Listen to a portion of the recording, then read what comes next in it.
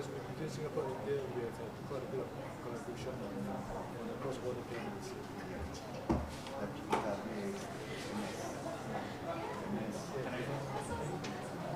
Some of our banks like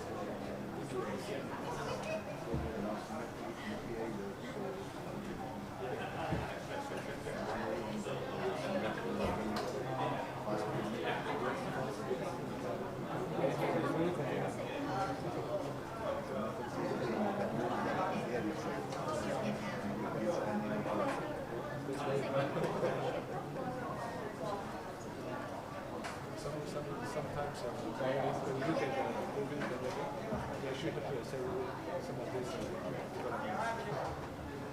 developments. Good morning. We'll start the session in 2 minutes. So just we're waiting for one speaker because of the so we've changed the venue. So he's coming here. We'll take 2 minutes on that before.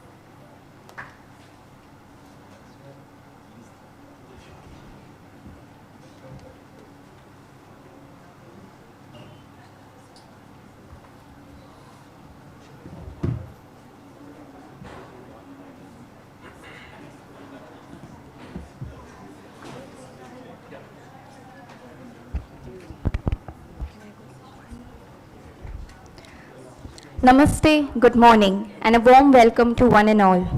It is a pleasure to greet you at the first session of the EAS Conclave of Heads of Higher Education Institutions in collaboration with ASEAN India Network of Universities. The session, titled Strengthening India and East Asia Educational Collaboration, will delve into the strategic priorities for educational linkages between India and East Asia. The key discussions of this session will revolve around defining strategic priorities for India-EAS educational partnerships, institutional collaboration through joint programs and dual degrees, expanding student and faculty exchange opportunities, aligning educational policies with institutional reforms, and cultural and intellectual connections through education. This session is chaired by Professor Govindan Ranganji, Director, Indian Institute of Science, Bengaluru. Professor Rangarajan is being joined by Professor Dr. Naw Phon Lan as co-chair of the session. I would now like to take this opportunity to briefly introduce our chair and co-chair. Behold, these are some exceptional academic journeys. Our chair, Professor Govindan Rangarajan, obtained his integrated MSc honors from BITS Pilani and PhD from the University of Maryland, USA. After working at the Lawrence Berkeley Lab, UC Berkeley, he joined the Department of Mathematics at IIC Dynamics at IISc in 1992, where he is now the director. His research interests include nonlinear dynamics, chaos, and time series analysis. He is a J.C. Bose National Fellow, a Fellow of the Indian Academy of Sciences and the National Academy of Sciences, India, and a recipient of the French government's Chevalier d'Or des Palmes Academiques. At IISc, he has held several leadership roles, including chair of the Department of Mathematics, Division of Interdisciplinary Research, and the Office of Development and Alumni Affairs, contributing significantly to international relations, fundraising, and academic development. Thank you. Our co-chair, Professor Naw Phon Lan, is the first female president, and I request our chair to please introduce our co-chair.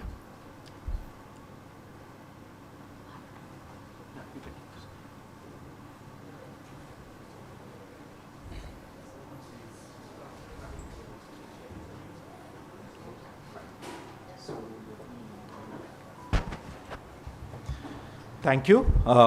Let me now introduce the panel members who will be part of this. Professor Anil Kumar Tripathi, Director Iser Mohali, Professor Pianath Soikam, Assistant to President, Ubon Ratchathani, University, Thailand, Professor Braj Bhushan, Deputy Director IIT Kanpur, Professor Devika Madali, Director INFLIBNET Center, Professor Ka Hin Chai, Associate Provost in US. And we may get under the other speaker also, I guess, later. Today, I think it's very appropriate that we are meeting here to discuss strengthening India and East Asia educational collaborations. It's also a very appropriate time. So it's an appropriate venue because Nalanda has pioneered the interactions with Southeast Asian and East Asian countries in various areas, and the timing is also very appropriate given the geopolitical situation, as was alluded to by the director of Nalanda University yesterday. Given that we are talking about educational collaboration, as all of us are aware, students are increasingly wary of going west, given all the various situations, the funding situation, the political situation.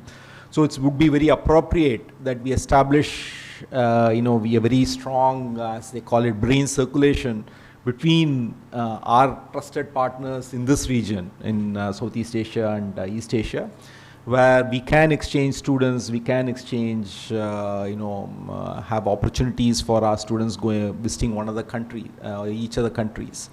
The panelists will be discussing various aspects of this and various challenges that will be faced in making all this happen. But I think it also aligns from an Indian viewpoint with our goals, where the Honorable Prime Minister has said we should act east. We want to look eastwards rather than westwards going forward. So this also aligns with that. It also aligns with our national education policy, which has a very strong internationalization component. So I think from an Indian viewpoint also, it's very good that we have established these strong collaborations with Southeast Asian and East Asian countries. And and one final point I would like to make before I request my panel members to give their remarks. So I think we should also leverage technology going forward, because we all come from countries with different languages, and now with AI and other languages making it easier to interact between languages.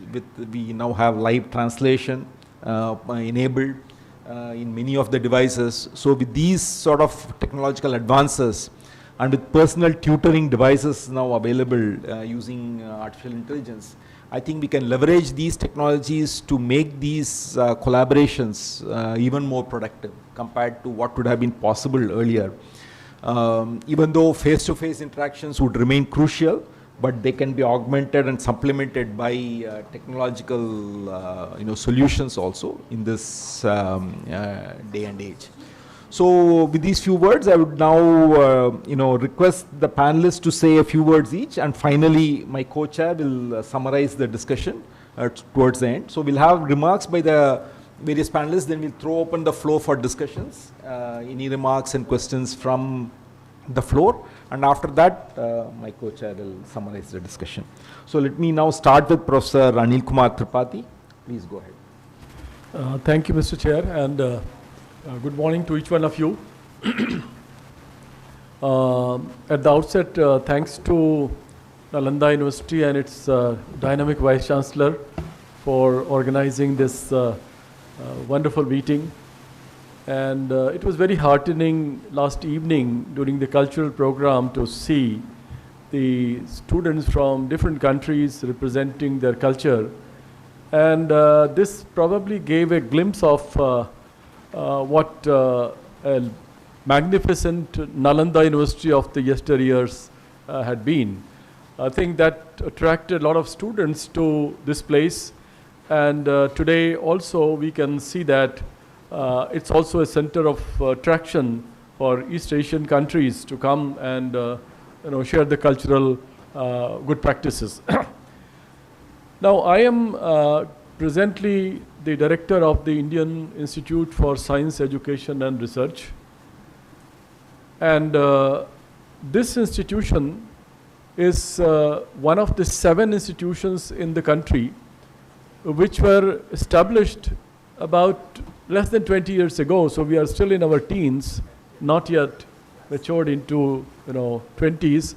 So this had taken an inspiration from the example of Indian Institute of Science, which is represented by Professor Govinda Rangarajan, the chairperson of this session.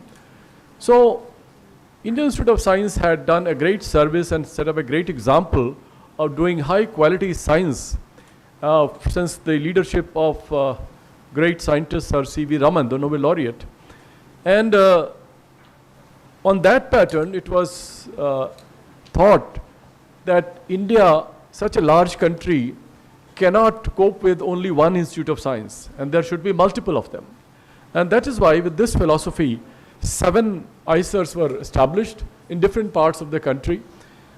The main philosophy was that many of the students, they go to engineering or medicine, but those who are passionate about science, they should get a enabling ecosystem where they can pursue their passion for science. And that is the philosophy with which these ICERs were created. At ICER Mohali, almost all the ICERs have an intake. They have a BSMS program and an integrated PhD program and a PhD program as such.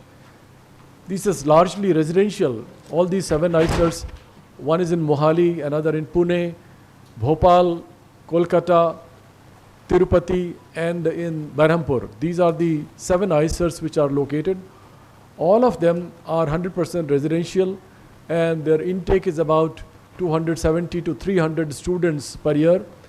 And we offer programs in basic sciences, mathematics, physics, chemistry, biology, social science, earth and environmental sciences. But the idea is not to deal with these studies in silos, rather to give them electives, and they can choose whatever electives they want to have in order to develop the interdisciplinary approaches and have a novel or new kind of thinking. So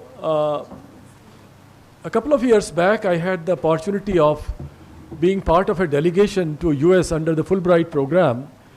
And there, the emphasis, the theme was internationalization.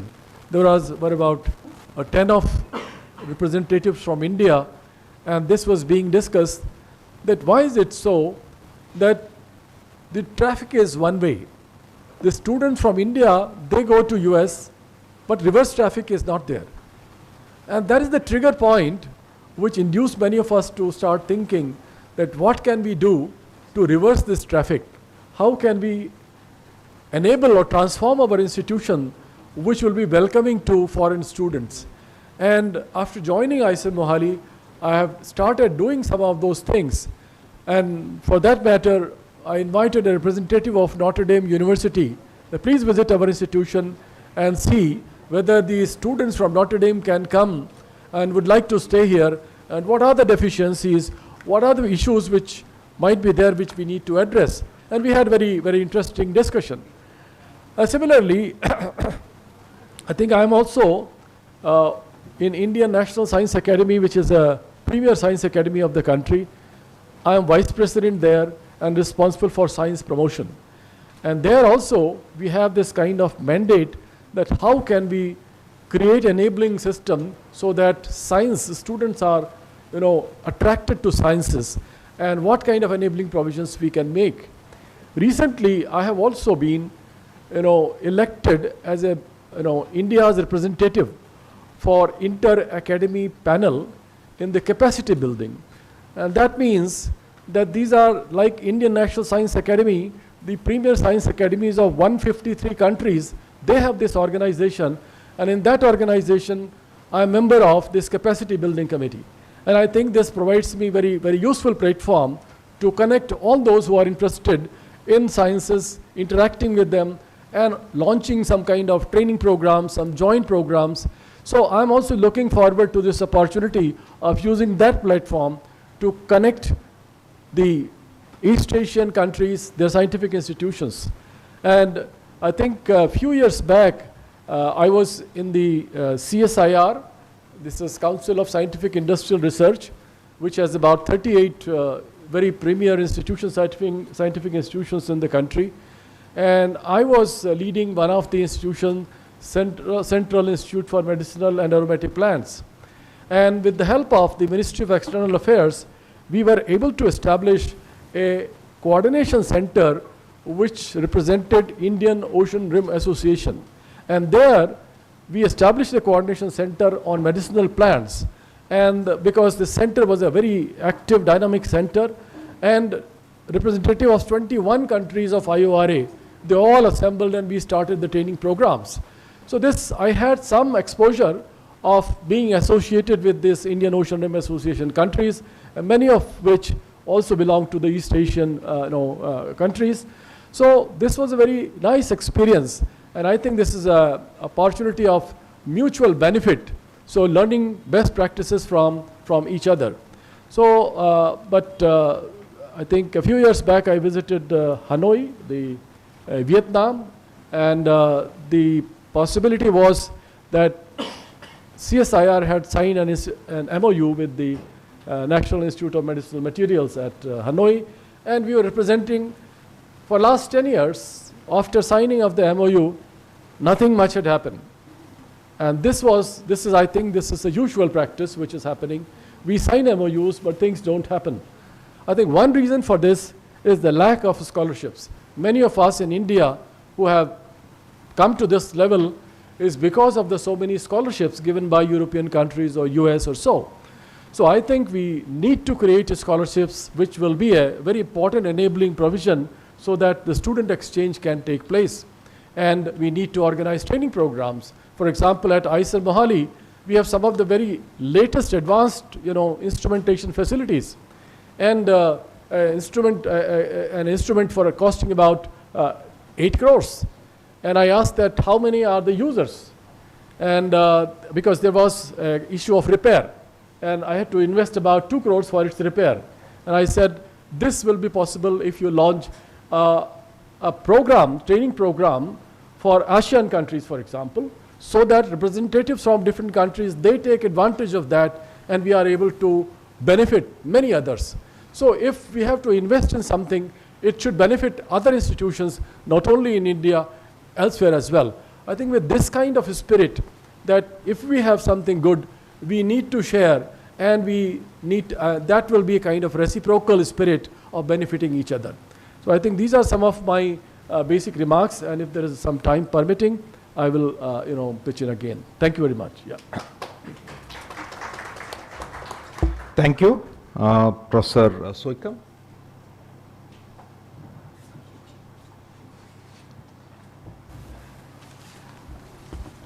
I think I have a request you maybe presentation. each one we can about 8 minutes. Okay. We can restrict ourselves to. Can I have a presentation slide, please? Yeah. Distinguished leaders of higher education, on behalf of Professor Shutinan Prasit Puri Prisha, the President of Ubon Ratchathani University, I truly honored to join this program and thanking Ministry of External Affairs, the Government of India, and Nalanda University for giving us the opportunities. Firstly, let me introduce Ubon Ratchathani, the name you might have heard or have not heard. So the second slide, please. Ubon Ratchathani is the third largest province in Thailand in terms of population. And we are located at the border province next to Laos and Cambodia. So we are at the border along with the Mekong River.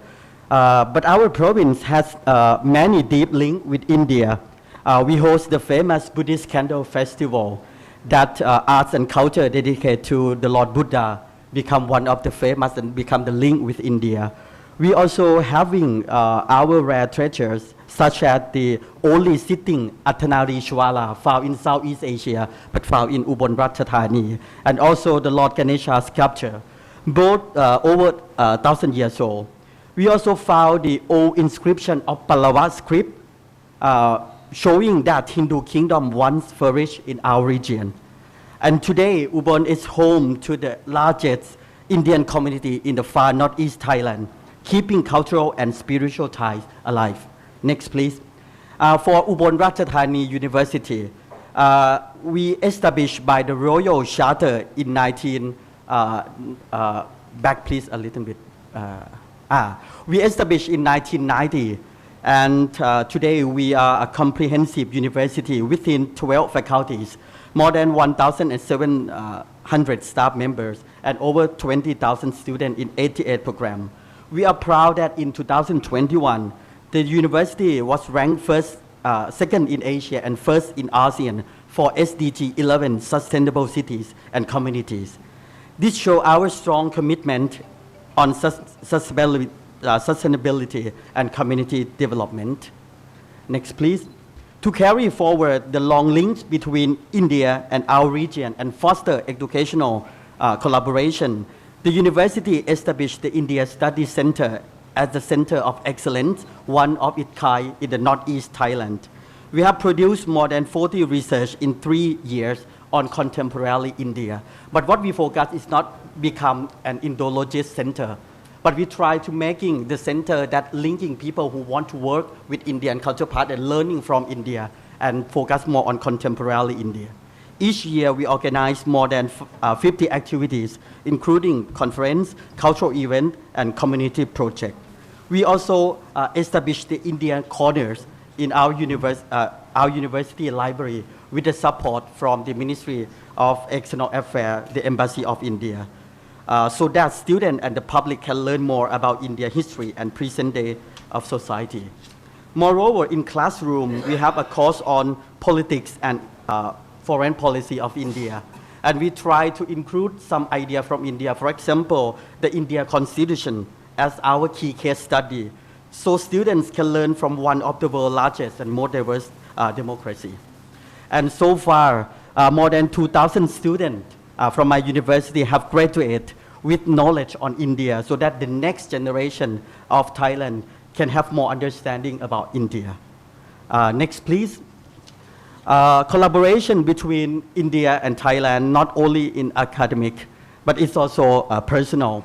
We have also started funding exchange programs so that more students and more staff from India can come to Ubon Ratchathani to learn about our culture, community, and university. In addition, we're encouraging our faculty member to work closely with Indian institutions, especially with Nalanda University, to strengthen our academic and cultural ties. Last year, we welcomed 2 students from Nalanda University for a month exchange program at the university, where they join class and experience our cultural tradition. And at the same time, 2 of our professors coming from Ubon Ratchathani traveled to India under the ASEAN-India Network of University Faculty Exchange Program. One coming to Nalanda University with the help and guidance of Professor Raji, Professor Kishore, and also staff from Nalanda University. These programs show how people-to-people exchange can build lasting friendship and understanding.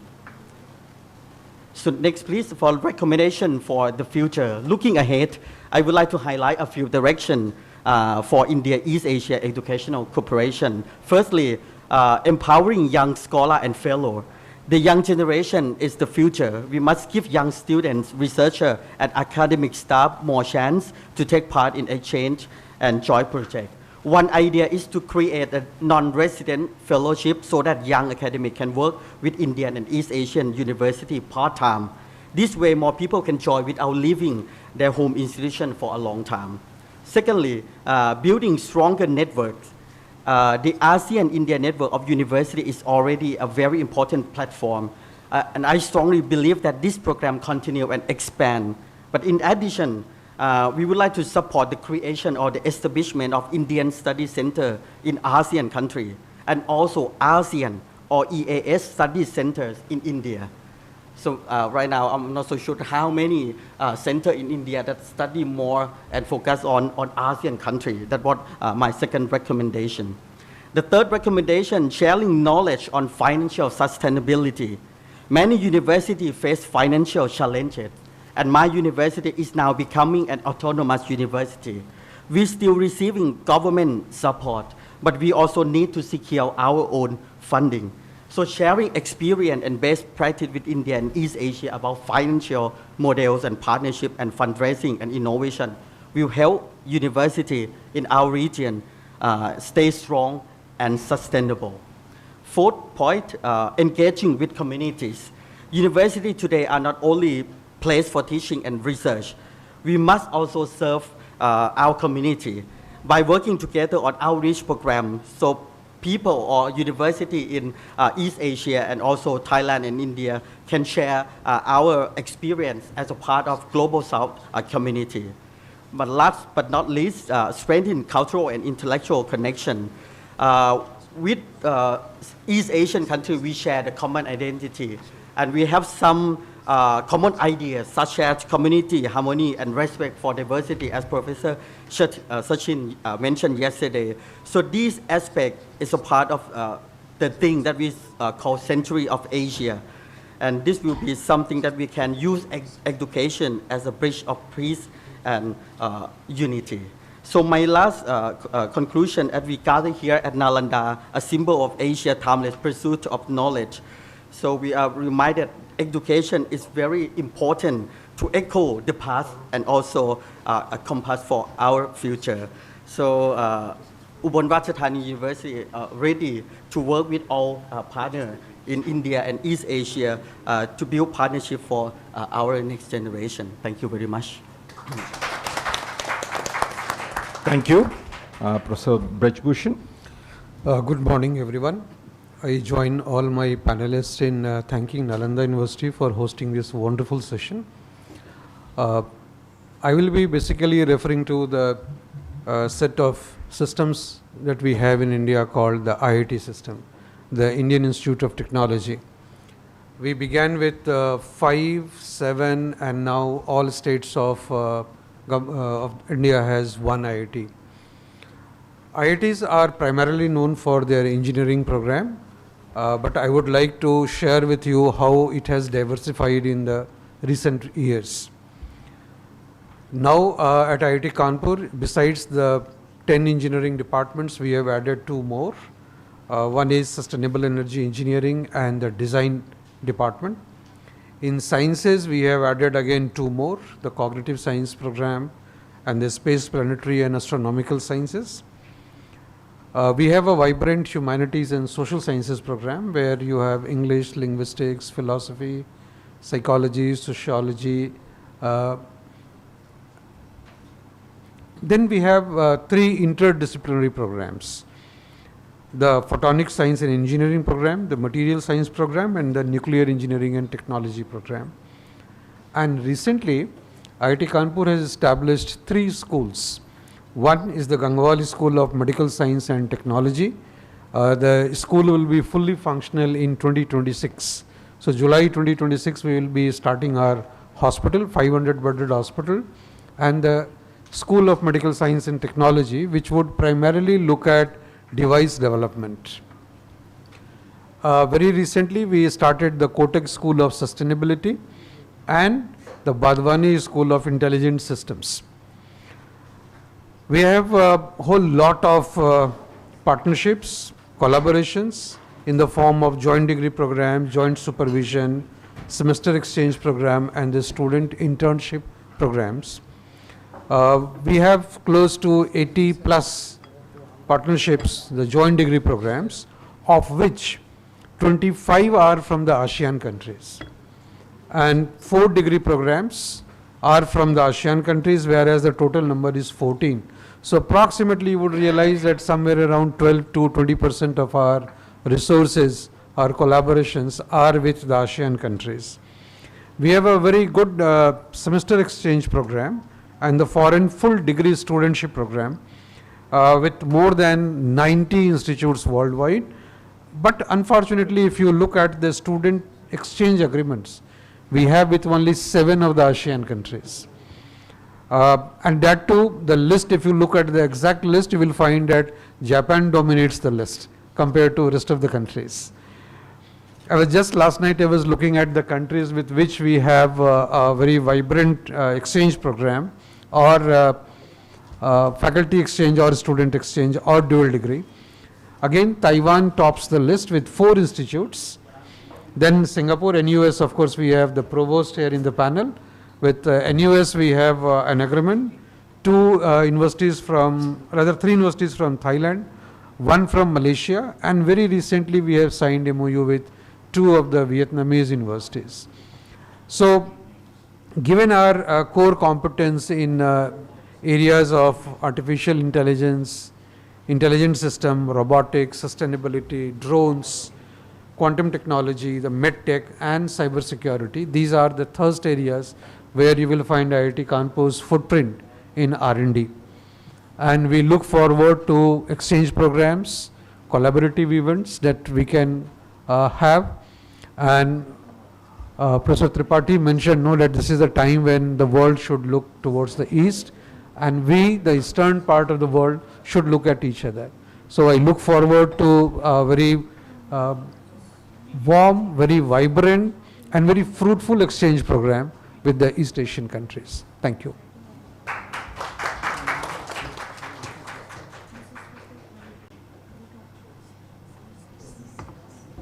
Yeah, so the next I request Professor Devika Madali. Good morning, everybody. I would like to thank Professor Sachin Chaturvedi ji and Nalanda University for giving me this opportunity to be at such an enclave with all illuminated personalities. It's certainly a pleasure.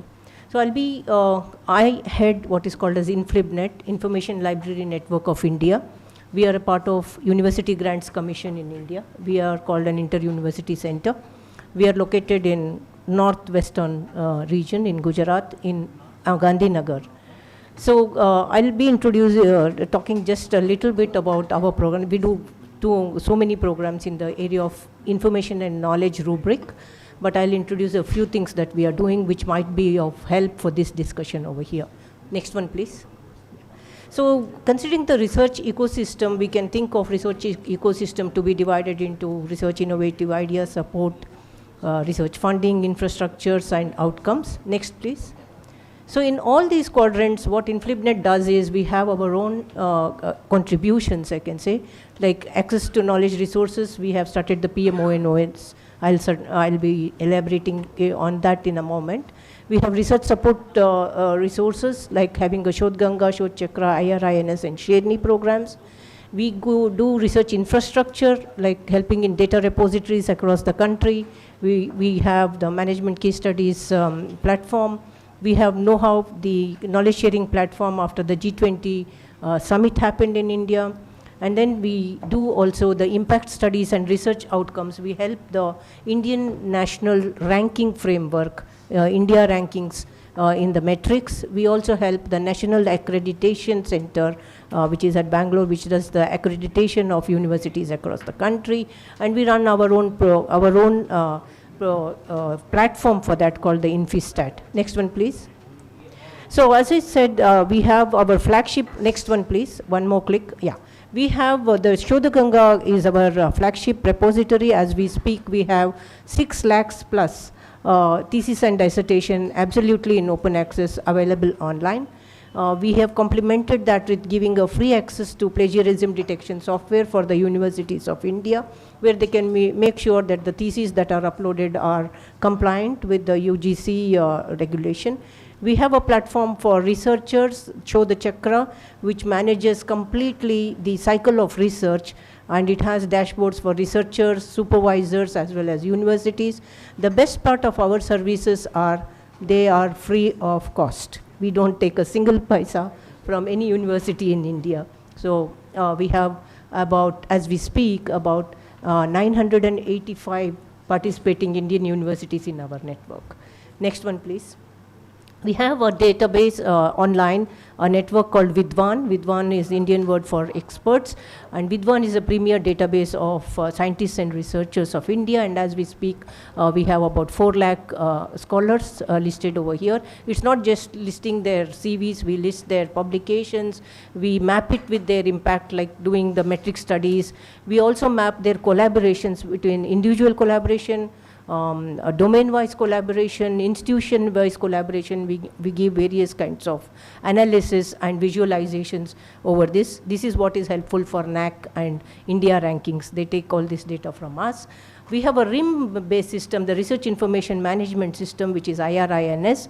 We give this as an instance for universities to run in their own campus and do their professional networks and scholarly network in their own campus.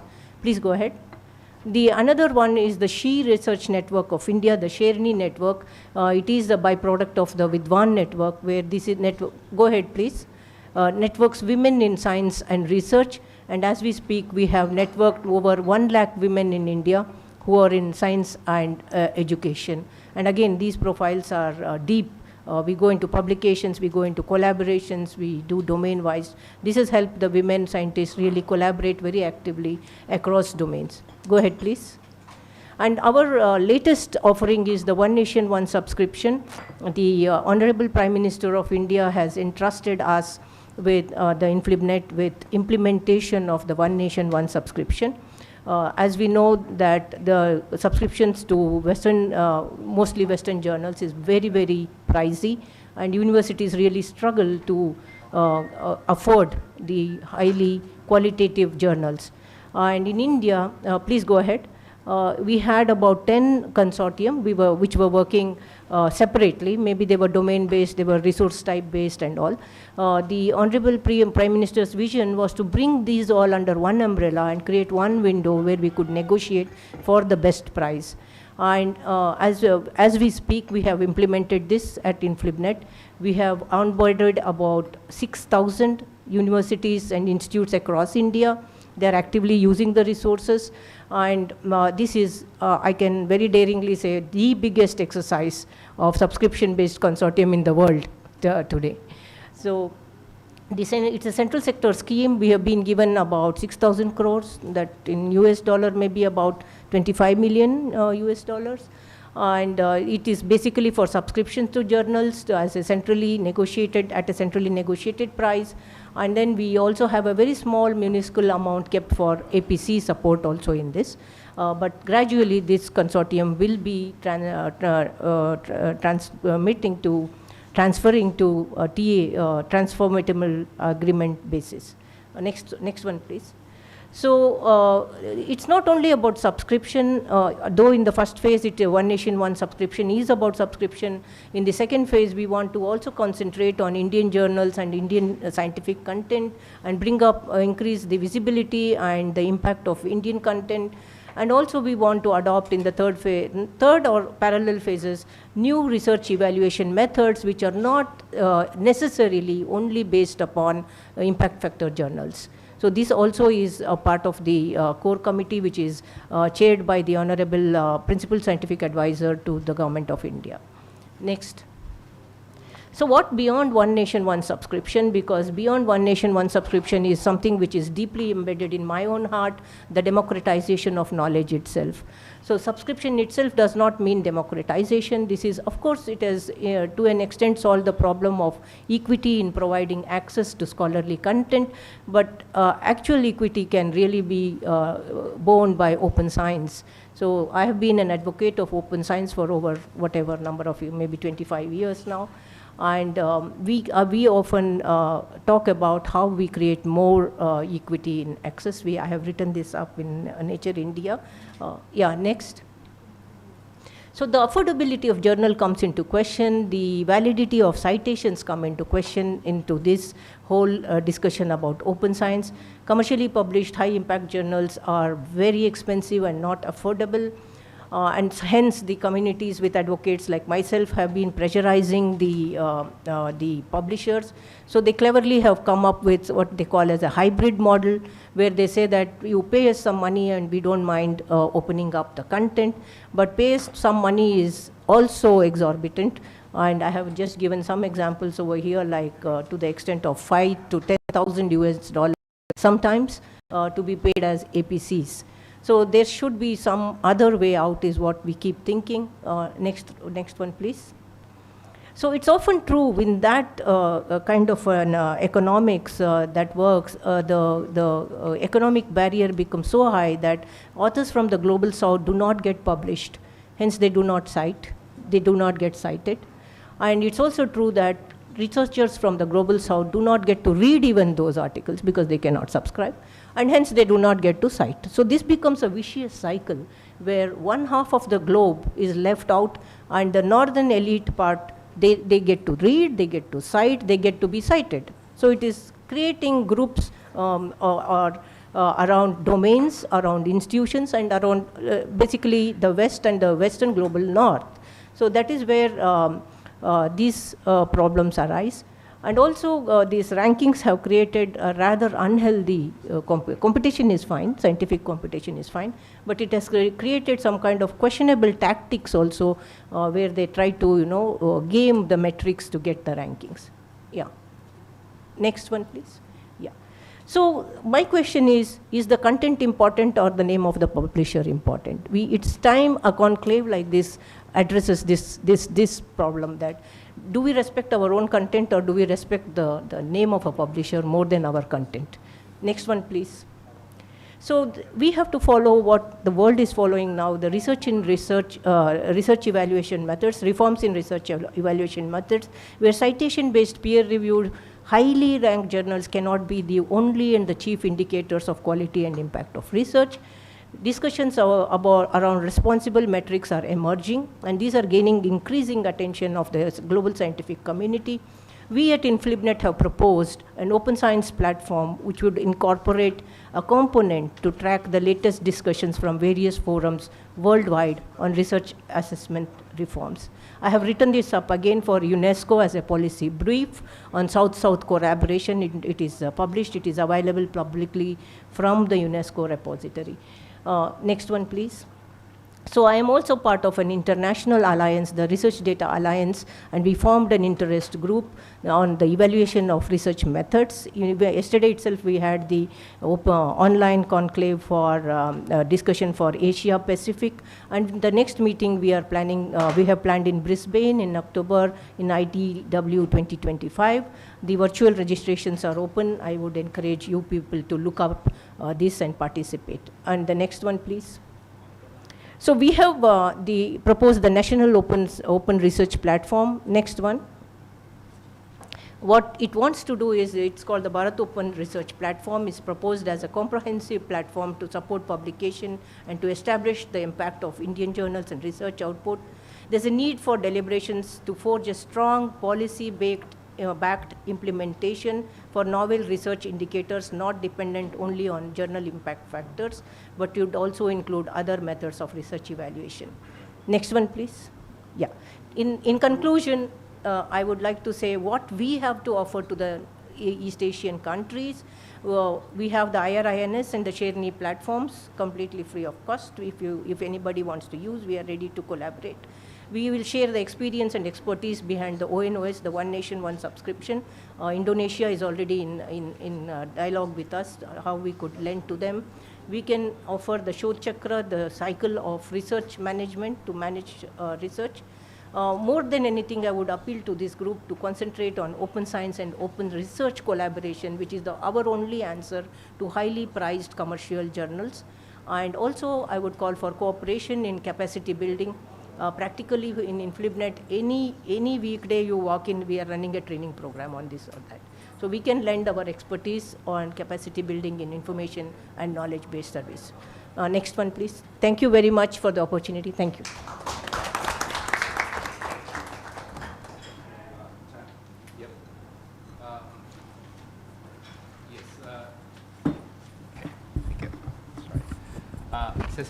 Session Chair, Professor Govindan Rangarajan, Director of IISc, Session Co-Chair, Professor Dr. Ngoi Thai Kun Lang, President, University of Social Sciences and Humanities, Ho Chi Minh City, distinguished guests, ladies and gentlemen, namaste and good morning. I have some slides, if you can project it. It's an honor to be here this morning. My name is Kahin Chai, and together with my colleague Kun Chami sitting over there, we are proud to represent NUS to be here on this special event. I'll just have a few slides to provide kind of the context what I'm going to discuss. So this will provide some context, and then we can then, explore the ideas from there. I'm not so sure you're aware, this year is actually the 120th anniversary of NUS. We started as a small medical school to look after the well-being of the subjects of a colony of the British Empire. And today we have grown into a comprehensive university covering many, many subject areas. We have about 33,000 undergraduates and about 15,000 postgraduates. We have about 3,000 professors and researchers and about 5,500 administrative staff. Okay, there should be a slide here, but it's okay. I'll just speak through it. As I mentioned, we are a very comprehensive university. We have from engineering, science, social sciences, law, medicine, even all the way to music and so on. So as an engineering professor, sometimes I think we're probably too broad, but I come to realize that we should see that diversity as a strength. Okay, if you can go to the next slide, please. Next slide. Next slide. Yes. So as you can see, we have built up many, many different schools. Some are much bigger, some are more niche, right? Catering for undergraduate, postgraduates, and also for research purposes. Next, please. Interestingly, during the height of COVID, as the saying goes, don't let a crisis go to waste. Our president took the opportunity to look at our curriculum and then gather all of us to ponder what the future will be like. And arising from that important initiative is that we have started to make our undergraduate curriculum more interdisciplinary. In particular, taking advantage and the strength that NUS has, given the breadth of our education programs and also research. And arising from that, today, many of our students actually have a much broader foundations compared to the years before when, as at 18 years old, you are supposed to know what you're going to do for the rest of your life. And we realize that that is no longer the case. Next, please. Yes. So actually, importantly, one of the things that we learn is that, perhaps not surprisingly, learning doesn't happen just within the classroom. So in some sense, what we have done is we actually make informal learning a key part of the university experience. Next, please. Yeah, so we have asked our students to make sure that the basic core skills of the 21st century, like digital literacy, society service, communication skills, and so on, are all mandatory for all NUS undergraduate students. Next, please. Yes, the interdisciplinary nature. And also we make sure that our students are encouraged to live on campus, to travel, to go for internships, and do a lot of work attachments. In fact, in one of our outreach posters, we actually inform the students that they should utilize their passport and travel extensively, okay? Because that is actually important in many ways, because it's interesting for them, they learn more deeply, and also we feel that it helps to build the resilience in the face of many challenges that the young people face today. Next, please. Yeah, so to facilitate that and build on what we have done for the last 20 years, we have a NUS overseas colleges system where we routinely send our students to do semester-long or year-long internship overseas, and during that stint they can do part-time studies. They can go to the local partner universities to pursue credits and then transfer the credit back. But at the same time, they will be intern in startups, in companies, in all these various locations. We started off with, not surprisingly, Silicon Valley and some of the Western and European countries, universities. In recent years, we have been actively expanding our networks in Asia and in particularly in ASEAN. Next, please. In terms of research, we are also very global. This chart shows some of the projects that we have with universities around the world. So if you like, this is more like we going out and work with them. Next, please. We also take advantage of what we have as what we call a CREATE platform. So the National Research Foundation in Singapore set up a platform where the government of Singapore invites universities around the world to come to Singapore, and strategically these units, these outfits are actually situated on NUS campus, working on selected topics of national importance. So in some sense, the government of Singapore fund researchers from overseas universities to be based in Singapore, incidentally on NUS campus, to work on topics that are of national importance to us. Next, please. And so I think this is my last slide. And more recently, the government of Singapore has also challenged us that NUS and other universities in Singapore, in addition to being just an institute of higher learning, we should also become an institute of continuing learning. The reason for this, there are a few reasons. Firstly, you may know that Singapore is an aging society, okay? Secondly, people are living longer and longer. So what it means that when you train a student between the age of 18 and 22, chances are the skills and the knowledge will become obsolete by the person's mid-40s, or if not beyond that. So our commitment now to our students is that we are committed to help them, to train them, to upskill them for the next 20 years of their career. So you join NUS as an undergraduate for 20 years. Hopefully, we train you well for your first job, but then we encourage you, we work with you to come back and learn and upskill through our various continuing education and training.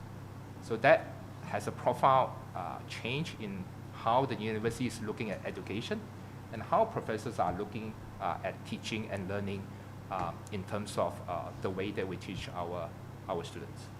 So with that, I'll end there. I hope this will provide some basis for discussion. Thank you. Thank you. Dr. Balaji. Namaste. Thank you for having us here. I am from Indian Maritime University, or IMU as it's popularly known. We are the largest maritime university in the country. Yesterday there were a discussion in the Vice Chancellor's chambers on pedagogy, Ramayana, Buddhist circuits, etc. But I will prevail on the maritime perspectives. I see that all the participating countries, they have a direct maritime connect. Vietnam, Timor, Indonesia, Singapore, Laos DPR is a thriving inland waterways. So I think I'm right in going on the maritime side. India has got a rich maritime heritage. I will prevail on two verticals looking at the knowledge exchange part. One is the maritime academics, that is maritime education and training. The next one is on research and innovation. Under the first vertical, micro-credential courses. This was mentioned by Dr. Lan yesterday. IMU has done two micro-credential courses with Erasmus UPT of Rotterdam, and we have also completed programs in the India-Africa Forum Summit for the African countries, and we have activities on the same lines going on with Batanga State University, Philippines, and Eastern University, Sri Lanka.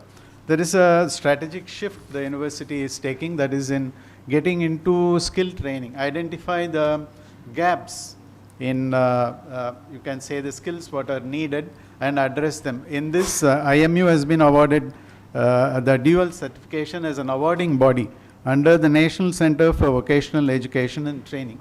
How does this help? This helps in nation building, by the way. Let us say there is a port and you get a new equipment there. There is a forklift or there is a stacker which has come in, and you want to train your people on this particular equipment. This is possible under this skill-based training. This way we feel that the nation building will be much faster. Now moving on to the second vertical of research and innovation.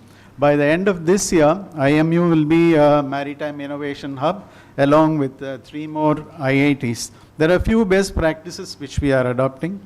One is the technology business incubator of ISER Mohali, the student and entrepreneur cells of Indian Institute of Science, and also the curricula embedded experiential entrepreneurship of NUS Singapore.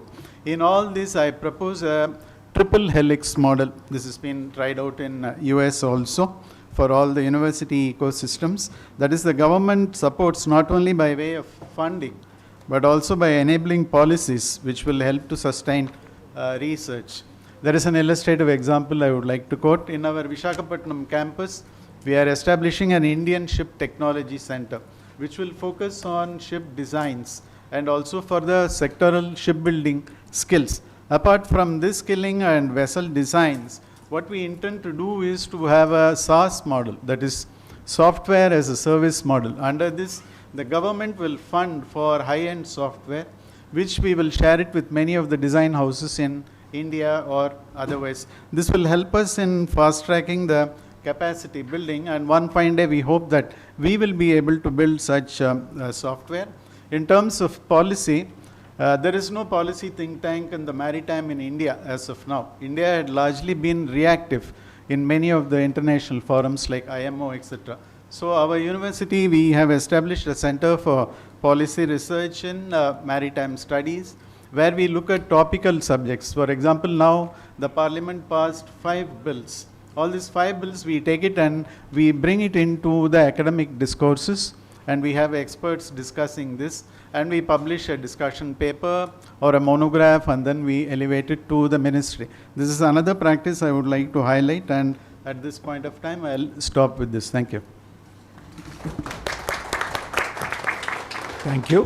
Now we'll have comments and remarks from the participants for about 15 minutes, and then my co-chair will summarize the discussion at the end of that.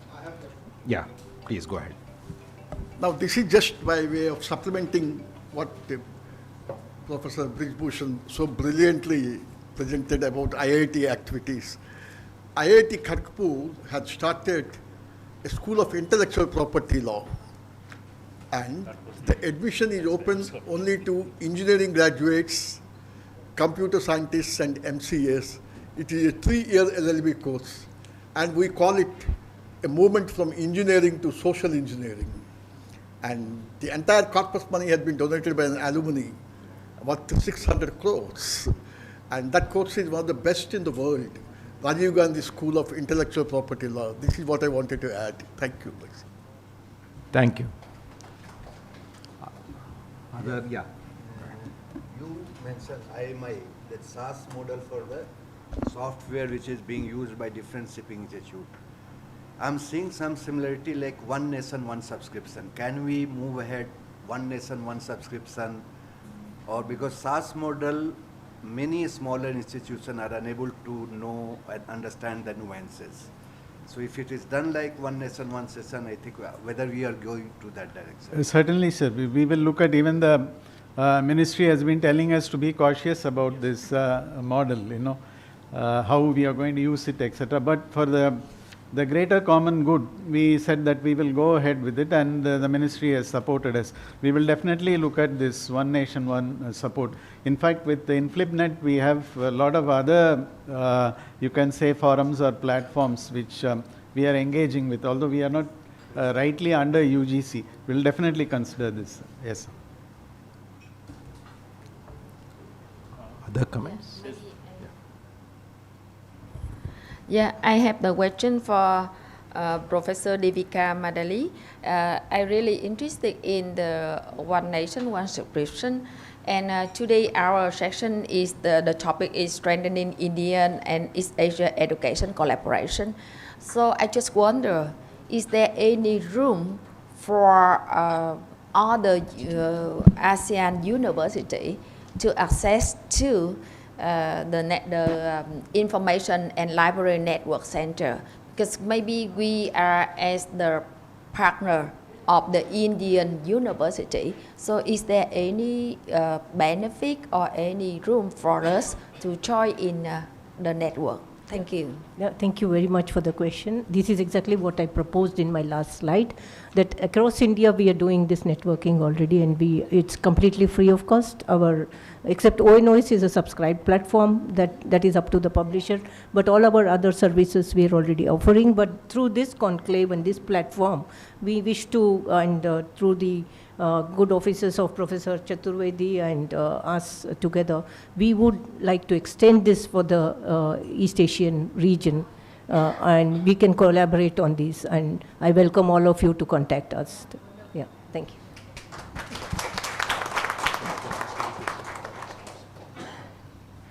So, any questions or comments? Yeah. The chair permits. This is in response to Anil Kumar Tripaঠি's wonderful observation about one-way traffic between India and United States and not the other way around. A real-life experience that happened in my life when we invited His Excellency Abdul Kalam, the President of India, to address the university students in Andhra University, Visakhapatnam. He said, please invite the school-going students. We invited our students of Kendriya Vidyalayas. Then Abdul Kalam said, dream, and tell me your dreams. One school-going student said, my dream, Kalamji, is to look forward to that day when US citizens will stand in queue for the Indian visa. And immediately, you know what Kalam said? Unable to believe that tears were rolling down, he said, my little angel, it will happen, because if US is a land of opportunities, India is a land of ideas. And that is what you say. That's what I wanted to share, sir. Thank you very much. That's right. Other questions? Yeah. I think with this platform, I would like to propose to Professor Sachin Chaturvedi that can we create a kind of network where different institutions can, join together to showcase their programs, and so other institutions can connect and try to share this to their students and faculty, and that will probably enable better connectivity and exchange of students and the visiting scholars. So some such platform should be created using this platform and this event as a consequence of it. So I think that will actually serve the purpose once we create such kind of online platform. Yeah, thank you.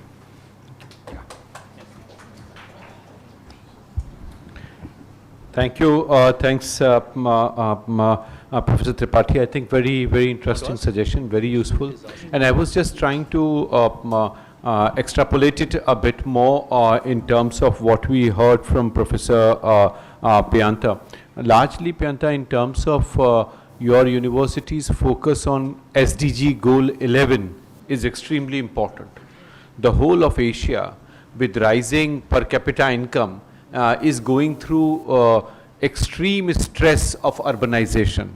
In India, we have tried to balance it with smart cities, and we are trying to cope up with digitization and urban management, urban facilities management. And that's where we need three kinds of things as a whole in the global south. One certainly is set of resources, how the finance would come, how urban resilient infrastructure financing would do, and no one other than our chair today, Professor Rangarajan, would explain it more because he is in a city of Bangalore which is having huge urbanization issues. I think first and foremost is this idea of resources.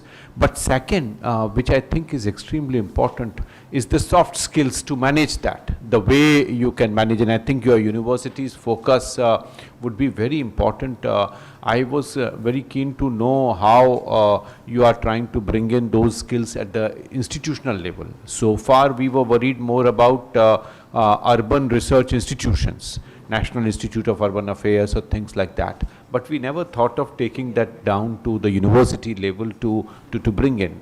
People are there in architecture, in another, but urban services, I think, is a major issue. And before I close, I also wanted to observe on Dr. K. Hinchai's presentation on NUS. Your idea in terms of bringing in issues which are related to formal curriculum and informal curriculum. I think that is also very important.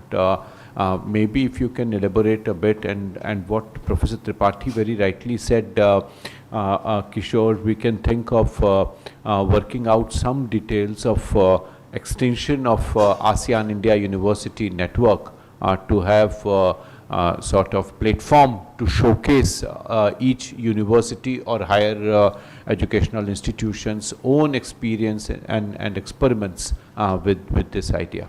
So maybe. Thank you very much, Professor. For the case study that I use, that the university used as the example for the SDG 11, we work with the local community for about 15 years. What we're doing is we going to the village. It's the district just close to the Mekong River. It's very far and no one want to go there that much. But what the university doing in that village is we try to turn the village into the hub of creative economy. So we use our professor in architecture, technology, commerce, history to like making a story and try to like get the good thing from the local, and then we use the concept of creative economy. And from the day one till now, more people coming to that to that district, and more income coming. And what we try to call is we call as quadruple helix, not triple. But we have more engaging partner. The government sector, the private sector, and the civil society, because they're living there, and also the education, as the university will be take part in building the future of that community. And we also use it as a sample for the BIMSTEC capacity building, and if it good, like we can invite like East Asia Summit higher education to learn and sharing in that case that we developed. Thank you so much, Professor. Thank you. Sir. Yes, so yeah, maybe I just give some quick personal observation of what's happening in Singapore and also in NUS. As you may know, Singapore is very a very economic, business-driven society, if you like. So a lot of our educations, our curriculum actually is rooted into meeting the challenges, the needs of the industry. And what we've seen and observed since the onset of COVID is that we believe things are happening too fast, so fast So much so that sometimes we are not sure what to teach our students, and what we teach will become obsolete by the time they graduate. And then we realize that we need to put a lot more emphasis on the resilience and also crucially on the mental well-being of our students. Okay? Singapore is a very small and open society. You know, when the winds change, it can blow us apart if we are not careful. And so we are very mindful and thinking a lot about this. And more recently, we are extremely concerned with AI. Okay, because we already seen many of our big employers came and told us that, oh, this year we're not going to hire 2,000 university graduates compared to last year, or 3,000 or 5,000, because of all these automations of white-collar jobs in particular. And so we are very concerned, and so that's why we thought, well, maybe the key here is that we need to build resilience and open-mindedness, the ability for these students to sense and respond on their own rather than waiting for the government or the university to tell them what to do, which has been the case for Singapore for many years. And that's why we are now, in some sense, we have been doing that, but now we are actually actively encouraging our students to learn informally. So much so that we make sure that there is an afternoon on Wednesday afternoon that there is no class at all allowed on campus for the undergraduates. So the goal is that they have no more excuses to say that, oh, I cannot attend this event, I cannot do this outreach because there's a class on campus. So there's no class on Wednesday afternoon for our undergraduates. So we are in the midst of thinking deeper, and so how we need to respond this, but this is a big concern. But at the moment, the direction is that we want the students to go to the community, go to society, in some sense, experience life a lot more deeper than just in the classroom. Thank you. Dr. Mishra? Thank you. One of the things that we were going to discuss was defining strategic priorities for India and so on in the educational sector. I have two observations to make here which might be of relevance here. The first is that time is pretty important right now. We are seeing two kinds of tendencies here. One is that the old impetus for globalization and so on has been stopped in its tracks. So people are moving towards self-sufficiency, making bilateral partnerships which allow that to happen and so on. On the other hand, many of the problems which are already beginning to arise and will accelerate beyond any experience that the human race has ever had require collective work. For example, control of international pandemics, governance structures for artificial intelligence, research and development on industrial technologies like nanotechnology, etc., etc. So there are a whole series of areas which can only be done at large scale. Bioengineering, and now we're even talking about the creation of a post-human society. And not only in the private sector, but in very large institutions, this is already happening. The other thing that's happening is clearly that we are not even sure whether 15 years down the line we'll even be able to talk about something called a university. Now, many of these mean that we have to, while on the one hand we are talking about and looking at self-sufficiency and so on, we also need to find channels whereby we can collaborate on a large scale to meet problems which require large-scale solutions. You cannot have digital solutions based on one province or one city or even one country. So I think that is one perspective which is very important. My last point is that we have always been talking in higher education about employment, and reams have been written on graduate employment, unemployment, and so on. But now it's also a question of the place of work, the way we work, etc. The kind of learning.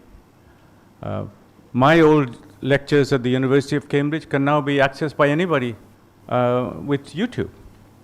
So I think there needs to be some space where structural priorities of the strategic priorities, particularly in Asia, when we are talking about maybe two major poles in this multipolar society.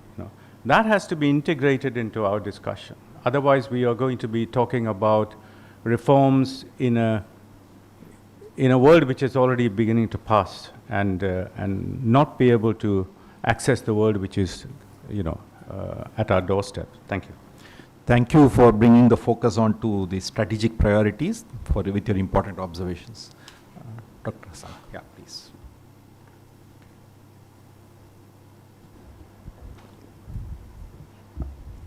I'm Conclave from Ministry of Education, Laos PDR.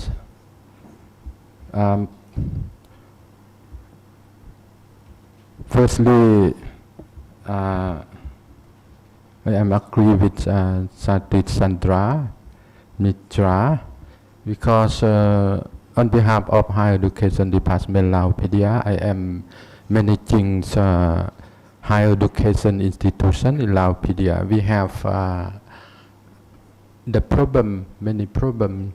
So for this key discussion today, I believe that the problems of Laos PDR, of higher education Laos PDR, provide in with collaborations, with strengthening India and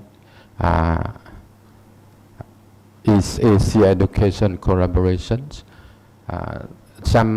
The presentation from India outstanding with micro-credential.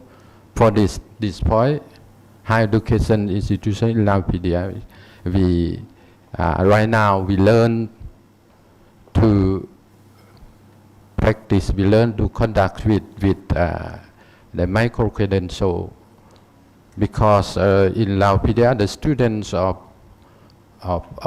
the country is decreased of the number of students, and something like that is right now for strategic plan of Laos PDR, like a STEM, we decrease of the students of mathematics or engineering and something like that in STEM.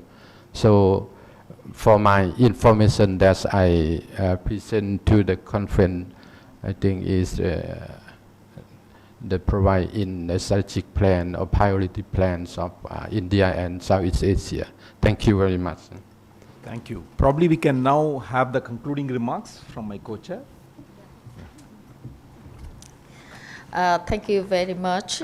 We already have a very fruitful section with the topic on the strengthening Indian and East Asian educational collaboration. So after we hear the opening remark from Professor Govinda Rangarajan, we already hear 6 speakers from various institutions, and from their presentation, we know well about each institution profiles. So I think that these profiles will help us to build and to strengthening each other institution with each other. So even though each institution present their good practice in how to strengthening the Indian and East Asian education collaboration, but on the speaker focus on the student exchange and also the how to improve the collaboration with each other. And I think that my observation is that on the institution already acknowledge the necessity to have the collaboration between India and also the East Asian country in educational and research collaboration, so that they already enhance their capacity in various activities. For example, we see a lot of the good practice from each institution. For example, from the from the presentation from Professor Anil Kumar Tripathi, we see how the collaboration with the other university, and especially he focused on the practice of Nalanda University as an international university, and maybe this is a sample how to have the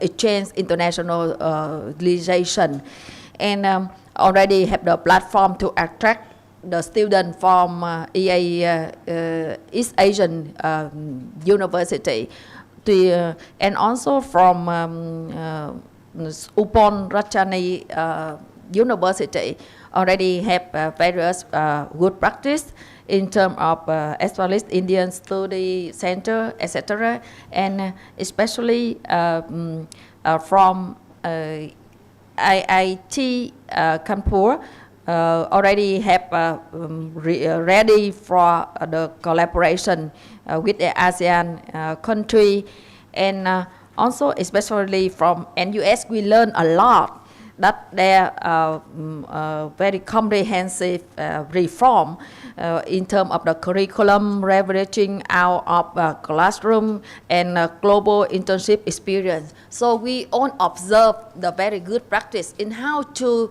improve and enhance our capacity, so that we ready for the strengthening the collaboration. But actually, we care about how to attract the student, so we care about the scholarship, and in order to solve this problem, one very useful suggestion that we should think about to build the East Asian university network, so that we can share our good practice. Maybe this is the annual meeting, and to this network we will have the initiative. For example, we can have the scholarship for our students among the university, so that we can have the traffic of the international students among the East Asian student among the East Asian university. And also we have the showcase our program, so that our student can come can travel around the university member. So I think that for the suggestion for the EAS university network is a very promising solution at a large scale, as proposed by the Professor Sachis from Indonesia, that we will have the annual meeting, or we have the agenda for the network, so that we can fulfill all our wish and our demand in terms of the how to strengthening our collaboration, in terms of the how to revitalize the relationship between India and East Asian country, that we have a very long history in the past, and now we moving forward this relationship into the future. So this is my observation for our section. Do you want to? No, sir, can I make one small point? Yeah. So, Madam, Nalanda University has offers 100 scholarships to ASEAN students every year for the master's program. Yes. And also the recent, the last year in the East Asia Summit, Honorable Prime Minister has announced the scholarships for students from ASEAN to study in agricultural sciences. So, but further, so what are your suggestions, and then we discuss, and then maybe we can have more students from East Asia and then exchange programs. And we also want to reverse traffic from Indian students come to other ASEAN countries, to NUS and to Thailand, to Laos, and also to Vietnam, so that we have a mutual benefits and mutual the most important thing is mutual understanding. Yeah. Sure, thank you. Yeah. But can we start with the internships, like summer internships? The students can visit, like the universities, and then from at least from all the institutions who are here. Yes, yes, yeah. Thank you. Yeah, so let me conclude the session by thanking. That gentleman. Okay.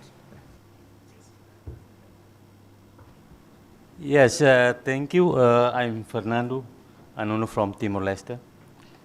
Represent Minister of Higher Education of Timor-Leste.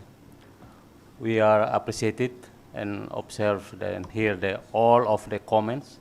Very interesting for Timor-Leste. Timor-Leste as a young country is state building.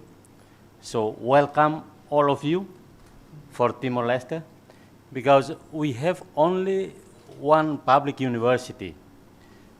This university is very unique. That we know that we have some faculties, like medicine faculty, we collaborated and teaching in Spanish language, law faculty teaching in Portuguese language, and agriculture and engineering in English language. So nowadays, National University of Timor-Leste cooperated with European universities, Asian Pacific universities, but we haven't looked at the some universities from the India. Nowadays, I'm indeed been here to welcome Nalanda University or any other university in India come to Timor-Leste, and some college from ASEAN. A month more, Timor-Leste will be gathered with the Asian country as a new member. So please come to help us. As I look at the key discussion that how to do the culture program, joint research, and double degree. Now, recently, our university cooperated with the Mackenzie University from Brazil, and so that we hope that one day Timor-Leste open for every university, in universities in India and East Asia. Thank you so much. Thank you. So let me conclude by thanking Professor Chaturvedi for playing the perfect host for this entire meeting, and in particular for this panel discussion. I would like to thank all my panelists for their very useful observations, and also to others for their very insightful observations. Thank you all. I would like to thank our chair and co-chair of the session and all the panelists for their enriching and insightful presentations. Now I would like to request our Honorable Vice Chancellor, Professor Sachin Chaturvedi, to felicitate our chair and co-chair. So I would come that side to facilitate and thank both of you for excellent summary and for finishing it in record time. So this is usually a trouble with all the sessions that they overshoot. And the good point is that tea is already served inside. So what we can do is to, and my colleagues have taken good care of making all of us sit in a manner that after the first panel, the second panel can immediately start and my third panel would come. Afternoon, we have planned to take you out to the nice touristic spots that are there. So what I would suggest is to skip this tea break and quickly begin the next session, and then we can break for longer duration for lunch, and then post lunch one session, and then we go out for touristic activities. So I just come on that side to facilitate and thank our chairs and co-chair, and then we would quickly begin the next session. Thank you.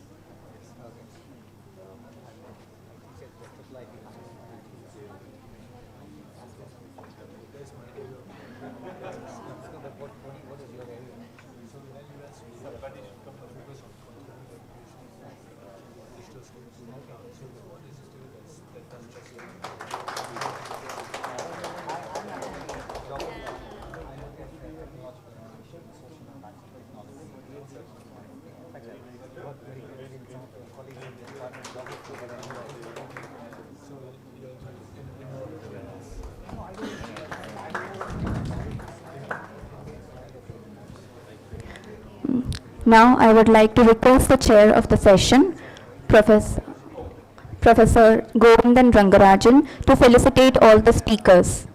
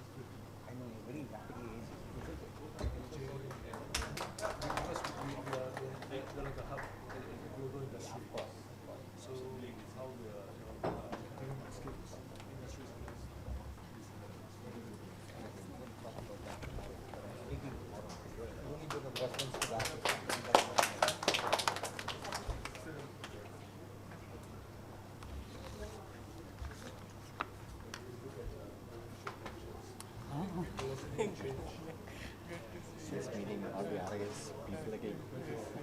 I knew that you were there. I came from the other conference that is downstairs. Yeah, I went there. Actually, I was sitting there for 10 minutes. I thought it's not my cup of tea. So, how are you? I'm good. Very nice place. Yeah, it's beautiful. First time? No, I have come here when he was not there. Boss. Yeah. Happy to morning. Let's hope that Nalanda will be taking a great heights. Yes, of course. That I'm fully certain. I'm sure. Fully certain. So you have a presentation? Yes, just now, after the next session downstairs. I just met Dr. Anand. Anand was there from RIS. Dr. Anand, sorry, Pankaj.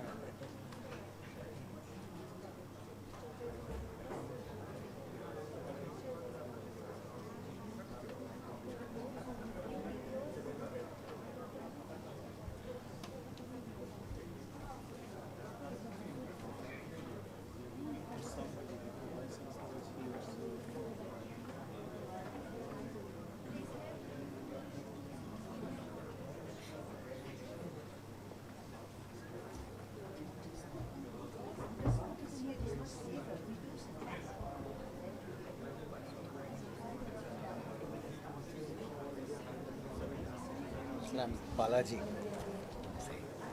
Vinod Kumar, a senior scientist from TBGRI. What is from Kerala. Where in TBGRI is Tropical Botanic Gardens and Research Institute. Sorry? Tropical Botanic Gardens and Research Institute. Where is it in Kerala? In Trivandrum. Okay. Yeah, must be from Tamil Nadu. No, I'm a Tamilian, but I'm now working in Bangalore. Yeah. I'm working at IIT International Institute of Information Technology, Bangalore. Among the faculty there. Is that right? Yeah. Okay. Yeah. Presentation today. Tomorrow morning. Ladies and gentlemen, so are you a biologist? your attention please. I'm basically in Ayurveda. Ayurveda, actually. I am ordained by the Honorable Vice Chancellor to commence the proceedings immediately. We request everyone to please settle down. May I request you to... Yes. I request everyone to please settle down. I come to Trivandrum often because I work with the colleagues at CDS, Center for Development Studies. Dr. George and all. I think he's retired now. Yeah, there is some very fine people there. Before beginning with the session, I request the delegates to provide their presentation to the IT team through email if they wish to present. We have already received the presentation of Professor Chalantis and Dr. Nabi Hassan.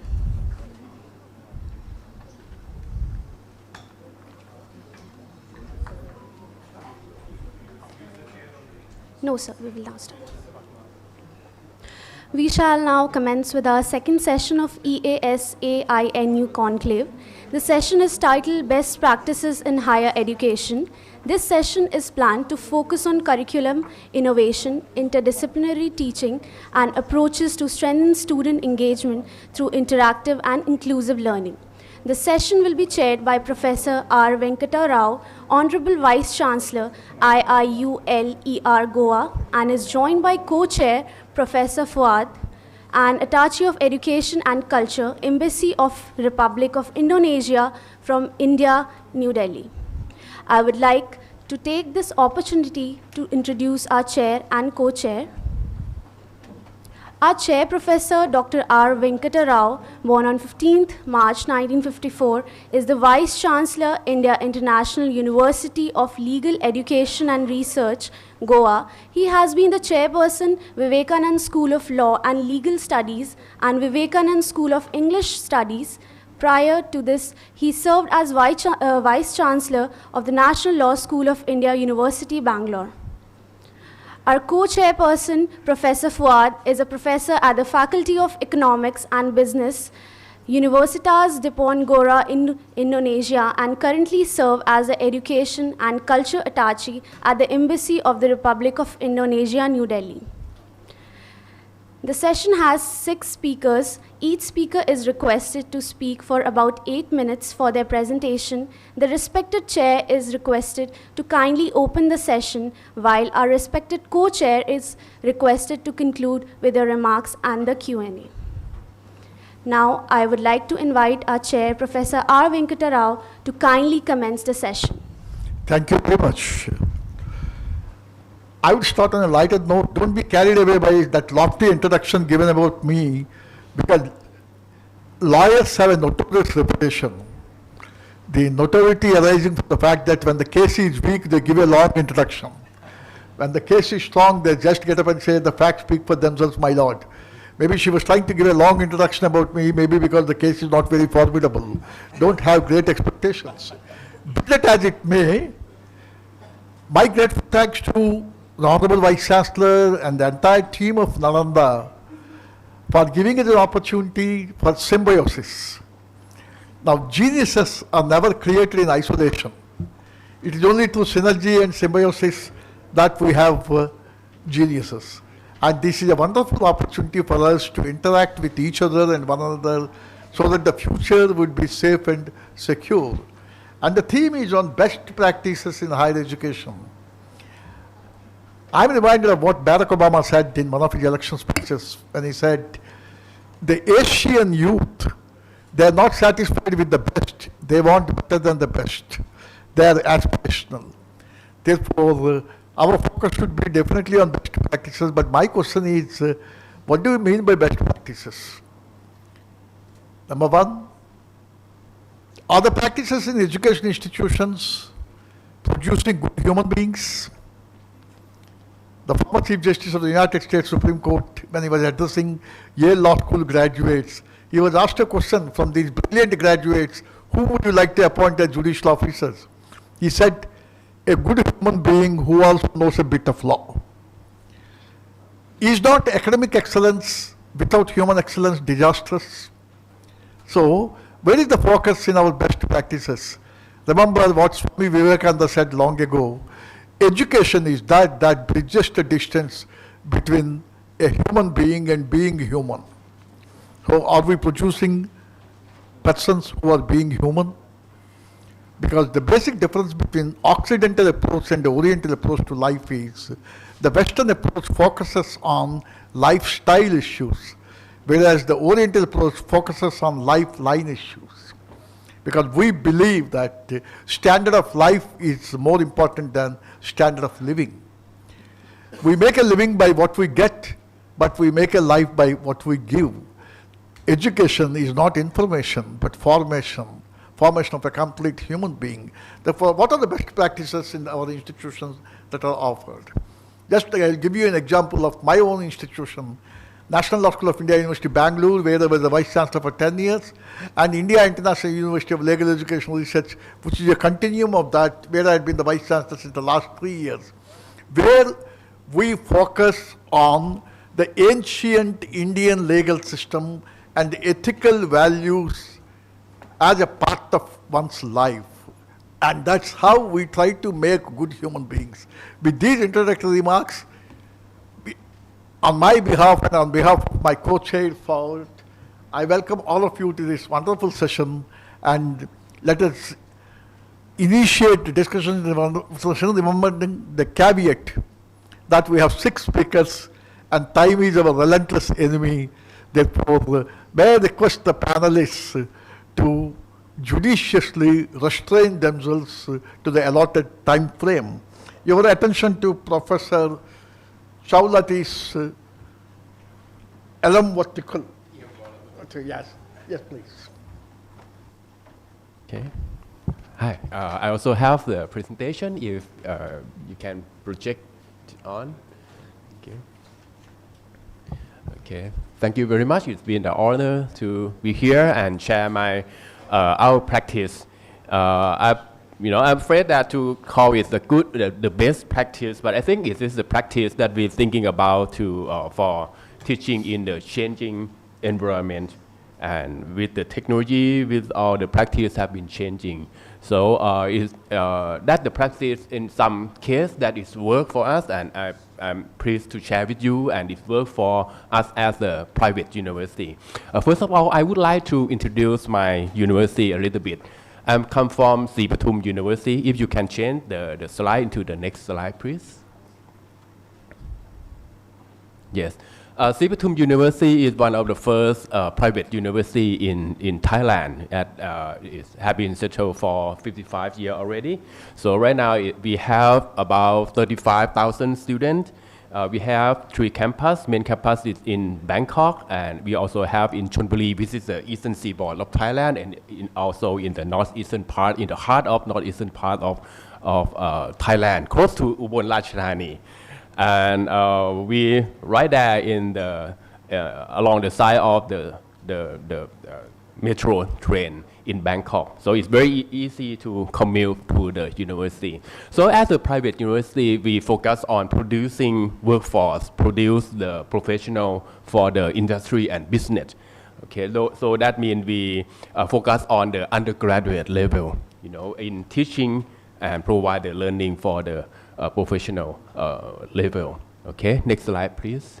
So why we need to do some change and why we have to think about the practice that we had to adopt. So let me share you in some background on that.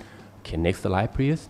So I would like to share is what's going on, and so what is the impact to us, and now what we need to do about that. So what is happening is, everybody know that right now we have technology, we have AI transformation. The happening of generative AI transformation will change the way that business do their business, right? But the way they do the business, the way to change is still unknown. We don't know that which one is, which practice, which process that had to be changed because of generative AI should be the right one. Right now, everybody is doing trial and error, right? So that means the business and industry will change. That means the way they need the skill of the profession or the graduate will change too. We still don't know that what skill or what competency that exactly the business will change, because they don't know what they will need to do, right? And the new generation learner have the changing behavior too. It's not just a Gen Alpha that's going to come to the university in the next 2 or 3 years, that they grow up with the digital and AI transformation already. But our behavior as a continuing as a professional, the way that we learning things change as well, because technology, because of environment have changed, right? So the learner change behavior of learning. And also, we still have education mismatch. We teach things as a mass production. We teach things that the industry complain a lot all the time that that's not what we need because they don't have the competency that we need. So we have what's happening around. Okay, next slide. So what will impact to the higher education or university like Sri Patum University? We learned that the new learner that apply to our university, they seek unique value that match with their need, right? They not go for the generality anymore. So they, okay, CPTUM has to position, they have some value that fit for them, right? And being just knowledge provider is not enough, right? Before education institute, we just provide knowledge. We teach things that we know, right? We teach things from the book that give the knowledge to the learner in the classroom. That's not enough because knowledge is everywhere. Students open, chat, open AI, searching for knowledge, and argue with teacher in front of the class, right? Knowledge is not enough. We had to change the way to teach to know, to teach to apply, how to apply. So we had to, reskill our professor, our teacher, not just teach the knowledge, but how to apply the knowledge. That's also the problem for us too. And industry start to careless about degree. They're looking for skills to apply knowledge and competency, that how to get it done successfully, right? Both skill and competency. So what we need to do, next slide please. So now what? Okay, we think about 3 things that we should do to adapt to this changing. So the curriculum, fundamental of the curriculum had to be adaptive. It cannot be rigid anymore, right? It had to be flexible. It had to be precise target, and also just in time. Normally curriculum is just, we teach, I am from the engineering background. We teach everything just in case that someday as an engineering profession will use it, that knowledge, right? We teach everything, but we had to select the topic that focus on. It's just in time, right? And we need to focus on experiential learning, learning with real professional and real experience, because the update knowledge is in the industry, it's not in the institute anymore, right? As a practice, we're not the research university, we are teaching university. So the practice in the industry is in the industry, not in the university. So that we need to collaborate more with the industry and business, right? And we had to somehow find a way to do the personalized learning for the student. So learning what they need, learning what they want to be, okay? So that's the 3 practice that we, as a concept, that we need to do. So I would like to share with you about 5 practice that we have implement. Okay, next slide, please. So fundamentally, we have reconstruct the curriculum. Every curriculum in our university is adaptive because it's adaptive. So I look it as a tree. So they have to, at the first year or the second year, they need to study the fundamental as a core course. It's like a trunk or the root of the tree, big tree, right? But in the 3rd and 4th year, it's like a branch that to reach out to different industry, different practice that can change easily. Typically changing the curriculum will take 2 or 3 years to change it, right? But we need to change it, be able to change it quickly. So we decided, we have about 50% as the compulsory course, and other is 50% of the curriculum. Students can select what they want to study. Okay, next slide, please. Experiential learning, that 100% of our curriculum need to be experiential, incorporated into the way they learn. We have project-based activity, work integrated learning. We have the program, we call it Earn to Learn. Once we develop, students have some certain competency in the academic level. So we're looking for the job that students can earn some money. Along the way, they can learn into the industry level. So, and then to do the service to the business and industry. We have about 2,000 organizations or company and other organizations that collaborate with us every year. We send the student for work practice outside. Okay, and next slide, please. And we also try to do personalized learning as an on-demand learning. I think right now every university have the LMS system. So we have the the online course. In every class, when I teach in the classroom, I have to record it as well. We have on-demand video that students can study before come to class. And when I teach in the class, we record the videos that students can review it later on their own time, not limit time and space. And we have MOOC, right? We have LMS that we call de-learning also. And every professor had to produce on-demand video of the class they teach. Okay, next slide, please. And in the age of AI, we can do more about personalized learning. We do AI integrated learning. You know, just start about 1 or 2 years ago. 1 year in AI era is like a history right now, right? But we try to adopt AI in the class, in teaching, right? So we do the AI as the teacher assistant for the teacher and also as the personal tutor for the student. But we found out that the way to use AI, they have two ways. One is to give the answer. We use AI as, to search for the information, to answer the thing, right? But it's bad for learning. One student just ask the AI and get the answer, they don't think. That bad for learning, right? So we need to use the AI as to help thinking. So we had to prompt, had to instruct, had to train AI as a tutor, that not to give the answer right away, but had to ask back the student and student that collaborate and discuss with AI to give the idea, all right? And we have, every class, they have a tutor to help in as a teacher assistant in the class, okay? And next slide, please. Next slide, please. I think that would be the last slide. Okay. So we construct all the faculty, all the department into a cluster. We have 4 clusters, which are focused in technology, in business, in service and hospitality, and also digital design and creative. So each group can work together, and then they can work across the cluster as well, because we are not a very big university, we are private and very concise. So every dean from different faculty can know each other and can work closely. We also have the master class. Master class, that means executive master class, that have the lifelong learning training, like a short course training for executive from business and industry.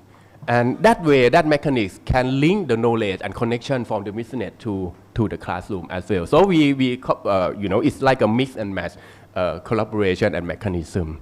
Okay, that all the practice that I would like to share with you. Thank you very much.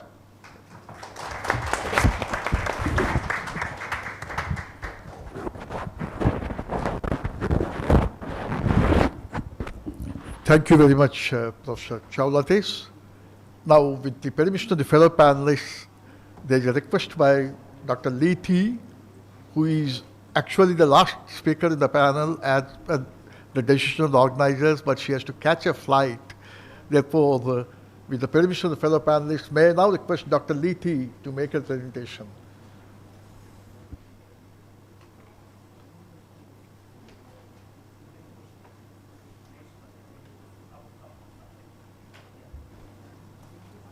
Okay. Yes. I'm sorry for this inconvenience, just because I have a flight after this session. So I would like to present my remarks now. And I'm very honored to be here at Nalanda University. And this morning I also attended the general session. So I learned that all the large and important issues had been discussed. And in this session, I would like to share the best practices of higher education. And I am from Faculty of Oriental Studies, University of Social Sciences and Humanities. And we belong to Vietnam National University. It's a kind of public university, but at these days we become autonomous university. Yes, so this also we also face some challenges with the new policy in our country. And our university offers around 37 majors and 25 specialization. We train 3 levels from BA to BSc. Yes, and I belong to Faculty of Oriental Studies. And in our faculty, our mission is to study the diverse culture and society of the Oriental countries. Our mission is to foster the deeper understanding of the world. And we have 6 departments, including Indian studies, Chinese study, Indonesian study, Thai study, Arab study, and even Australian studies. So every year we enroll around 200 students into our faculty, and we are currently training around 800 students. And we also have around 100 master degree students in our faculty, and we offer Asian studies. So I think I would like to cooperate with all the countries presenting here. And the existence of our faculty is a testament to the idea that education is a powerful connector, a tool for building bridges and fostering intellectual ties. Our curriculum goes beyond not merely language acquisition. We also teach on the Asian languages to our students. For example, Thai language, Indonesian language, Arab language, even Chinese language also. It is an immersion into the history, culture, philosophy, arts, and politics of our neighboring regions. So this is an essential groundwork for any meaningful partnership. And in our faculty, we define our strategic priorities. We recognize education is not merely a service, it's a shared cultural investment. And our practice priority is that we nurture the generation of young people who not only possess technical skills, but also have profound cross-cultural understanding. And in our Indian study program, we provide students with a unique window into India's rich heritage and its dynamic role in the 21st century. And today, in this theme of this session, best practice of higher education is really timely and relevant. And we know that in the world of unprecedented change, our institutions not only have to evolve, but also to keep the peace and lead the world. So I believe that the evolution starts with the governance and leadership. A strong institution is not built on rigid hierarchies, but on the foundation of collaboration and shared vision. So it requires leaders who are not afraid to be innovators, who can empower faculty and staff, and who can foster an environment of trust where creativity, ideas can flourish. And you see, in our faculty, we also carry out the curriculum innovation every 2 years.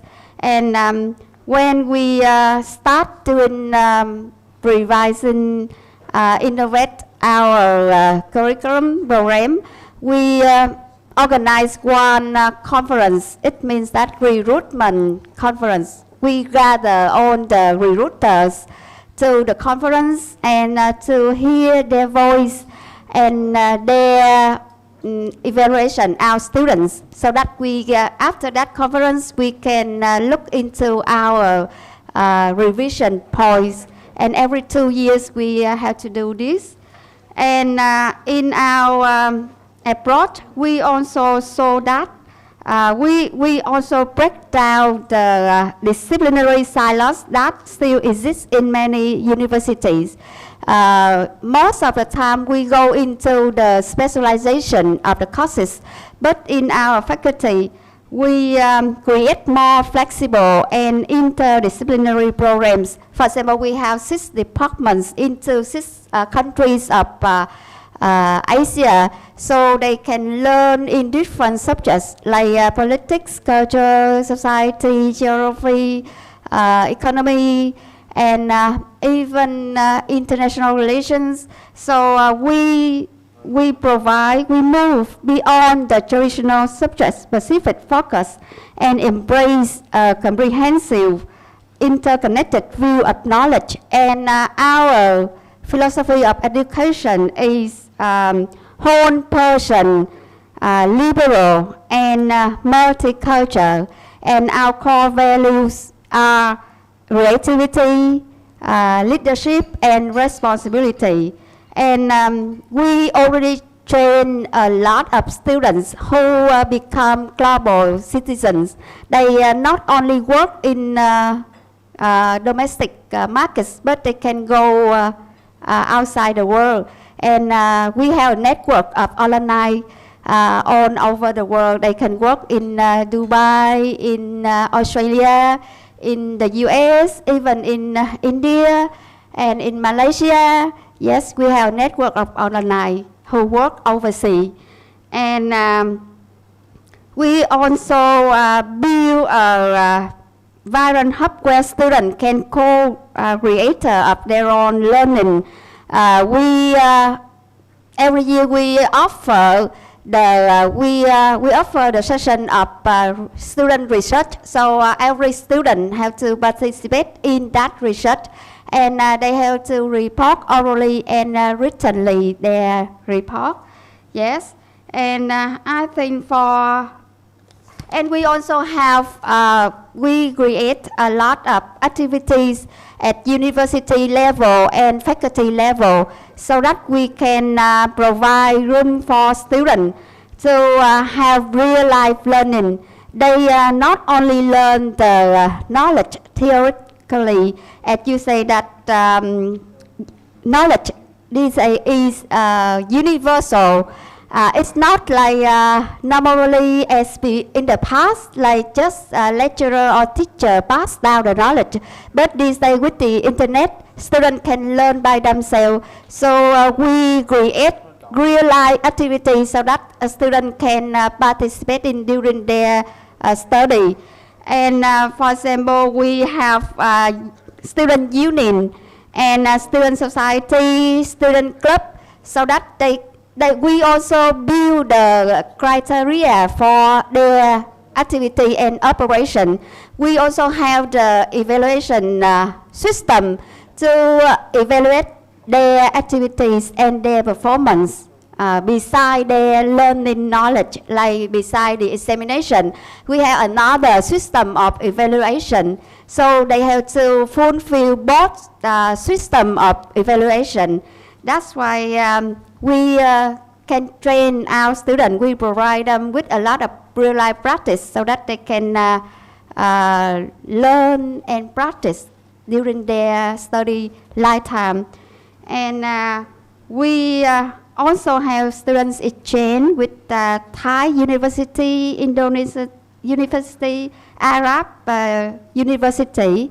Yes, and I hope that we can have student exchange with Indian University. We have not had this program, so I hope that we should carry out this program so that we can help our students to learn more about India. So thank you for listening. And thank you, Dr. Leti, for the lucid presentation on Oriental Studies in the university. Thank you. Yes, yes. And may I now request Dr. Nabi Hassan, librarian from IIT Delhi. Can you have my presentation, please? Yeah, you have to be little bit quicker because I have many slides. So thank you very much. I would like to thank the Honorable Vice Chancellor for giving me this opportunity. In fact, we plan to deliver a lengthier presentation as part of Library Advisory Committee of Nalanda University. So this is the university which has a very great past, having one of the greatest libraries in the world, and then we are trying to recreate that experience here in Nalanda University. So the building has come up really beautifully, and we are trying to create spaces which are traditional as well as the modern spaces as well. Next. So this is the building of the Nalanda University. If you have not visited this library, this is being furnished, and it has come out greatly. So I will be presenting how this library may be presented in future, having traditional spaces and then the modern spaces as well. Next. So I think student engagement is very important as far as the academic spaces are concerned, and all the stakeholders, student, staff and the institution have a contribution to make in this regard. Next.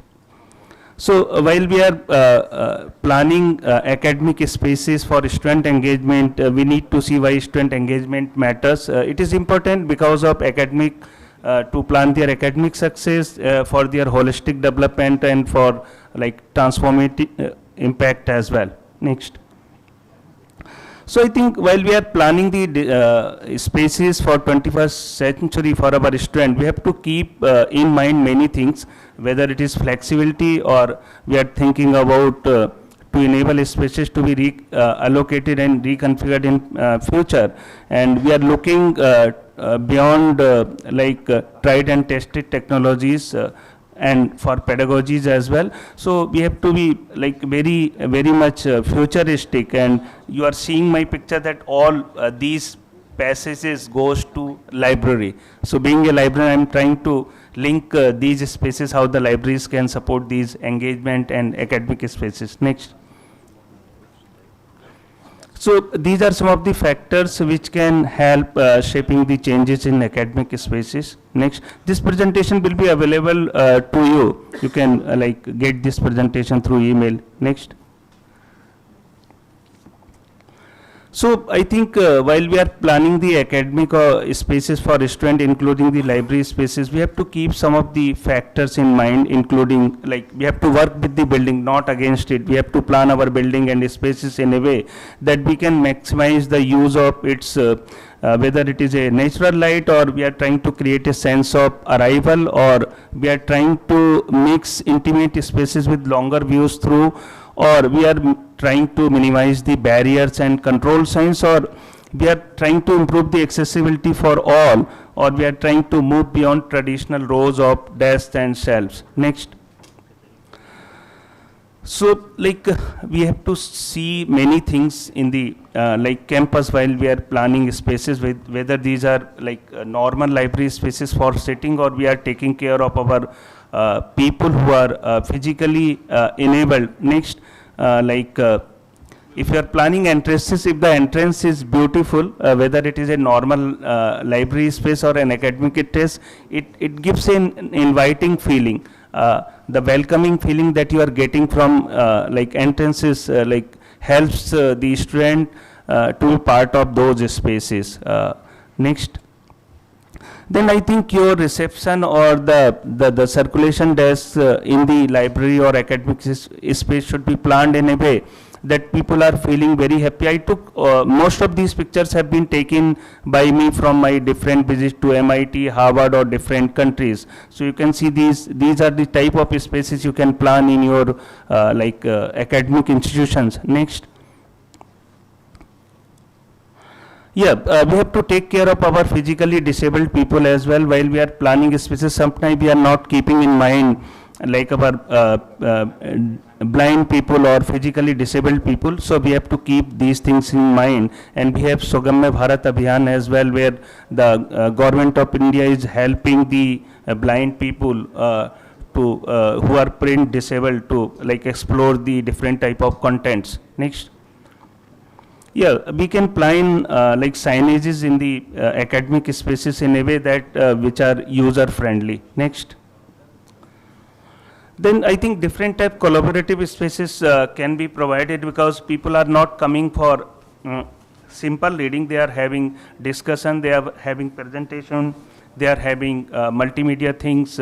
Next. So last month I was attending a FLA conference in Astana, Kazakhstan. I could see that this is from Nazarbayev University, how really greatly they have planned their spaces and how they are offering the facilities for their users. Next.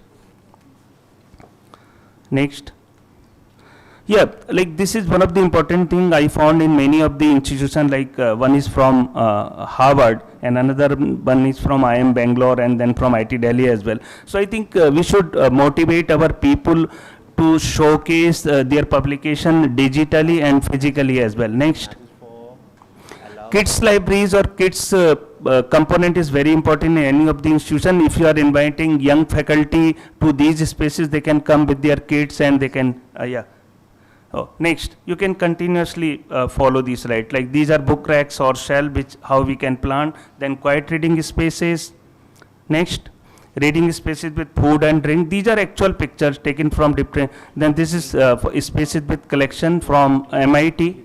Next, reading spaces beyond wall and near windows. Next, then garden or rooftop reading spaces. One is from IIT Bombay, and this is from Rhode Island. Yes, last year I was there. Next, then green libraries are also planned in India. One is from Anna Centenary Library, Chennai. Next, then you can have spaces which are modifiable for different purposes. Next, then some healthy spaces where you can do some exercise while you are studying in different spaces. Next, then yoga, meditation, prayer rooms are very important as part of different type of academic spaces. Next, then some lab and maker spaces. Next, augmented and virtual reality is also important as part of academic spaces. Next, next please.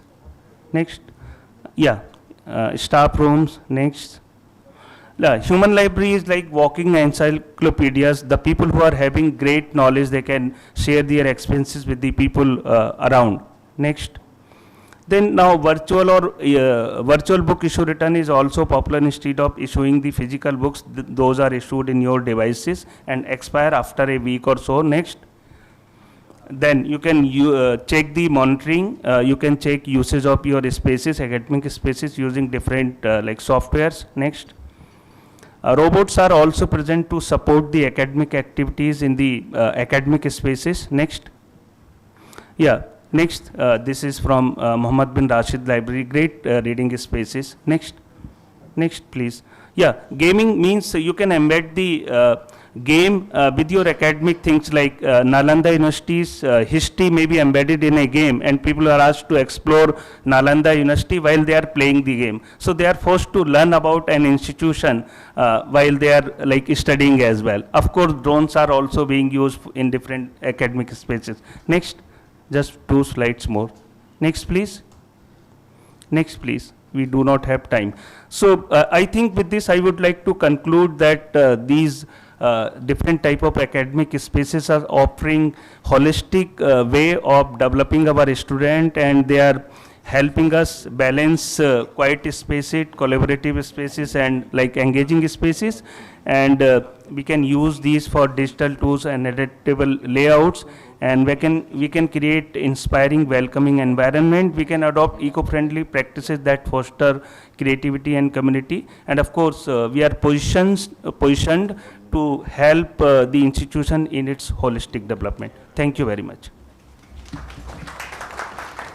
Thank you, Dr. Zamir Hussain. It reminded me of the statement, if there is a heaven on the earth, it is in library. Thank you very much for the wonderful presentation. May I now request Dr. Satish Chandra Mishra to take the floor. Thank you. Do I need this camera thing? No, I don't. Good. Thank you very much. I'd like to try to address some of the strategic questions in the last session and tie it up with the governance leadership models here and a bit about the Asian identity and Those are some of the things we have not had much chance to discuss. But I want to focus specifically on the India-Indonesia relationship and comparisons and the Indonesian experience, simply because so little is known about it. And I've given a series of talks on understanding Indonesia. And the first thing I want to say is that if you start putting all the data about Indonesia together, it definitely gives you an impression that it's too good to be true. And at the end of trying to understand Indonesia a bit more, you realize that it actually is true. And that is something that one should learn from and also engage with in a much more active way than we have been able to do so far. So let me start in trying to link what has been happening in the education sector and education policy with some context. And that context is that following the Asian economic crisis in '98, the previous military government collapsed. And the collapse was a result not of massive street demonstrations and so on, but of a political implosion. A system that had delivered 7% growth for about 4 decades suddenly vanished. And everything had to be recreated from scratch. And that was true of the political system, it was true of the military, it was true of the way the provinces and districts were governed, it was true of how you manage your central bank, how do you audit your government finances, how do you set priorities in the social sectors, etc., etc., etc.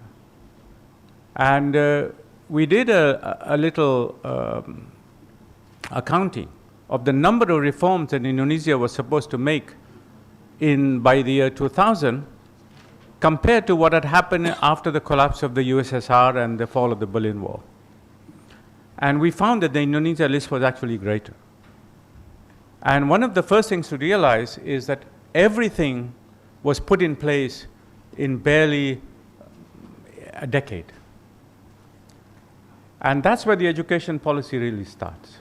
One of the interesting things is, and I had a minor contribution, we wrote Indonesia's first human development report, arguing that there has to be an economic arithmetic of democracy, that in these collapses, you don't simply focus on economic recovery, you focus on balancing the equity and the growth considerations.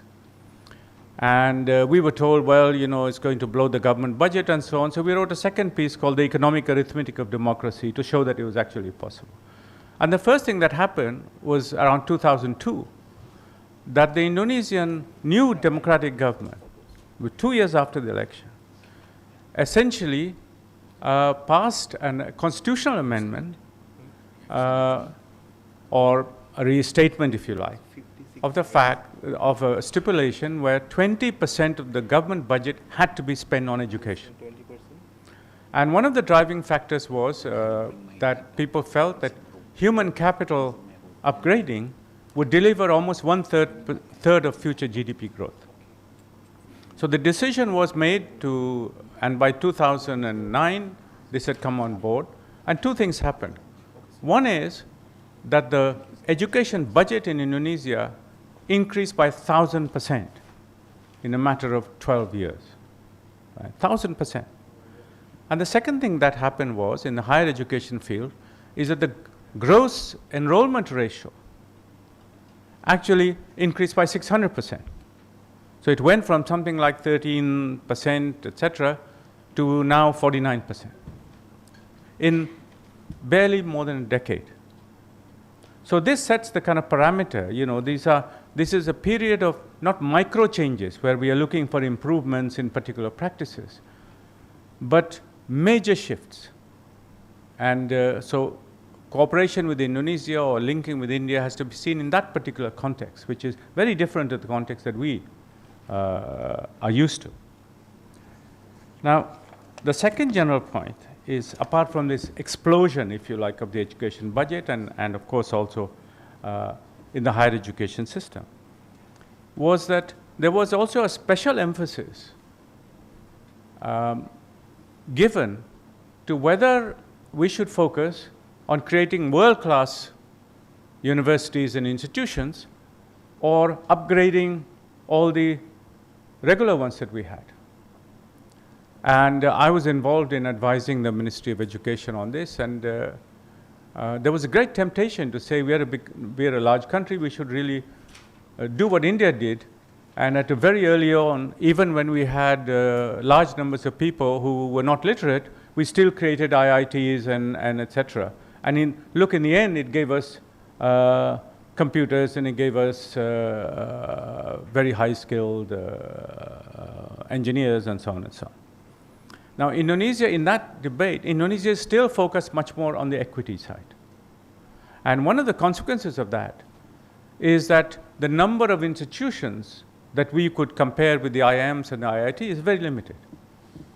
And so that's one side. The other side is that Indonesia has more than about 4,000 institutions of higher education, most of which universities of one kind or the other, or specialized single subject institutions. Now, very different from India. What you find is barely 150, and forgive me, I don't know the exact number, my information is a bit old, but only about 150 odd institutions are actually funded to the public budget. The rest are private. And so the immediate problem is that how do you do quality control in that kind of structure? And even among the public universities, there is a huge difference of quality, particularly in areas of research. Now, why is it that despite all this injection of cash, we still bit low down on almost any ranking that you can think of in terms of research and so on and so on? One of the reasons is, and again it comes back to the Big Bang reforms that Indonesia had in 2000 onwards, is that before that, the best data and so on actually was with the military. Independent research in universities was not that welcome. And in fact, your best academics were immediately pushed into the government and became ministers. And that's still one of the tendencies that is there now. So the research tradition in universities, which takes a long time to build, was lost in that period. And so, there's a lot of finance, there's a lot of money available now to the Ministry of Finance for scholarships abroad, and we are sending a lot of people to different parts of the world. But that has been the situation. Now, coming to cooperation with India, it seems that in the current global context, that cooperation is becoming very urgent. And there are 3 or 4 steps that we can take. One is to actually create some kind of bilateral commission, which will actually set up the subject priorities, the strategic priorities through which this cooperation should proceed, with actually a bilateral fund to make that happen. The second thing is also in terms of specific joint research projects on particular technologies, whether sharing of labs or sharing of other facilities, which can then be linked with third country institutions, but which is an active commission of a kind that it does an annual review, there is a recorrection of priorities as you go along. So that's the second thing.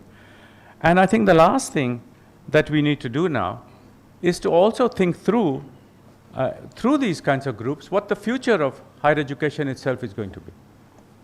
And as I was saying earlier, that whether we have universities or we have something else is an issue that we already need to start thinking about.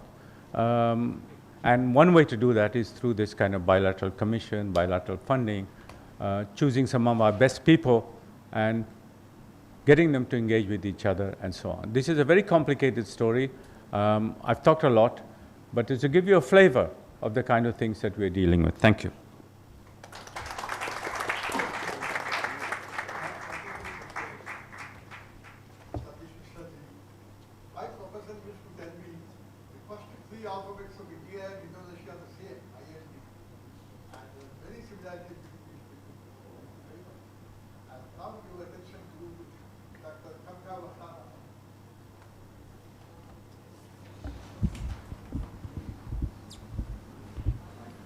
Mr. Chair and co-chairs, and all representatives, on behalf of Laos PDR Higher Education, Ministry of Education and Sports, Laos PDR, I would like to give you notes about the overview of higher education institution for Laos PDR first.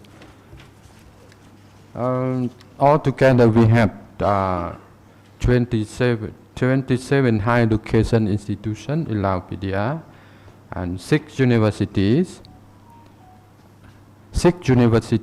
and 4 universities under the Ministry of Education and Sport and 1 university under the Ministry of Health and 1 private university, 8 academic higher education institutions under Interior Ministry and Defense Ministries, and 5 public higher education institutions, 8 private higher education institutions, and also we have a teacher altogether 4,437 people and 2,060 female. For the teacher qualification, we have doctoral 362 and female 99, and master degree is 2,529 and 1,116 people, and bachelor degree in 1,430. We have academic teacher level position professor. We have professor, 10 professor altogether, 2 females, and associate professor 76 people, 28 females, and teacher 530%, female 220, and assistant teacher 550% and female 267. This overview, and the key discussion that I answer with the governance and leadership model for the stronger institution in ESA country using tool for managing higher education institution in Laos. We have higher education law. We provide a legal foundation for the government accountability and autonomy of institution. It defines the right, duty, and responsibility of university, teacher, and students. Ensure that management decisions are aligned with national priorities and international standards. And we also have degree on academic teacher position. It attributes to clear frameworks for the academic career pathways, support recruitment, promotions, and retention of qualified academic staff, motivate teachers through the recognitions of the first professional growth with strengthens institutional performance. And we have also agreement on national curriculum standard, create unified framework for curriculum development across institutions, ensure the quality, relevance, and compatibility for higher education. We provide a tool for the aligning higher education outcome with labor markets and societal need. We also have the agreements on science and research promotion, ensuring university to prioritize research, innovation, and knowledge creation, strengthen institutional capacities to contribute national development and regional competitiveness. We provide the guidelines and incentives for the collaboration with the industry and international partners.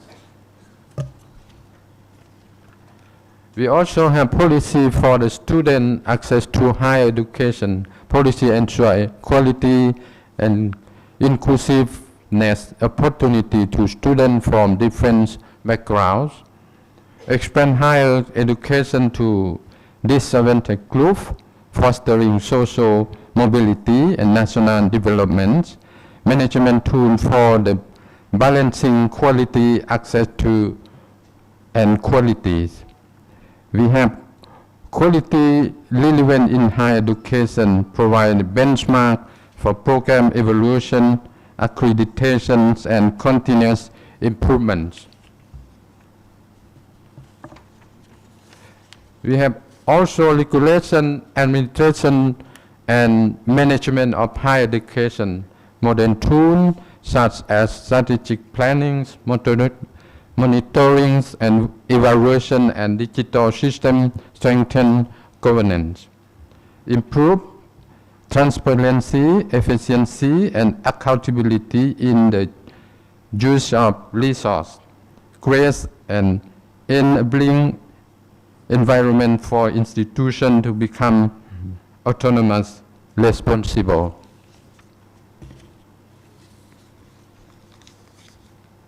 For the curriculum innovations and interdisciplinary learnings, our STEM subsector in higher education is strength management by priority, science, technology, engineering, and mathematics as a key driver for national competitiveness. Encourage interdisciplinary programs that integrate STEM with the social science, environment, and entrepreneurship. Use STEM development as a management tool to align university with future labor market demands. We have strategic plans, 5-year plan 2021 to 2025 for the provide the strategic plans. Yes. And also we have the improvement national standard curriculum to disciplinary curriculum, move from agenda standard to curriculum to more flexible and discipline specific approach. We also have adaptation micro-credential. And this part is very new for us. So we have to learn with the ASEAN country and also India.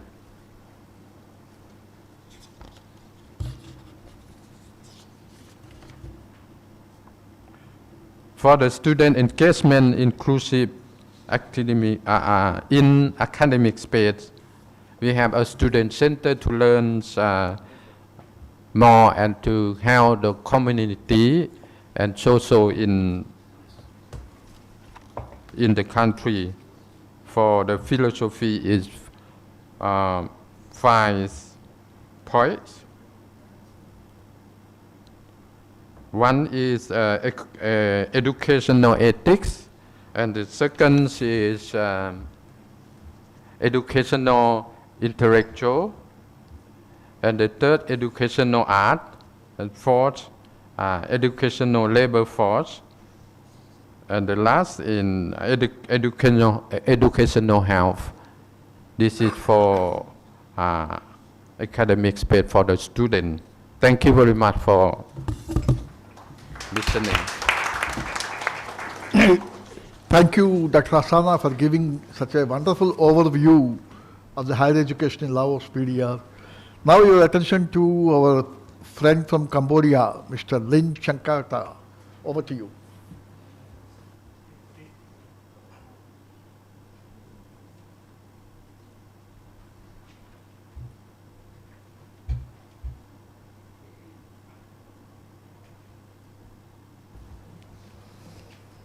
Thank you for the opportunities. Good morning, all distinguished co-chair speakers and participants. First of all, in the name of my delegation, please allow me to extend my special thanks to the host for the excellent arrangements and facilitation for us. This is an interesting place indeed, the Nalanda University, with a very old history related to education and learning in India. My delegation has privilege and has really enjoyed in staying in the university campus, and in particular has joined this important workshop where various admirable experts in the field of higher education from East Asia countries have gathered to engage and exchange views on the education-related issue. I may have to also sincerely admit that my delegation backgrounds, who are from the Ministry of Foreign Affairs, may have little thing to do with education. But anyway, still, we humbly view that it's something quite interesting, useful, important for us to have this opportunity to participate in this workshop, as well as to learn from the valuable insights of the respective experts in the field of education here. And let's see how these insights would become the good lesson learned for Cambodia through a comprehensive report my delegation will develop and share with our line Ministry of Education.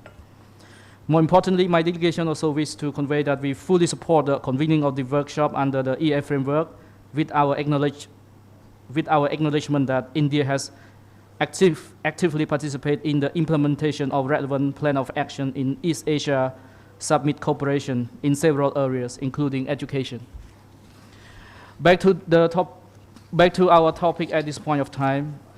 Given the fact that my delegation does not hold a strong educational background, I will intend to present this topic from a more general perspective with regard to the brief current context of higher education in Cambodia, key challenges, and the Cambodian government's persistent efforts to cope with the challenges.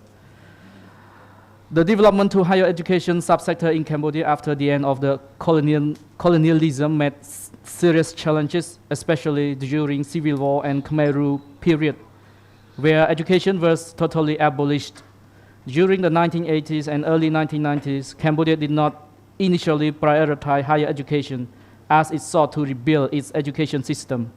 The focus was on consolidation of basic education provision.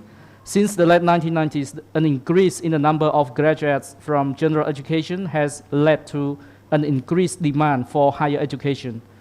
To cope with this demand, a policy initiative was introduced based on the principle of public-private partnership.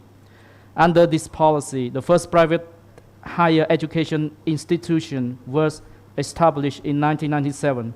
Since then, the number of public and private universities has increased substantially. Fee-paying classes were also introduced into the public higher education institutions. As a result, the higher education landscape in Cambodia has transformed itself dramatically, moving from elite to mass access to higher education. That being said, in the current context, higher education in Cambodia is also not without challenges. Two main issues can be observed. First, the first issue is the mismatch between education skill and employment opportunity in labor market. According to various reports, the areas of study that are popular among Cambodian university students are social sciences and business-related majors. Only a small percentage of students are studying science, engineering, and agriculture. Area of study considered to be key skill to foster the growth of the Cambodian economy. The second issue is the limited research capacity of Cambodian university and academic staff. Recent research has shown that the research engagement of Cambodian university lecturer is limited.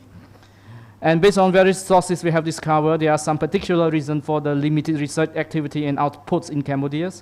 Those particular key challenges to research development in Cambodia can be identified. They included limited well-trained researcher, lack of a well-defined career path, brain drain, limited research facilities, and limited budget for research. The Cambodian government has fully understood and has learned well about all these challenges amid the rapid evolving regional and global developments, with the view that higher education development in Cambodia needs to adapt and conform to global and regional trends. Recent changes in the socio-economic structure, industrial expansion program, and intensification of ASEAN integration processes, and the introduction of Cambodia Vision 2030 demands a reform in higher education, both quality and relevancy improvement, and expanding the coverage to ensure that young people are equipped with necessary skills to improve the living standards and contribute to the national development. Within this context, in terms of the policy frameworks, the Cambodian government has produced and implemented various supportive policies such as the Cambodian Higher Education Vision 2030, Higher Education Strategy 21-2030, the policy on research development in education sector, the Master Plan for Research Development in Education sector, the National Policy on Science, Technology, Innovation 2020-2030, and the National Research Agenda 2025. All the policies have been carried out under the overarching vision and guideline of a comprehensive education policy called Cambodia Education 2030 Roadmap. This strategic plan developed by the Ministry of Education of Cambodia aims to achieve upper middle income status by 2030 and high income status by 2050, while aligning education with Sustainable Development Goal SDG 4. The roadmap focuses on enhancing access, quality, and equity in education through systemic reform in teacher training, curriculum, development, digital integration, and improved connections between secondary and post-secondary education to address labor market demands. Further on the ground, Cambodian government has also made efforts to improve the quality of teaching and learning and promote research. For instance, it has introduced 2 key projects, namely the Higher Education Quality and Capacity Improvement Project and the Higher Education Improvement Project. Both projects received loan from the World Bank. The Higher Education Quality and Capacity Improvement Project was implemented between 2010 and 2016. The project aims to 1. Improve the quality of teaching, management, and research in project support entities, and 2. Pilot the targeting of disadvantaged students for enhanced retention. The Higher Education Improvement Project this is the second project, was introduced in 2018 and has 6-year grace period 2018-2024. It aims to improve the quality and relevance of higher education and research, mainly in STEM, science, technology, engineering, and mathematics, and agriculture at targeted higher education institutions, and to improve governance in this sector. Against all these long-term efforts made by the Cambodian government to promote the quality of higher education in Cambodia, some key positive developments can be observed as follows. There has been a notable increase in the number of higher education institutions and a significant roles in student enrollment. The Higher Education Improvement Project has supported laboratory upgrade, curriculum enhancement, and faculty pursuing advanced degree, resulting in meaningful advancement in the sector. Access to higher education has also improved. New research conference academic journals have been launched to foster research within Cambodia's higher education landscape. I will conclude by reaffirming that education is crucial for all nations. Education is the engine of economic growth, the catalyst for innovation and transformation, and the hope for sustainable future. To ensure that one nation remains relevant and competitive in the globalized world, driven by the fourth industrial revolution and fast-changing digital technology, it is essential that the current and next generation of that nation are equipped with the knowledge and skill needed to survive and strive in such an ever-changing and competitive environment. To this end, an effective education system is the hope and the pathway which we can move forward toward prosperity and greatness. I thank you. My grateful thanks to all the panelists for strictly adhering to time. What a spectrum we had from Thailand, Vietnam, Indonesia, Laos, Cambodia, and India. The best practices. We had an overview. Now, before I ask my co-chair to come with the concluding remarks, it's now thrown open for discussion. We have 15 minutes of time. I invite you. Yes.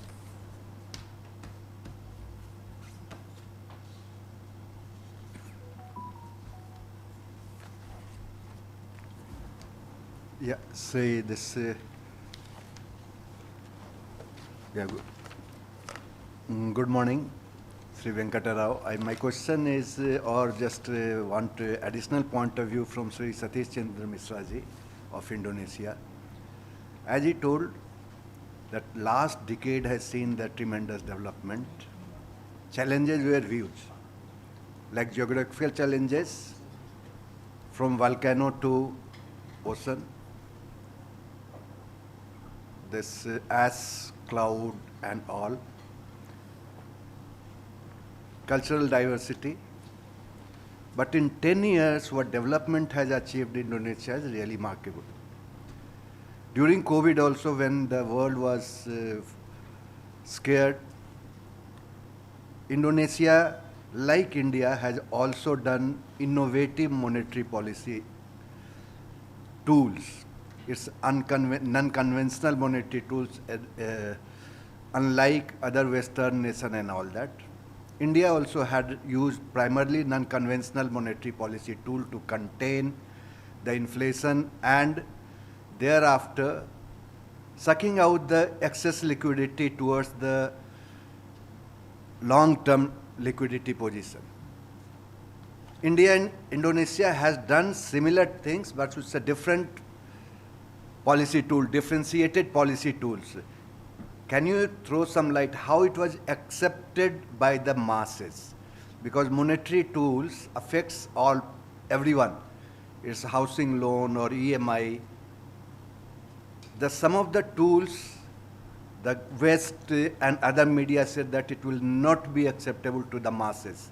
The government may feel some threat. So just I want to know how from academia you are seeing this perception building. Well, thank you for asking me all the easy questions. Yeah. I'll try and attempt an answer. Again, one of the problems about Indonesia is that you need to link dots you would not normally be expected to link, and this is one of the questions. I think the first thing that happened was, before the period that we even get to that you were talking about, there was already a major discussion in terms of how to ensure that public expectations are met, the fear of disintegration in this huge archipelago based on the shock can be controlled. So two things happened. One was the most remarkable political decentralization the world has ever seen, in my view. Because Indonesia started with a top-down administration, and then that about 30-odd provinces, and now there are more than 550 districts through which public finances and so on are distributed throughout the country. And overnight, the head of the provinces became merely a coordinator of a committee, and many of the decisions which affected the public were made much closer to the population. So in a way, they didn't link it with the central government, they didn't link it with the central bank and things like that. The second thing was that even before this period, there really was not a history of inflationary expectations. Because in the mid-60s, Indonesia did have massive inflation, and then it brought in a whole bunch of technocrats, as we all know. And so it's been a very conservative budgetary stance, in the sense that there's been a preference for balanced budgets, etc., etc. And many of the key prices have been controlled, particularly the price of rice, etc. So the public expectations were also, not in the case like Argentina or somewhere else where small things can trigger large changes. So that was the second thing.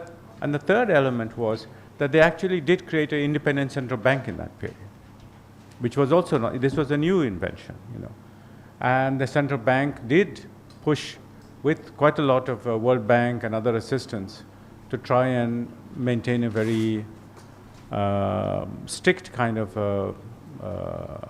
macroeconomic policy. And there is a whole history of how all this came about, but in the end, together, the political decentralization, the fact that they already started social welfare systems much earlier than many other countries have done, and certainly not the early stages of the reform, created a new independent central bank, followed a fairly active policy of stabilizing rice prices and gas prices and so on. So there wasn't a mechanism to expect public and there wasn't a massive opposition politically. One of the great things about Indonesia is that somebody can win the presidential election with the 60% of the vote and still have a coalition government.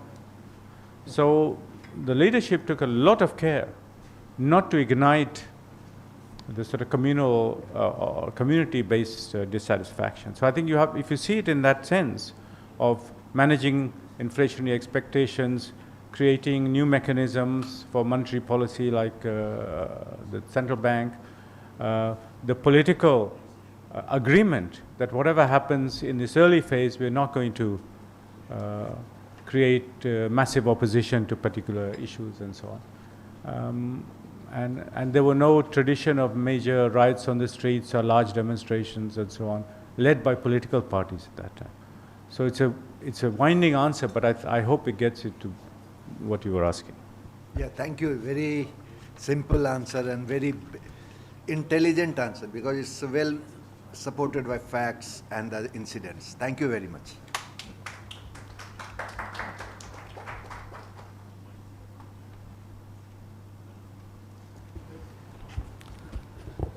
Hi. So I was very intrigued by some of these discussions on employability, and also the presentation from Thailand highlighted some of the challenges in how higher education curriculum is addressing some of these challenges of employability. So in Singapore and also in the National University of Singapore, as my colleague highlighted this morning, we are paying increasing attention to continuing education, because only through lifelong learning can we better assure that our graduates will continue to be highly employable with the changes in technology trends, economic uncertainties, and so on and so forth.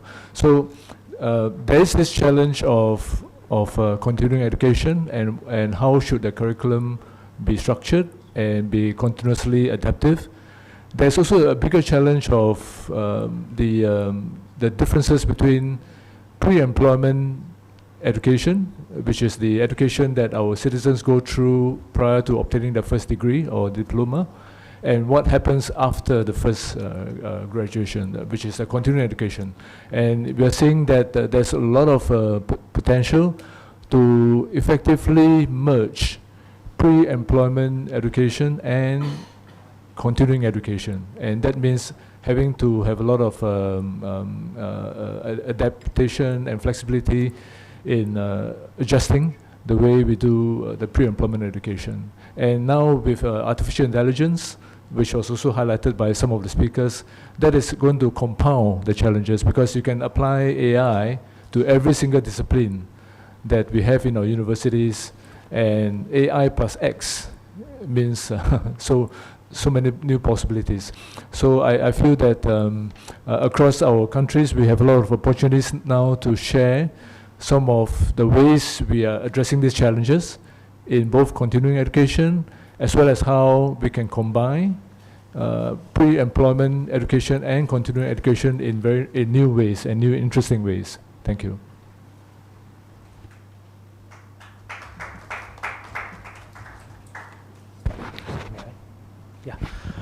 Sir, good afternoon to all. My name is Munir. I am a faculty member at Nalanda University. So, my limited concern or a blanket concern is Professor Tripathi sir or sir from IIT Bangalore.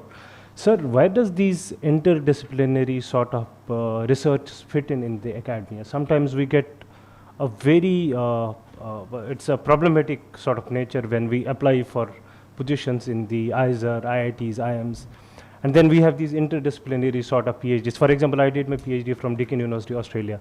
They never write on those degrees that the PhD is in environment science, agroforestry, agroecology, but they give that PhD on the titles, and those titles are sort of interdisciplinary, where I researched upon the sustainable livelihoods and their interconnection between the climate change impacts and all. So how does they fit in the academia, and how the academic institutions, higher academic institutions in India take a call on such interdisciplinary PhDs and then put the students on or the applicants on the roll? Yeah, I think it's a very practical question. The issue is that the employment of our graduates. Now, many institutions in their requirements, they mention PhD in physics, PhD in biological sciences. And therefore, when we do not write the subject, then their employability in those institutions becomes an issue. So this is just to facilitate that we give a specific degree. Now, we produce BSMS students. In physical sciences, in chemical sciences, mathematical sciences, we do not have an issue. But when we award BSMS degree in biological sciences, there is a problem. Some universities which are looking for master's degree in plant sciences, they don't accept biological sciences degree. Similarly, some institutions which are looking for animal sciences, they don't respect our degree. Even some institutions which are looking for MS microbiology would not accept our degree. So they want certain number of credits to be earned in those specific areas. So biological sciences is quite diffused that way. We are reviewing it, and we are going to probably give biological sciences within bracket microbiology, biological sciences within bracket. So the degree is in that area, so the employability of the students in those traditional institutions will be better. So this is the reason. I know that JNU, for example, gives a degree in the topic, not on the subject.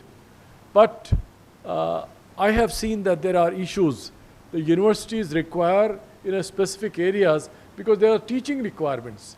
If a person in biological sciences in an interdisciplinary area has to be employed in botany and one has to teach in taxonomy, would not be able to teach. So they have genuine, concerns, and I think we need to address that. So that is the reason that we want to give in a specific area. For example, a person has got degree working in a medical college, but his basic training is in statistics, for example, biostatistics. Then can a medical college employ that graduate because he doesn't have formal training in medical sciences? So these are some of the issues which need to be challenged. Interdisciplinarity has its advantages and its disadvantages as well. So these are some of the issues which I thought would share. Sir, in addition to this, for example, in a public policy domain, so public policy has different verticals. So the institutions put out that they need faculty members in public policy. When these interdisciplinary law apply, they never call for the interviews. So if in a public policy it is again put straight that this is the vertical where they are looking for the applicants, so that may be corrective measure or something. Well, like I think that, yes. the transformative changes has to happen in the university system because the classical subjects are losing their sheen. So newer areas have to be acceptable, and I think at the University Grants Commission level, these things have to be recognized, that we have to change. We have to change according to the time. The subjects cannot remain in an age-old fashion. And that is why the new changes have to take place. And I think this has to be, unless the University Grants Commission agrees to these changes, the classical subjects remain still the requirements, then these things cannot change. So the need of the time is different, and according to that, our national policy has to change. I hope the UGC will take care of that. Yeah. Can I just add one line? Because right now, academia primarily is supply-driven. Demand-driven, it has to become demand-driven. What is the demand? So what new generation study also in keynote address, what we have to teach, because which will be useful next decade, is not known. Because so agile the ecosystem is there. So supply side has to be agile to meet the employer's demand. Thank you. Chairman, can I just ask one question? It's from a different context, rather.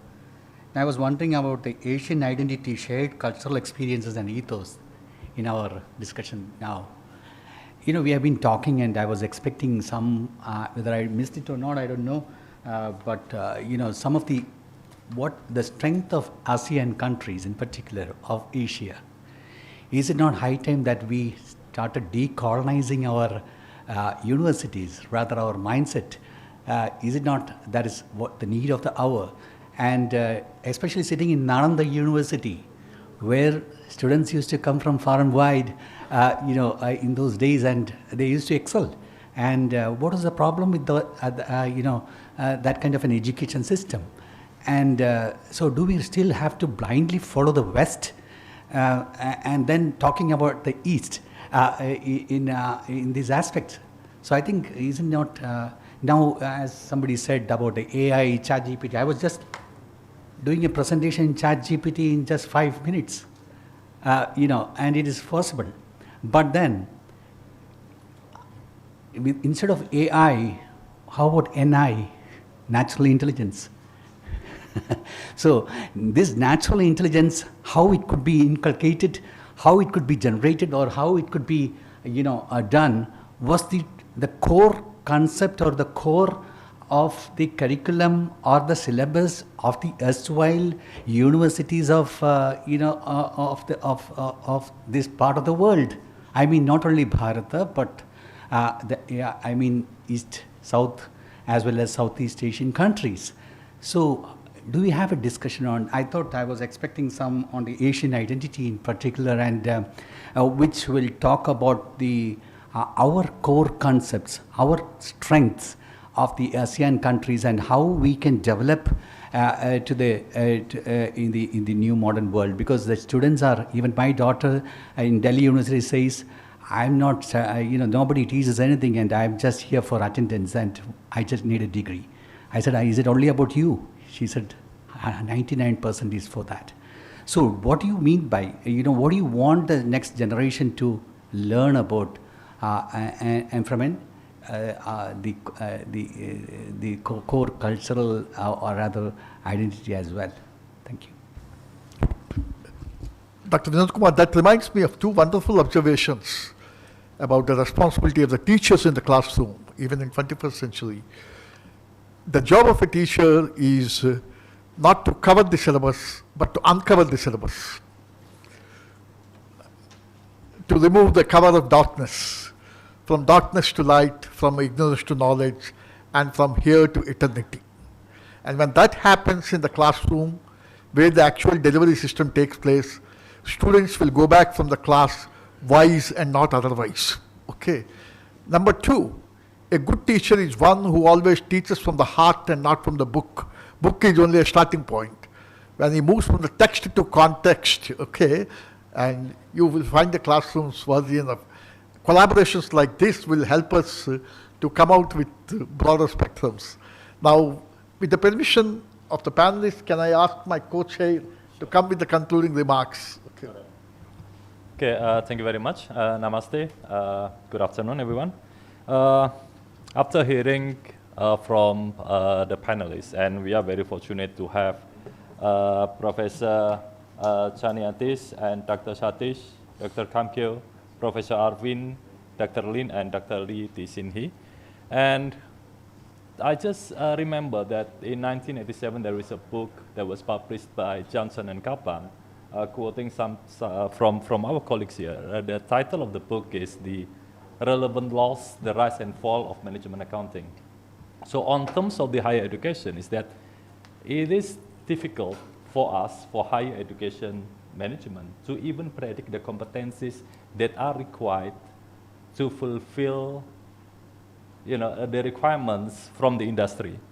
In 1987, it requires about 5 to 10 years, but I believe that in this recent period, it takes about less than 5 years. We don't really sure that our curriculum now, can fulfill, can equip our students with enough competencies required after they graduate. Am I right? So that would be one of the challenges from one of our colleagues from NUS just presented, is that, so those are the challenges that we currently have, and we have to think about how to make use of our resources in order to, to fight, in order to overcome those challenges. And having heard from our panelists, I believe that our panelists propose two important factors regarding the best practices of higher education. One of the factors is that from the internal perspective, and other from the external. It means that the university cannot work by itself in order to overcome the challenges. Let's say, we cannot say that I have my own best practices and I need to impose these best practices to everyone. We cannot say that. So the best practices is actually very contextual factor, and it is contextually is in Indonesia, in Thailand, and so on and so forth. So what I'm trying to say is that you cannot work this on your own. Based on your own discussion, based on our own discussion, is that we need to work together, and particularly that the governance, the leadership is not enough. It needs the support from other sector. Let's say if you want to have the student mobility or the staff exchange in place, it also needs the support from our government, because it is the whole of the larger ecosystems in place.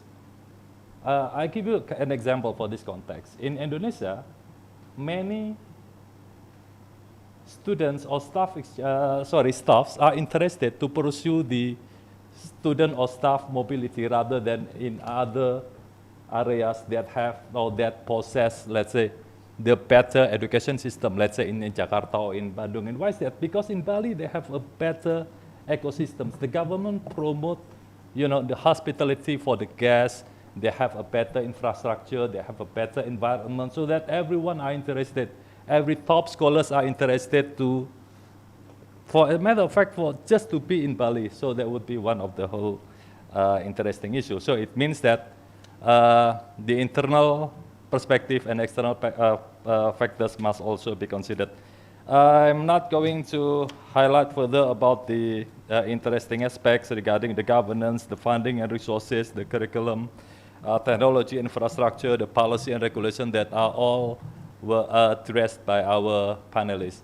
And on behalf of Professor Rao, thank you very much for the beautiful insights, the flourishing enlightenment from our panelists. Thank you very much. Namaste and good afternoon.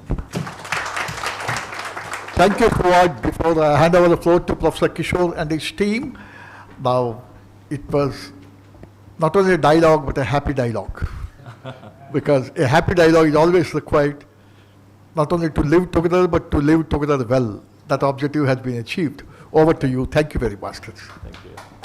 Thank you, respected chair and co-chair and all the panel members for giving such an insightful and valuable for this session. Now I request our Honorable Registrar, Nalanda University, Dr. Ramesh Singh, to felicitate our chairperson, followed by felicitation of our speakers by our chairperson, R. Venkat Rao. Thank you.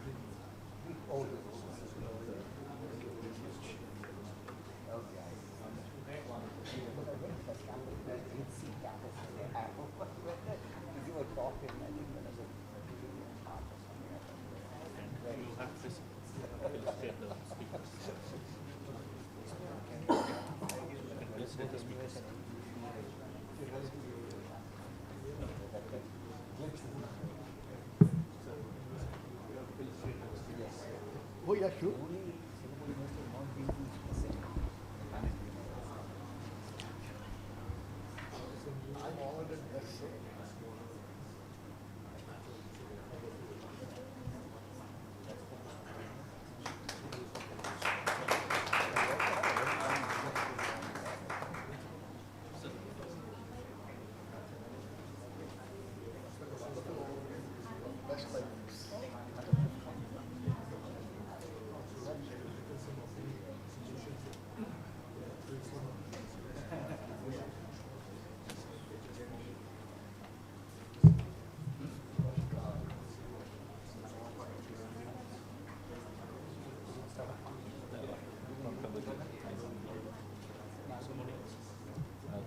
Dr.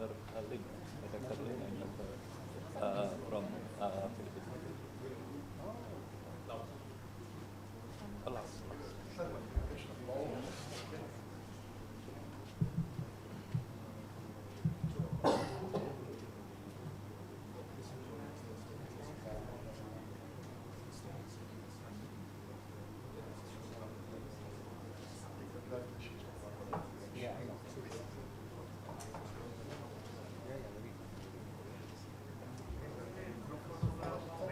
Oh yeah, we can. Yeah, yeah. Take the picture. We will take a picture. Sir. Please come this way.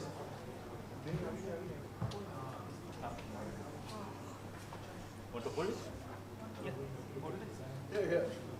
This one. This is fine. That one is Prof. Rao.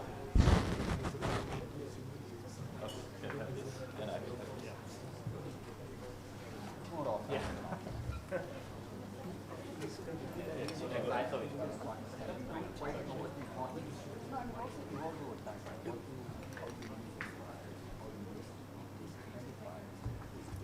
So 1 second. 1 second.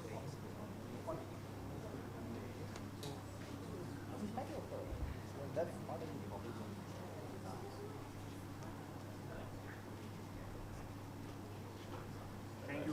Thank you very much.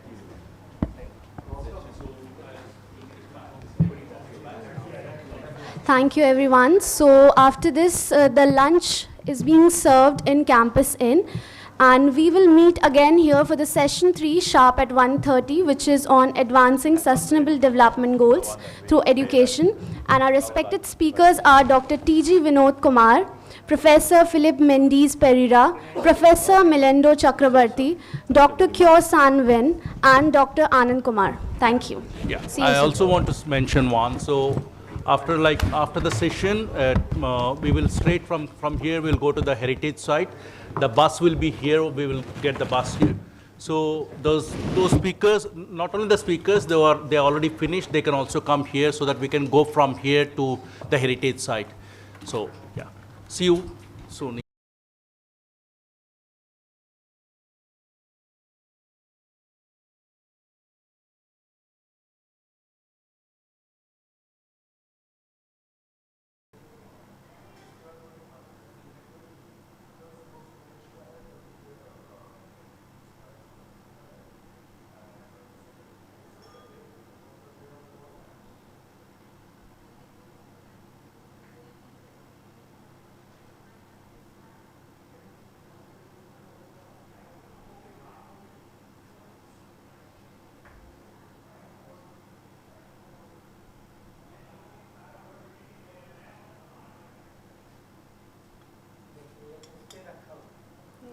पहले गिलास वो उठा लेंगे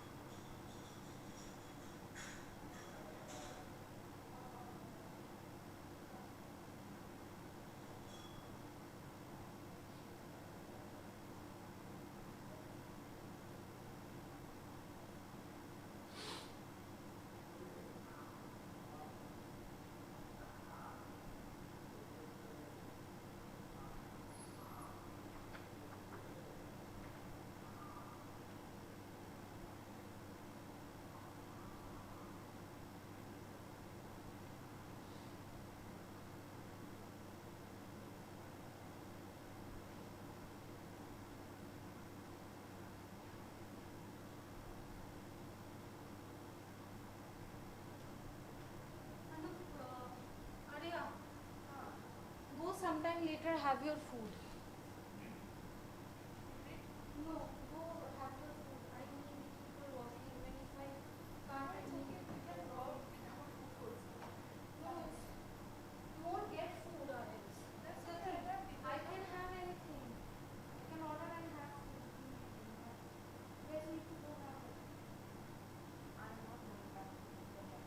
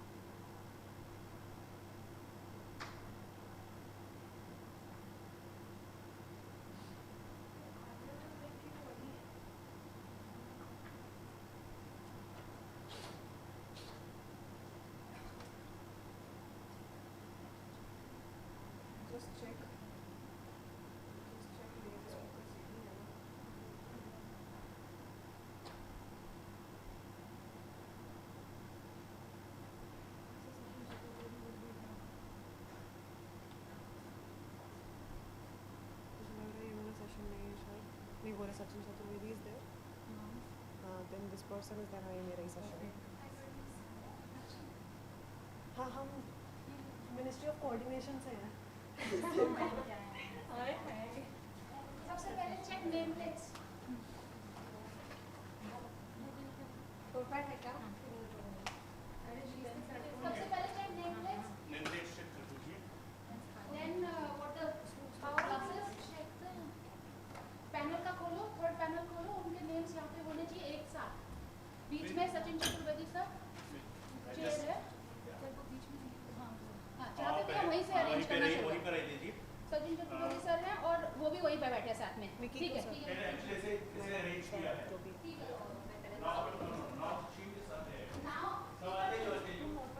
There will be another change here. So, can you tell me the person? So, no, this is the wrong. Everybody is actually carrying the wrong ones. ये है क्या देखो संजय वाला. हाँ वो संजय वाला. वो आनंद वाला. Sanjay Srivastava. Sanjay Srivastava is not there. Okay. Sanjay Srivastava is not coming. Okay. I gave her the document, actually moderator. Copy. You are the moderator. नहीं वो आर्या मंदिरा. Mandira. She's the one before the one. Because I gave her actually the so the PG Vinod Kumar will come here. So who will be there? Like who else? Sachin. Yeah. Sanjay Srivastava is not there. 1, 2, 3, 4, 5. Sanjay Srivastava is not there. Now what we will do that? Will. Yes. Yes. Yeah. So One Sanjay and Anand Kumar. Anand Kumar Friday. one is the university meeting. No. So we keep it class. Yes.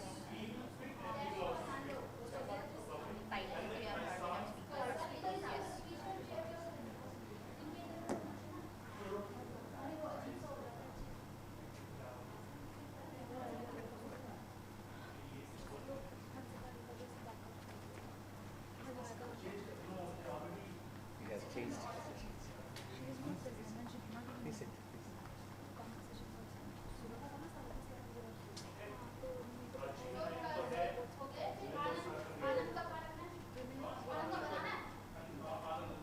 Okay, लिखो एक उसके doctor Anand Kumar. आपको ये ले लिए. You have the marker, no? जो चला गया ना उसके पीछे वाला. नहीं वो नहीं चाहिए वो सब कर रहा है मार्कर चाहिए. ये हमारा ये है. You can read it. But this, I'm telling you something. But Pooja just should we speak like sir 5 to 2? No. Just 2 lines. 2 line में बोलती हूँ. ये नहीं है मंदिर है. चलो एक चीज है सर अब सोलिसिटर कौन करेगा? आप but if you are here आप she's just saying the company. Your name is not your family. But she's already there in this session. अपनी चीज किया है.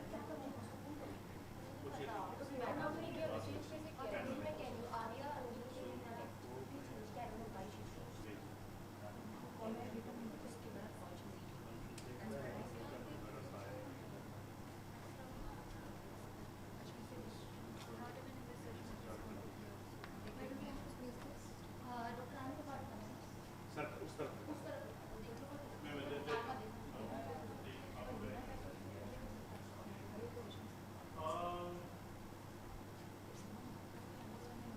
मैं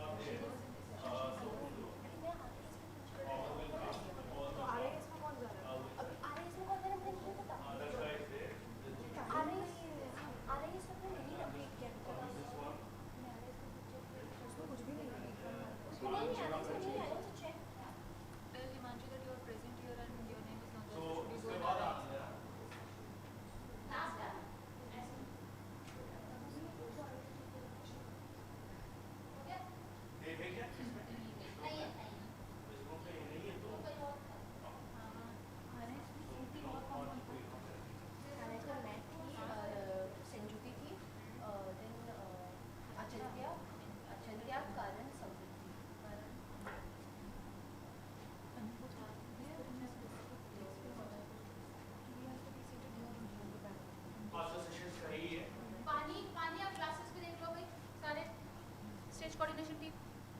Where is class coordination team? और मीनाक्षी आठ का स्टैचू 8 अंकों का रखना और 9 कम से कम और एक ऐड हो जाता है.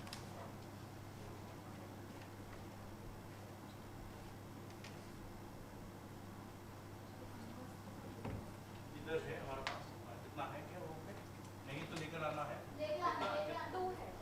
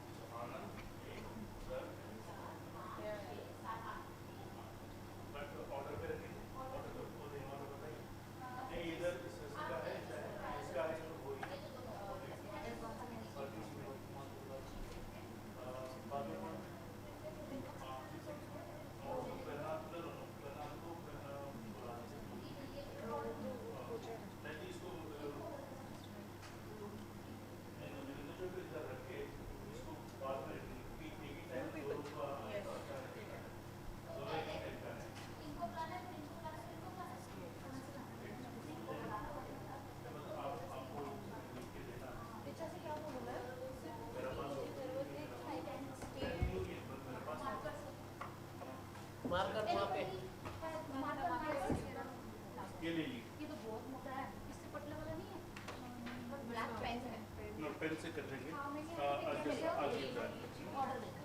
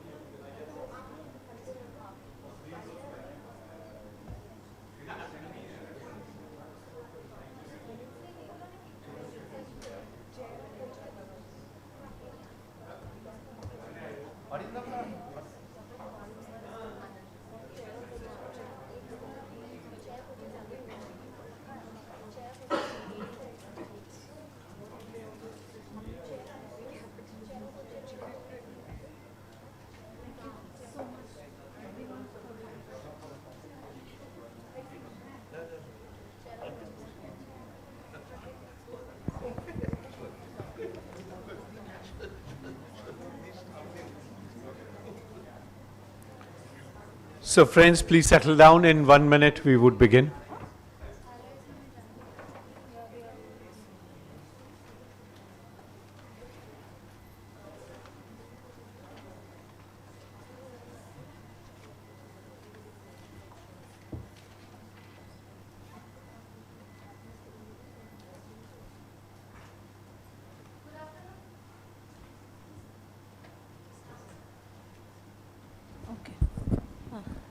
Good afternoon, everyone. I hope you all had a very refreshing lunch break. It's wonderful to see such energy back in the room.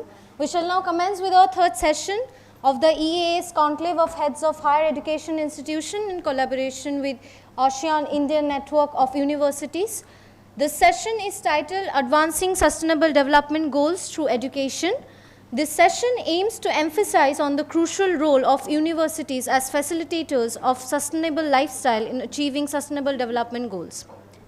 This session is chaired by our very own Honorable Vice Chancellor Professor Sachin Chaturvedi ji of Nalanda University and is joined by co-chair Ms. Mikiko Tanaka, Director and Head of SCAP, Sub-Regional Office for South and Southwest Asia, India. Now I'd like to, the respected chair is respected to open the session while the respected co-chair is requested to conclude the session along the Q&A session. This panel has 6 distinguished speakers and we request each speaker to kindly speak for about 10 to 12 minutes for their presentation. And I would now like to invite our respected chair to commence the session. Thank you. Thank you. Thanks a lot. So I think we are in very good hands, led by Mikiko.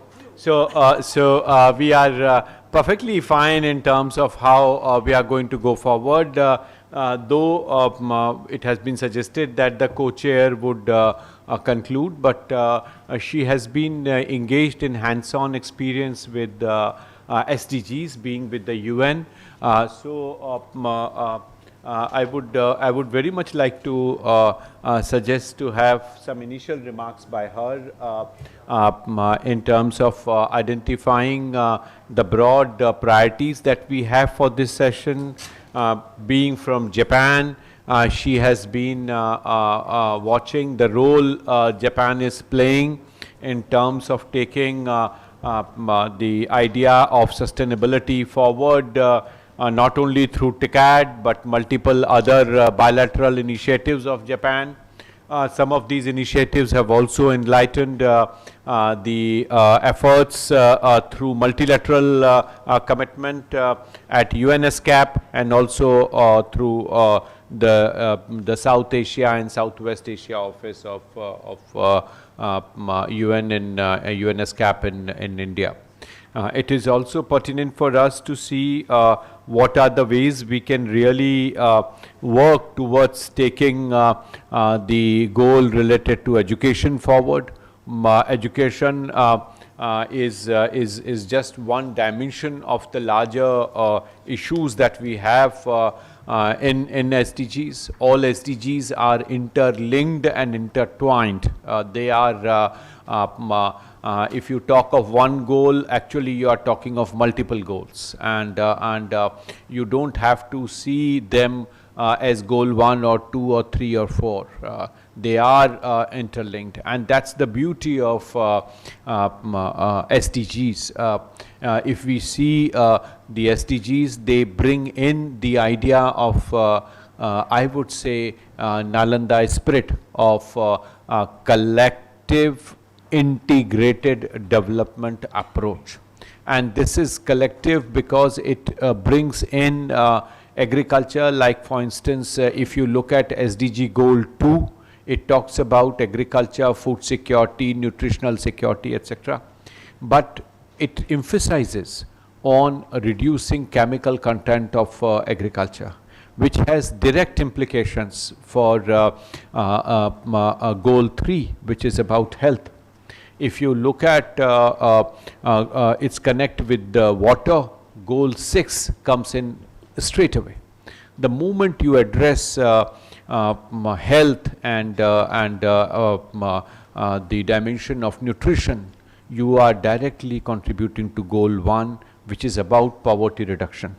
So you are making multiple efforts in one go to address the diverse issues. There are several research papers now which demonstrate that any country which has to excel in agriculture has to have mechanization of with agriculture instruments, which is goal 8, innovation and industrial policy. Its connect with goal 9 cannot be avoided. Today morning we discussed how in Thailand focusing only on goal 11, Pantho, you have achieved the ideas that are there for goal 11 in urbanization. So SDGs are interrelated, intertwined, and have to be understood in that integrated framework so that we do not leave out others. The last goal, goal 17, brings in the crux in which our great Bhanumurthy specializes, which is about the fiscal prudence, fiscal discipline, resource mobilization, monetary contributions. They are goal 17. So you cannot talk of SDG implementation without talking of money. You cannot talk of SDGs without talking of technology, which is goal 8 and goal 9 both.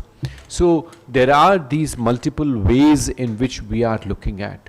Agriculture is also very closely linked with biodiversity. So in coastal areas and in mainland areas, goal 13, 14 and 15 all are important. And they have their own role to play in terms of identifying these priorities. So as we go forward on how institutions of higher learning can contribute and work together, they can bring in issues and dimensions related to education sector. But as I said in the beginning, Mikiko Tanaka has been leading our dimensions of work program that are related to SDGs as part of the UN functionary in India. She has been contributing. So before I request our speakers, let me request my co-chair to make initial remarks, and then we go forward. So Madam, you have the floor, please.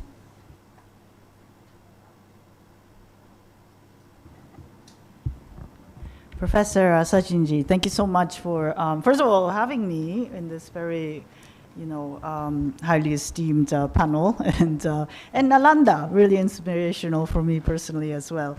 But I'll pick up on where you kind of started, explaining around the, interconnectedness of SDGs.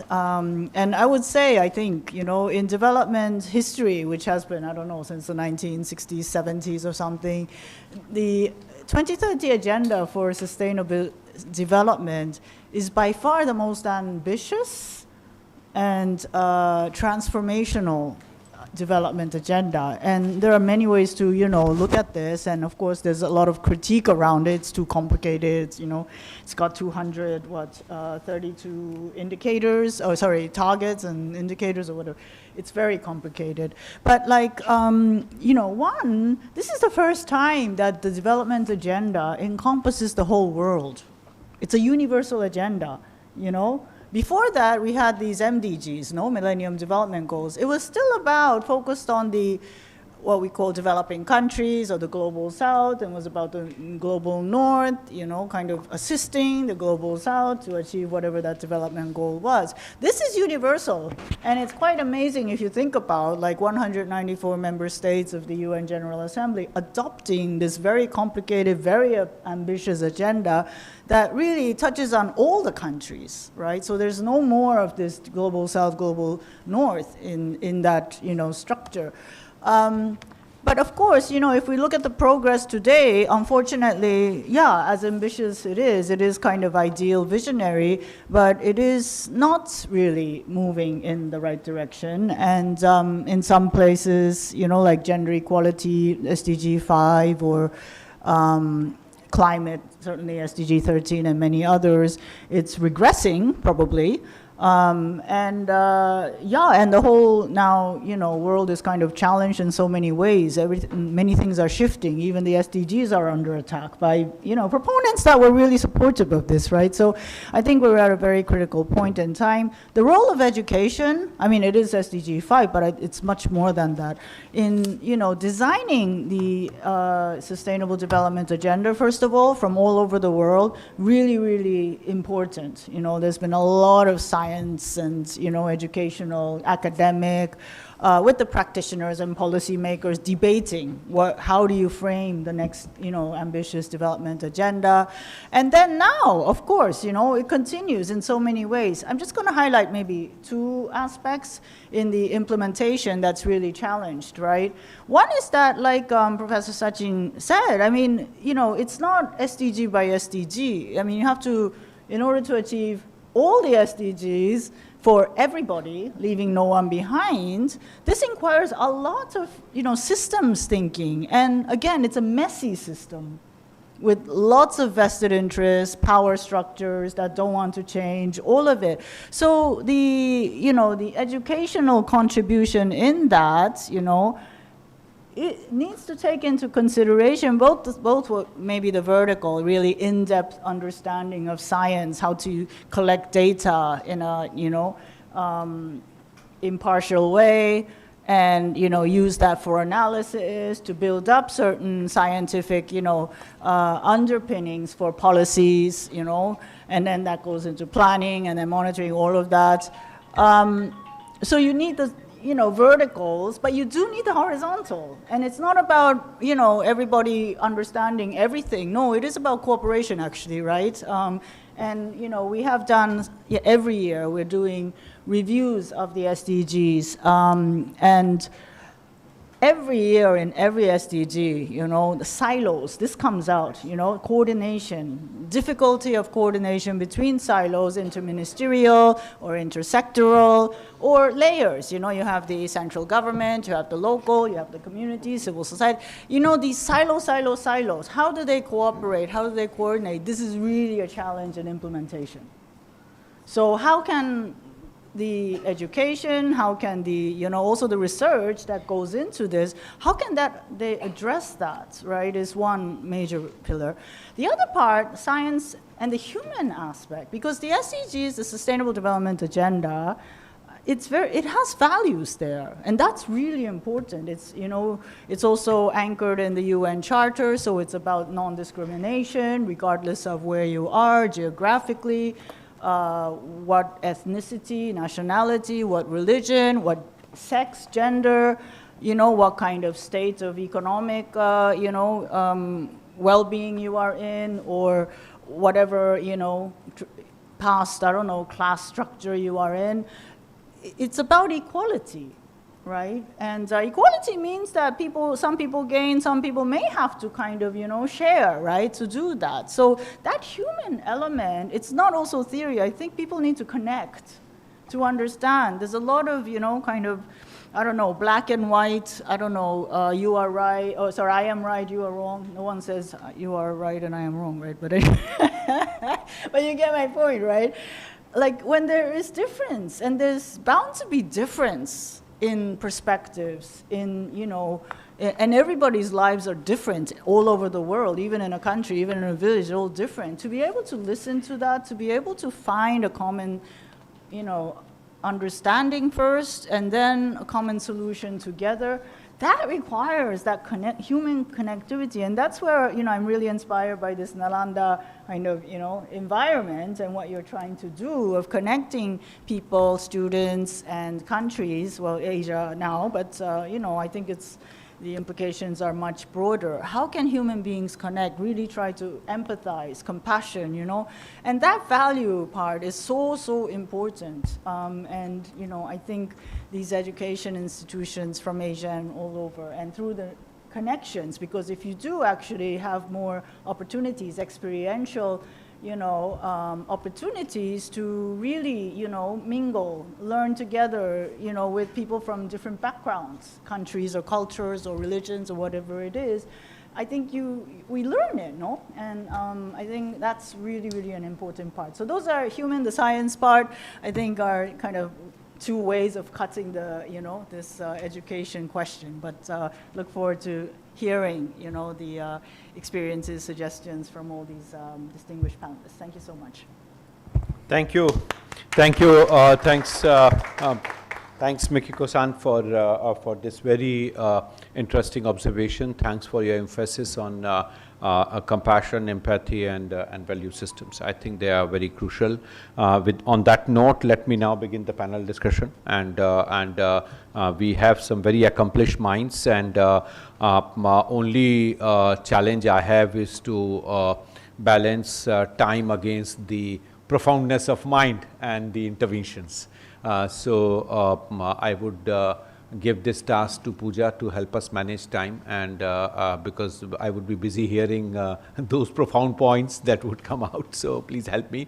8 minutes we are requesting all of our speakers to, because we have many more profound minds in this room who would enlighten us, and I want to close this panel at 3 o'clock because I want all the visitors to see the touristic destinations that Nalanda has, university has around itself. So I would very much like them to enjoy. I would request first Professor Milindo Chakravarti to kickstart the discussion. And he always demonstrates how to manage time. So I am giving him the first chance to manage it in 8 minutes. So Professor Milindo Chakravarti, the floor is yours and you have 8 minutes. Not Thank even you. 8 minutes, 10 seconds. Okay, so I can manage time, and I'll if you want, I can finish it 0 seconds and say that my presentation is over. But I would like to just take a few points that I think are very relevant for discussion today. There are discussions about connectedness of SDGs. So we have already started, and this has been a general global phenomenon, that people have realized that we are not going to achieve the SDGs by 2030. And we have already started thinking beyond SDGs to meet the problem of sustainability. And in this context, I think the universities have to play a very, very important role as to what should be the future of our movements from here.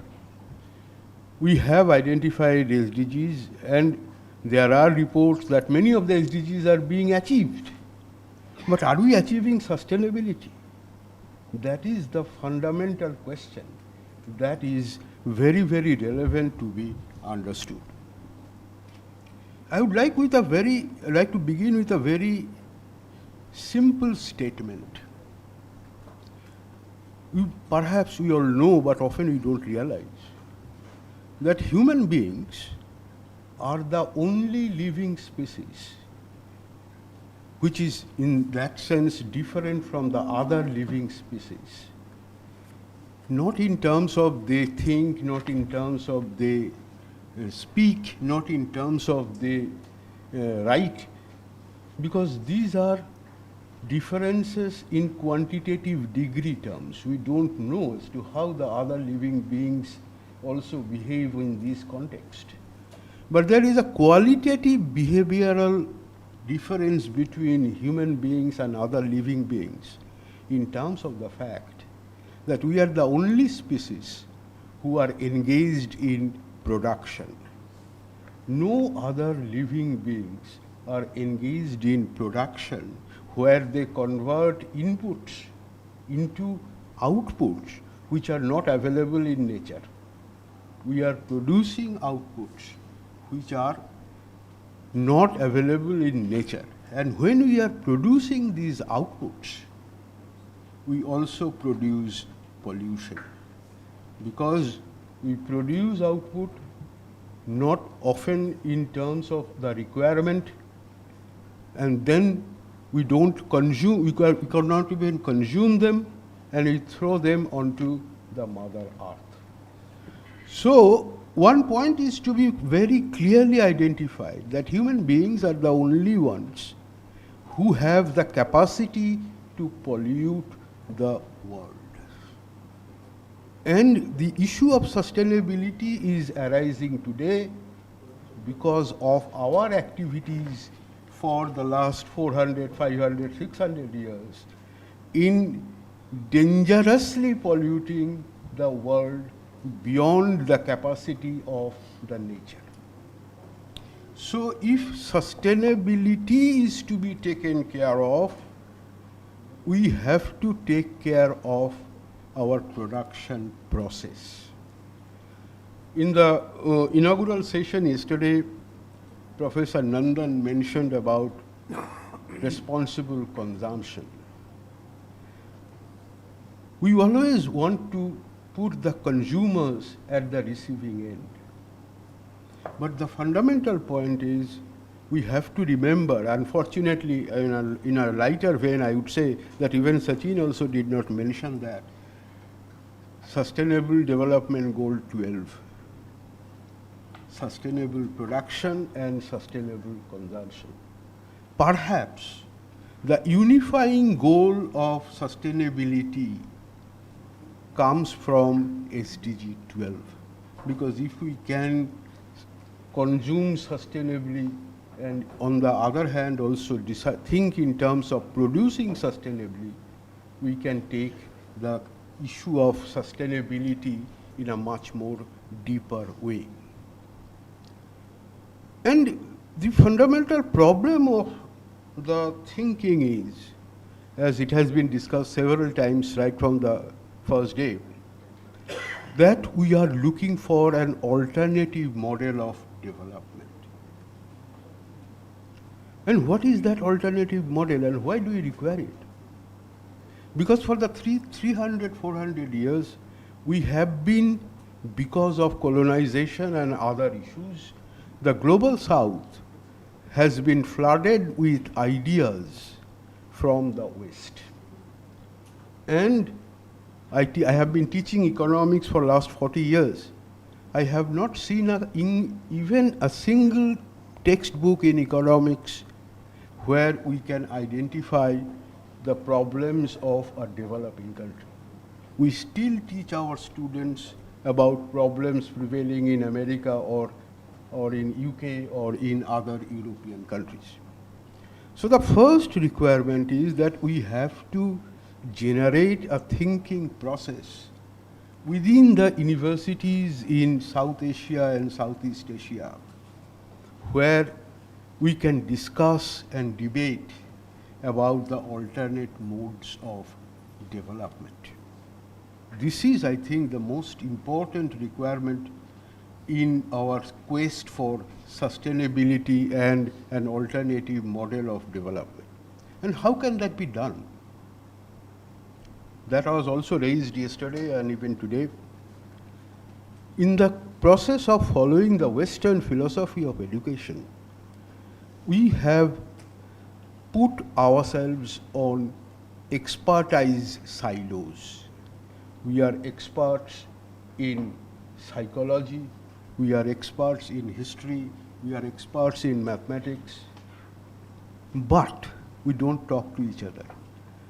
And we don't have a common language to interact with each other. And that's why we are able to solve problems of mathematics, we are able to solve problems of sociology, but we are not able to solve the problem of human beings.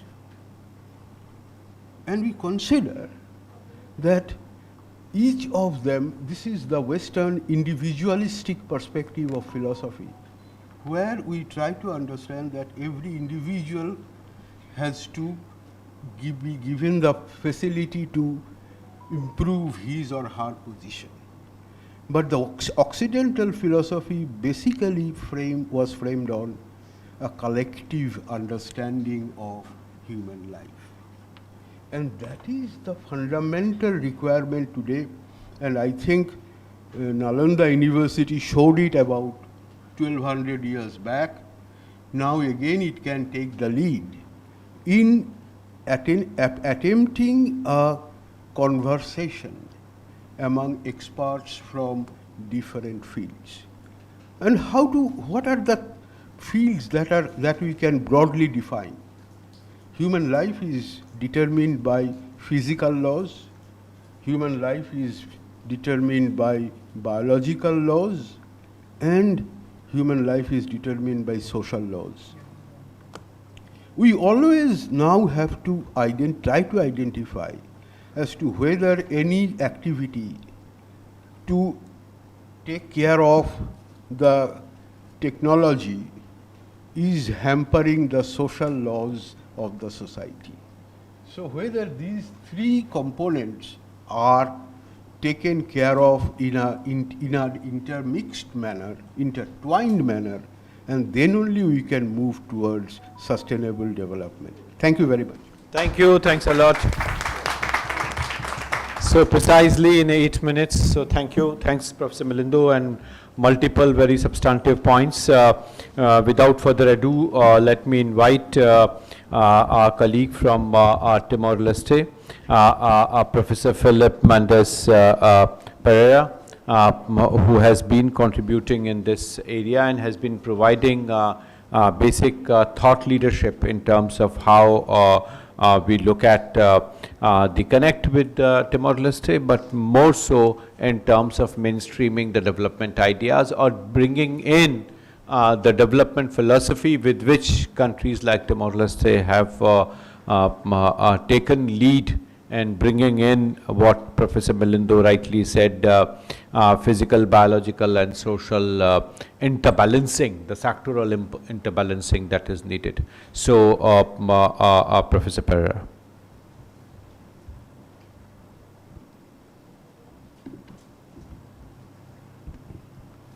Thank you.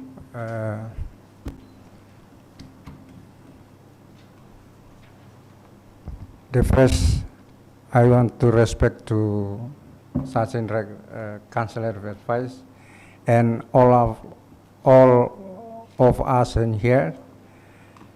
I want to speak to development goals and connect to key discussion point with the context of the Timor-Leste, particularly Universidad Nacional Timor-Leste. The role of university in the driving progress towards sustainable development goals. Timor-Leste serve as critical institution for the fostering sustainable development as the country continues its journey of nation building.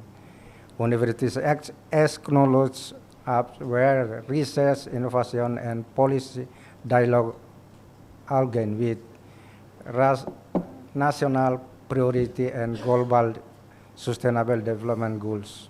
For example, by embedding sustainable development goals related them into curricular and research, when TL helps bridge academic work with real development challenges such as poverty reduction, education access, and sustainable economic growth.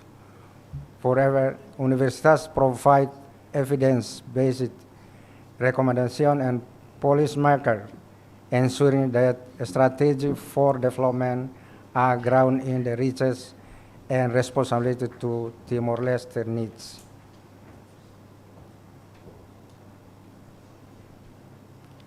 Integrated climate science, health, and digital transformation into education. Timor-Leste is particularly vulnerable to climate change with recurring challenges such as flowing drought and soil erosion. Universities play a central role in preparing graduates to address the challenge by integrating climate science, environmental management, and sustainable agriculture into the teaching and research. Similarly, healthy education is vital given the country development health system, where universities contributed through public health research, training, professionals, and advancing preventive care. Digital transformation is quality significant embedding digital literacy, only learning platform, and IT-based research ensure that the students are prepared for the future where technology underpins innovation and development when tell. For instance, has been expanding digital initiatives to strengthen learning outcome and connect with global knowledge network. And social environment responsibility, universities in Timor-Leste act not only as learning centers, but also as moral compasses for society by promoting social responsibility. They cultivate graduates who are aware of the importance of community service, ethical leadership, and nation building.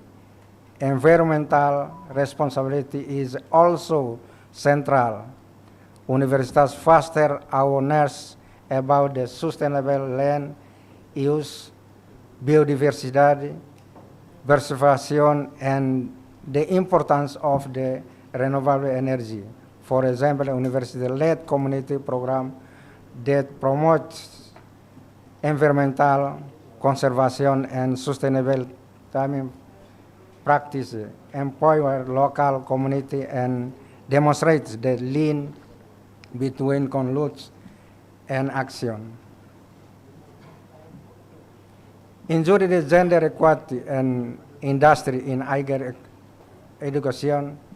Gender equality is a critical issue in Timor-Leste, where women and marginalized groups often face barriers to education and professional advancement. Universities serve as platform for change by ensuring equal opportunity for women in access, participation, and leadership roles. When the other higher education institutions are increasingly developing policy and programs that encourage family enrollment in the traditional male-dominated fields such as engineering, economics, and political science. By fostering inclusivity, universities not only promote fairness but also ensure that the talent of the entire population contribute to achieving the sustainable development goals. For action, these universities establish a center of gender. Center of gender action is reaches introduce how people exercise their rights with the family and participate in the politics and economics, action, education, and others.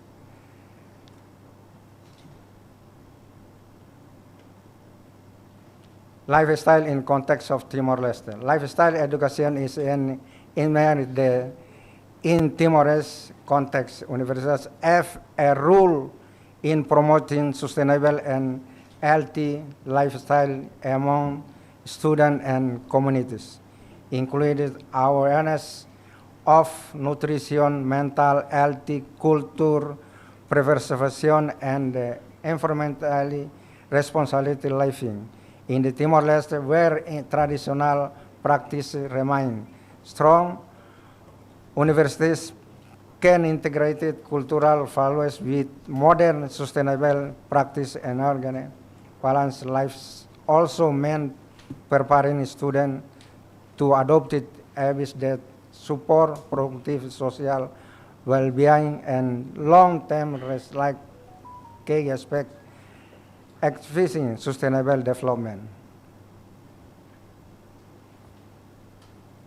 Finally, as central to advance to sustainable development goals by shaping knowledge, skill, and value and address climate results, health, gender equality, and digital readiness and social responsibility.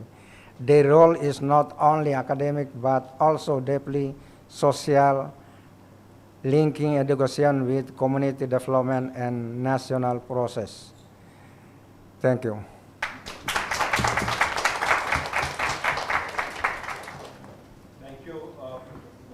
Thanks, Professor Pereira, for bringing forward our take of Timor-Leste on lifestyle, your emphasis on gender participation and nation building and ethical approaches with access and equity, I think are extremely important points that you have made. Let me now turn to Myanmar. Myanmar has been going through multiple opportunities and challenges in terms of how society, education system, and polity responds to the challenges that we have. I have great pleasure in inviting the Deputy Director General for Higher Education in Ministry of Education, Dr. Kwa San Wen, for his remarks. You have the floor. So, good afternoon, the distinguished guests and all the attendants here from EAS membership countries. So I'm Jo Sang-wen from Myanmar and the Deputy Director General of the Department of Higher Education. But also I've been a Deputy Director General only for 2 years. So I was formerly a professor at the university in Myanmar. So, and then in the context of Myanmar, regarding to the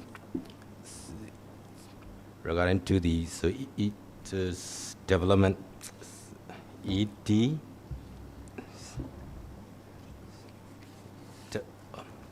sustainable SDG goals in sustainable development goals by the UN.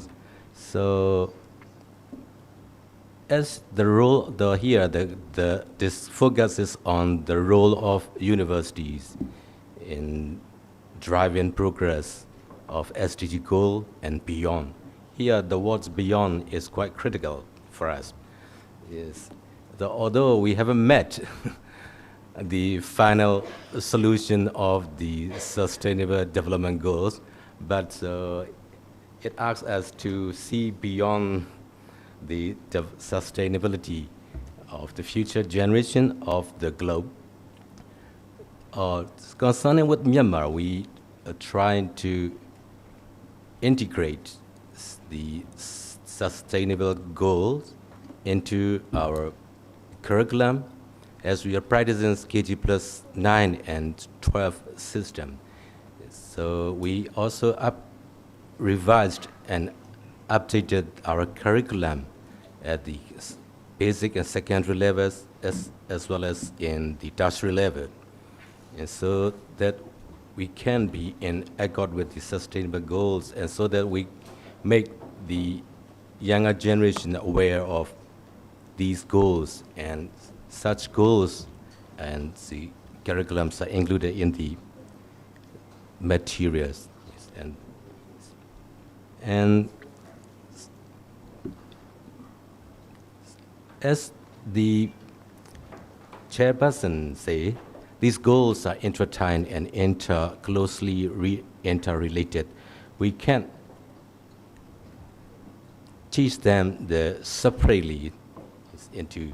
So the role of our university is to find solution and to encourage research on in finding solutions and to train our younger generations so they can critically think or philosophize about the impact and sufferance of these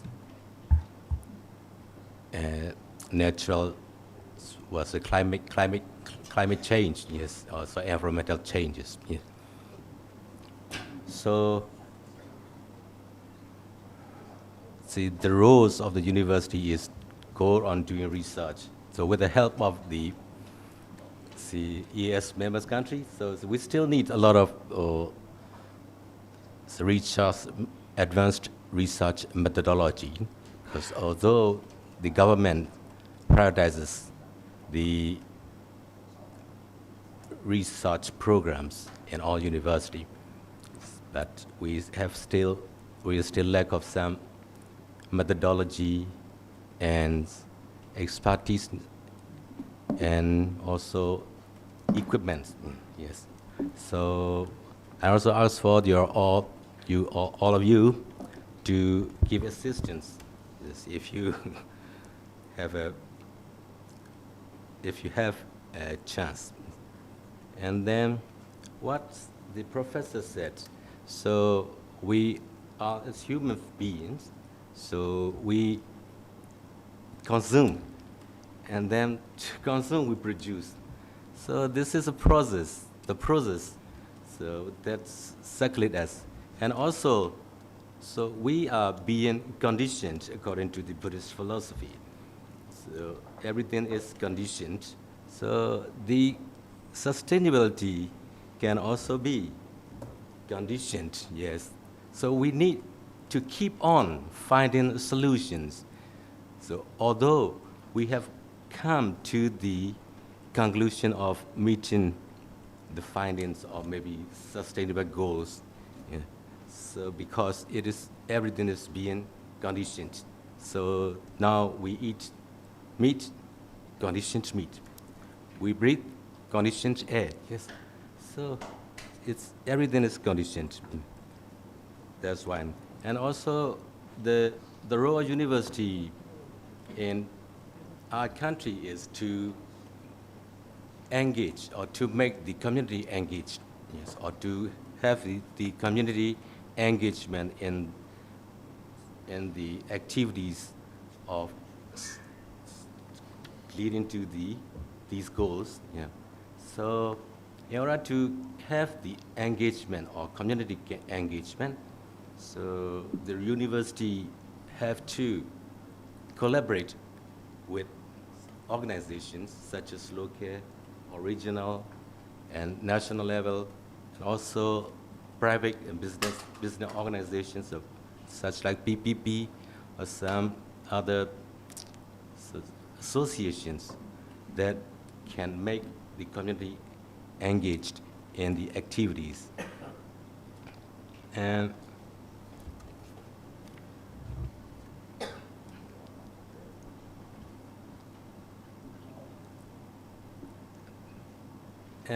also the Sustainable Development Goal is, so I'm jumping on topics, and also gender equality in our countries. Although our community and society doesn't favor the gender disparity, but there are some traditionally rooted grudge, or maybe malice, or maybe some this. So we need to dismantle or compel such grudge in order not to have disparity in the education. But usually our society is peaceful and harmonious with each other. Yes. And then there are also the programs for the out-of-school children, so up to the age of 18. So it is undertaken by the Department of Alternative Education or Department of Alternative Education. So this is that department. Yes. That department organizes such out-of-school children and give the especially tailored curriculums, and then also give TVET or vocational programs. Thank you for your listening. Thank you. Thanks a lot, Dr. Kwas and Wen, for very interesting intervention and very useful points that you have made. And I'm so happy that you emphasized on SDGs and beyond. This is something which is very important for us to imagine what would happen after 2030. There are already discussions happening in terms of huge data leveraging and IT adoption that we are doing. Lot of data centers are coming up. how we are going to cope up after 2030 with the kind of pollution we are creating in our economies. And that part, I think, would be extremely important for us, where economies and digital payment architectures, they are all creating multiple data centers across our countries. So we need to think as to how we would have our strategy after 2030, and particularly the point that you mentioned in terms of huge burden that is there, and the point that you made of conditioning of our minds. That, I think, is very important for students and for the society as a whole. And your idea of process to reduce consumption is equally important. So thanks a lot for your intervention.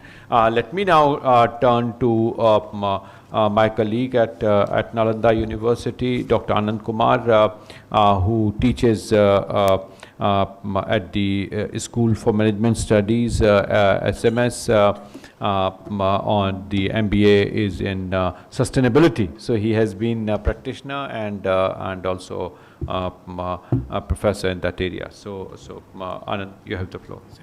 So thank you so much, sir, and good afternoon, everyone. I will be talking about 4 key points, and I am thankful to the committee that they have allowed me to keep my views on advancing the Sustainable Development Goals through education. So the 4 key points which I will try to discuss with you here is that the first is creating the knowledge, which is one of the most important things when it comes to advancing SDGs through education. The second is about research, innovation, and transformation of that innovation which we do. The third is about responsible campus. And fourth is, which is most important, is that prioritizing our issues, the agendas, that what could be the next agenda beyond SDGs. So coming to my first point, it is related to the creating the knowledge, and there the role of universities and particularly the audience which is here right now is more important. We need to think for the rigorous and interdisciplinary courses, how to design it, must be discussed. That is one thing. And with the new education policy which we have in India right now, which talks about interdisciplinary models, which talks about the cafeteria model, that could be one of the key way forward when I talk about rigorous and interdisciplinary course structures. And when I talk about course structure and generation of knowledge, it should be must based on the 3 pillars of sustainability. We cannot ignore economic development, that is the key, but we need to keep in mind that how we are going ahead, keeping that economic sustainability and keeping that social and environmental sustainability as well in mind. And to do so, there is a need to train the individuals who can understand the interlinkages between the SDGs. So as sir has rightly mentioned that there are interlinkages of SDGs. So they need to understand that how they are interlinked and what are the different ways, different frameworks to assess the impact of these policies which are there for each of these SDGs. So the interlinkages is one of the key which we need to understand when it comes to the education sector, that we train the individuals who are well equipped in understanding that how these association exists. And there the role of system thinking and experiential learning comes in. In an academic institutions, of course, we need to think more systematically that how these SDGs are interlinked, what will be the impact, and how we are going to assess the impact of these sustainable development goals. And to do so at Nalanda, what we have done is, as sir has mentioned rightly, that we have the School of Management Studies, where we have a course which is MBA in Sustainable Development and Management. So keeping that economic growth and economic development at the core, we are trying to put social and environmental sustainability at the periphery. So what we are trying to come up with these courses in terms of our electives is that we are trying to integrate and tackle all 17 SDGs, in particular 106 targets of these SDGs. Through the various courses which we offer a course which is Culture, Philosophy, and Ethics of Management. So we cannot think of development or sustainable development without ethical leadership. So that is one of the key. There are other courses which I'm not going to take the names, but which talks about sustainable livelihood, which talks about sustainable resource management, and all these things we try, sustainable urbanization, and all these things we try to discuss in that course. Then, as I said, cafeteria model is one of the things, and as an outcome of that cafeteria model, what we have produced is that a person from management, he can go and learn about the Buddhist philosophy. Now, the outcome of that is that we are coming up with a new framework of human well-being. So that student, he had worked in that area, and of course, we had colleagues from different schools, which all of them, they sit together, and then we discussed about that, how we can integrate management aspects and Buddhist philosophy together, how we can think of social well-being with different indicators. The second point is research, innovation, and transformation. At one side of the research, innovation, and transformation, we need to think about more rigorous scientific research. There is no way, according to my understanding, but that research should lead to the idea. That idea should transform into innovation, and that innovation should be simplified in a manner that the society can utilize it. Innovation without simplifying, or science without simplification, I don't think, according to my understanding, is going to help us in future. So, and to do so, there are few things which I would like to mention. One is the citizen science approach, which is right now, we are discussing about that, how we train, how we simplify the science so that the society can use it more effectively. The second is indigenous knowledge systems. I will give you one example. Maybe some of you have seen outside the campus. There are some herbs in which there are white flowers. We say it cas. The scientific name is spontaneum. And then if you see that grass, there is a literature in Ramayana, there is a slok in Ramayana which says that Phule kas sakal mahichai janu barsa krit prakat budhai. In English, it is like the flowering of that plant, that herb, indicates that the rainy season is almost over.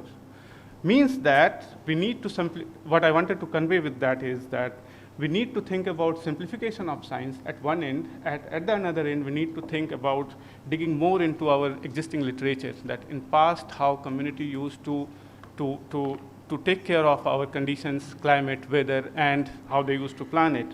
And then we need to converge both of these together to come up with a practical solution. Coming to the third point, which is for me very important, is that developing the campus, which are more responsible campuses, university campuses, educational institutes, because most of the time, the students, they are staying in the campuses, and then what we practice in that campus, what we have learned in that campus, remains with us for a longer period of time. And there, the campuses should be developed in a way that we talk about cooperation, we talk about coexistence, we talk about interdependence and interconnections. All these 4 points must be taken care of, and we are trying to come up with the new campuses. Nalanda, of course, with the leadership of our Honorable Vice Chancellor, we are trying, but there should be more such institutions which talks about all these things. Sir has already talked about the responsible consumption and production, so I will not go into that, but apart from responsible consumption and production, within the campus, how we are trying to look for the biodiversity, how we are trying to look for the water conservation and other environmental issues that are the key. This discussion for me is again very important and timely as we are talking about climate change and the role of digitalization. Climate change, we have enough evidences, scientific evidences that climatic variables are changing, and at the same time, there are some discussions around the digital technologies. How we integrate both of these, that should be one of the key agenda. One option which I could see is that climate models, we have the predictions, and accordingly we can plan for our future and future development discourse. There are new upcoming data set, how we integrate that data set, how we look into that data, and how we collaborate in terms of the data and visualize the data. That is another key point which we can think of with this digital world. The fourth is to set our regional priorities. That is very, very important for me. It it is a time to think beyond the SDGs. We need to do the impact assessment, understand that in terms of each of these SDGs where we have progressed and what could be the next priorities for us. So this must be taken care of. And then that could only be possible when there is a collaboration between the academic institutions. There is a data sharing, there is more such dialogues, and we are trying to we try to come up with new narrative of development and new parameters of development. Thank you so much. Thank you. Thanks, Anand, for very comprehensive and very substantive presentation, bringing in the routings that we have evolved in Nalanda and the way we are practicing what SDGs are actually laying out. So cooperation among educational institutions between ASEAN and India, that would be extremely important. And later on when we open the floor, I would very much like to hear from Professor Piyanta Sarkam from you on what you mentioned today morning about community engagement, something that Anand mentioned. It would also be pertinent to see how curriculum changes, and that's where Professor Kya-Hin Chai, I would very much like to hear from you. In Singapore, you have tried to make that effort at the National University of Singapore.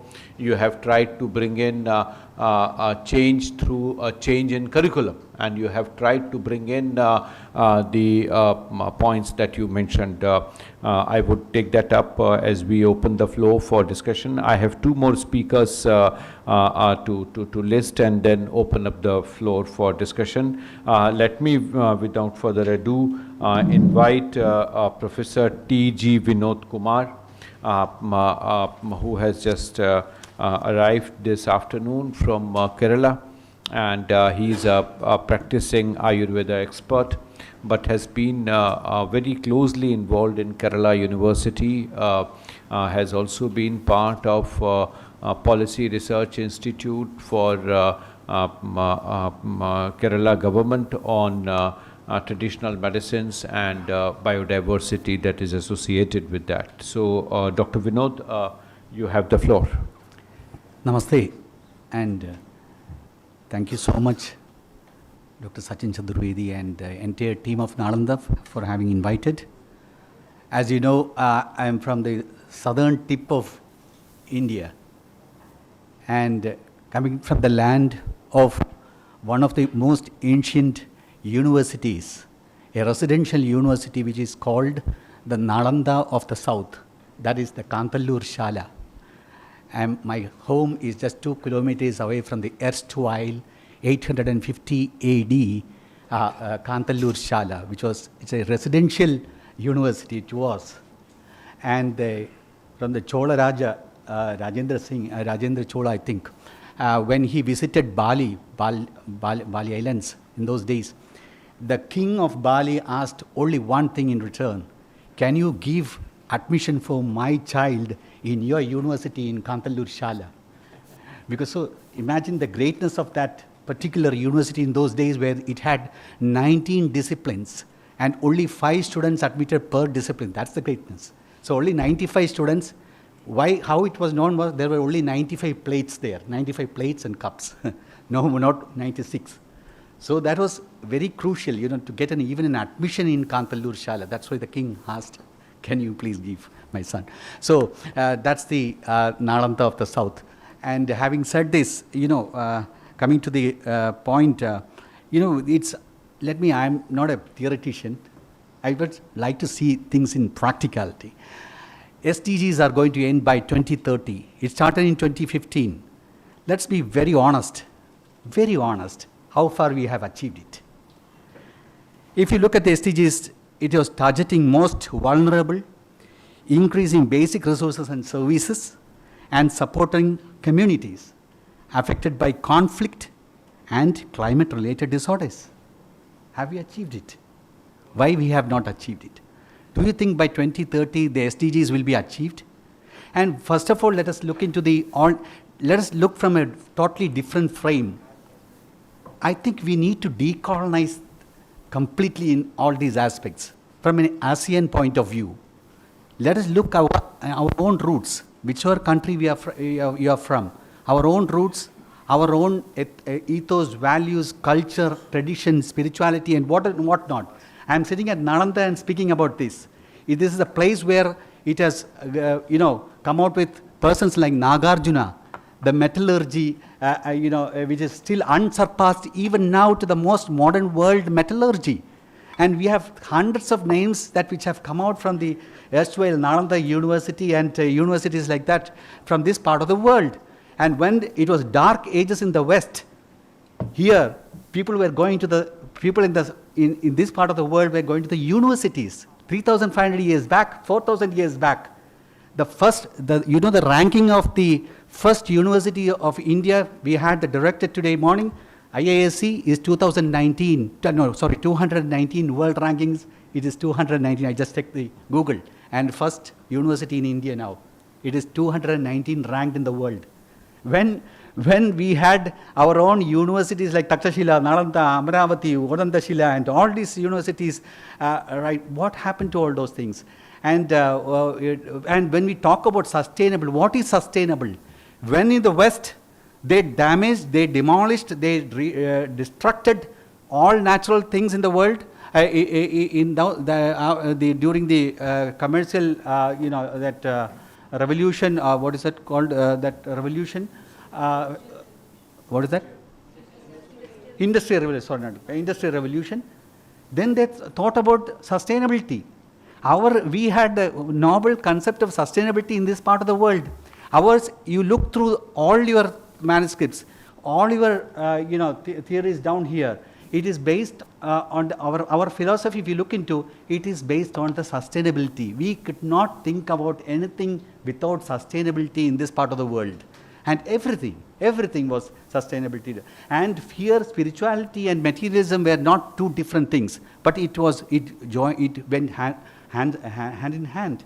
So the concepts, philosophy, and value systems, everything, if you look, we can see that it was the most developed, advanced society or place that we had.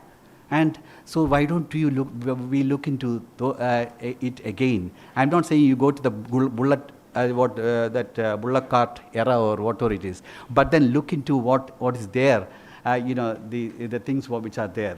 9 million, I think I was told, manuscripts were burnt down in this Nalanda University by the Khilji, Mohammed bin Khilji or whoever it is. Fine, Bakhtiyar Khilji. But then,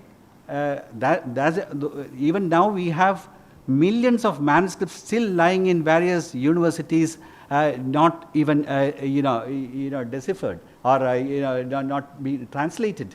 Is it not high time that we look into all these aspects? This is the land of Buddha. Where is peace in this land? So we are talking about peace everywhere else in the world, but we are not looking at on the tip of your nose where peace originated, or peace was, talked to the entire world by Lord Buddha and other, great human beings in this land. So sustainable, we have to define, redefine, and tell to the West, tell to the whole world that this is what sustainability means. For that, you have to look into your own manuscripts, your own texts, your own philosophy, your own concepts, your own culture. Then we'll be able to tell, how the world should be, and how we can overcome these warring nations.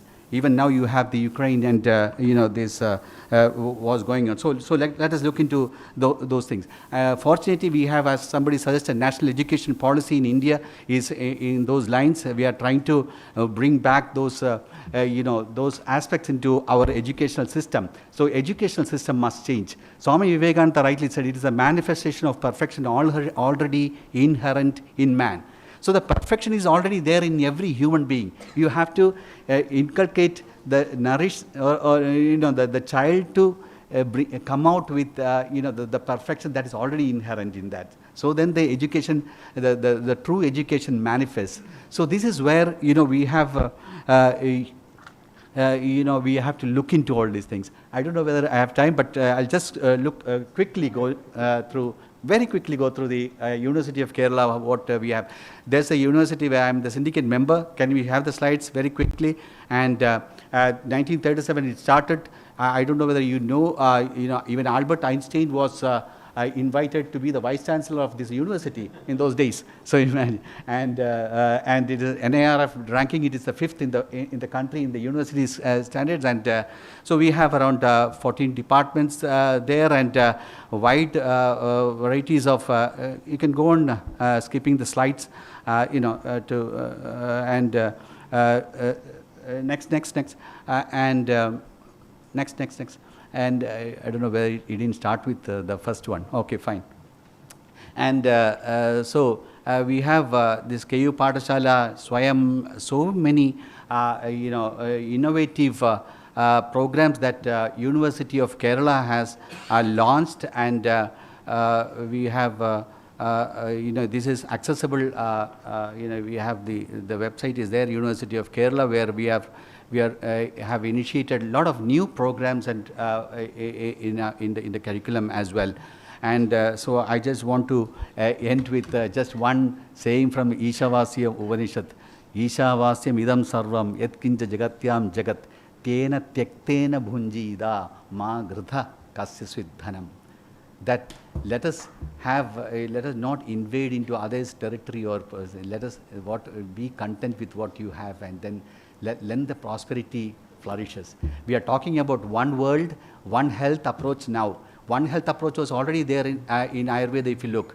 Human being, animal, and environment. That is one health. So that one health was already there in concepts like Ayurveda. So let us look into all these aspects and tell to the whole world that what we had from the ASEAN countries, what we have, and let us work into that. Let us teach the next generation of our strengths, our core strength. Dhanyavad. Thank you.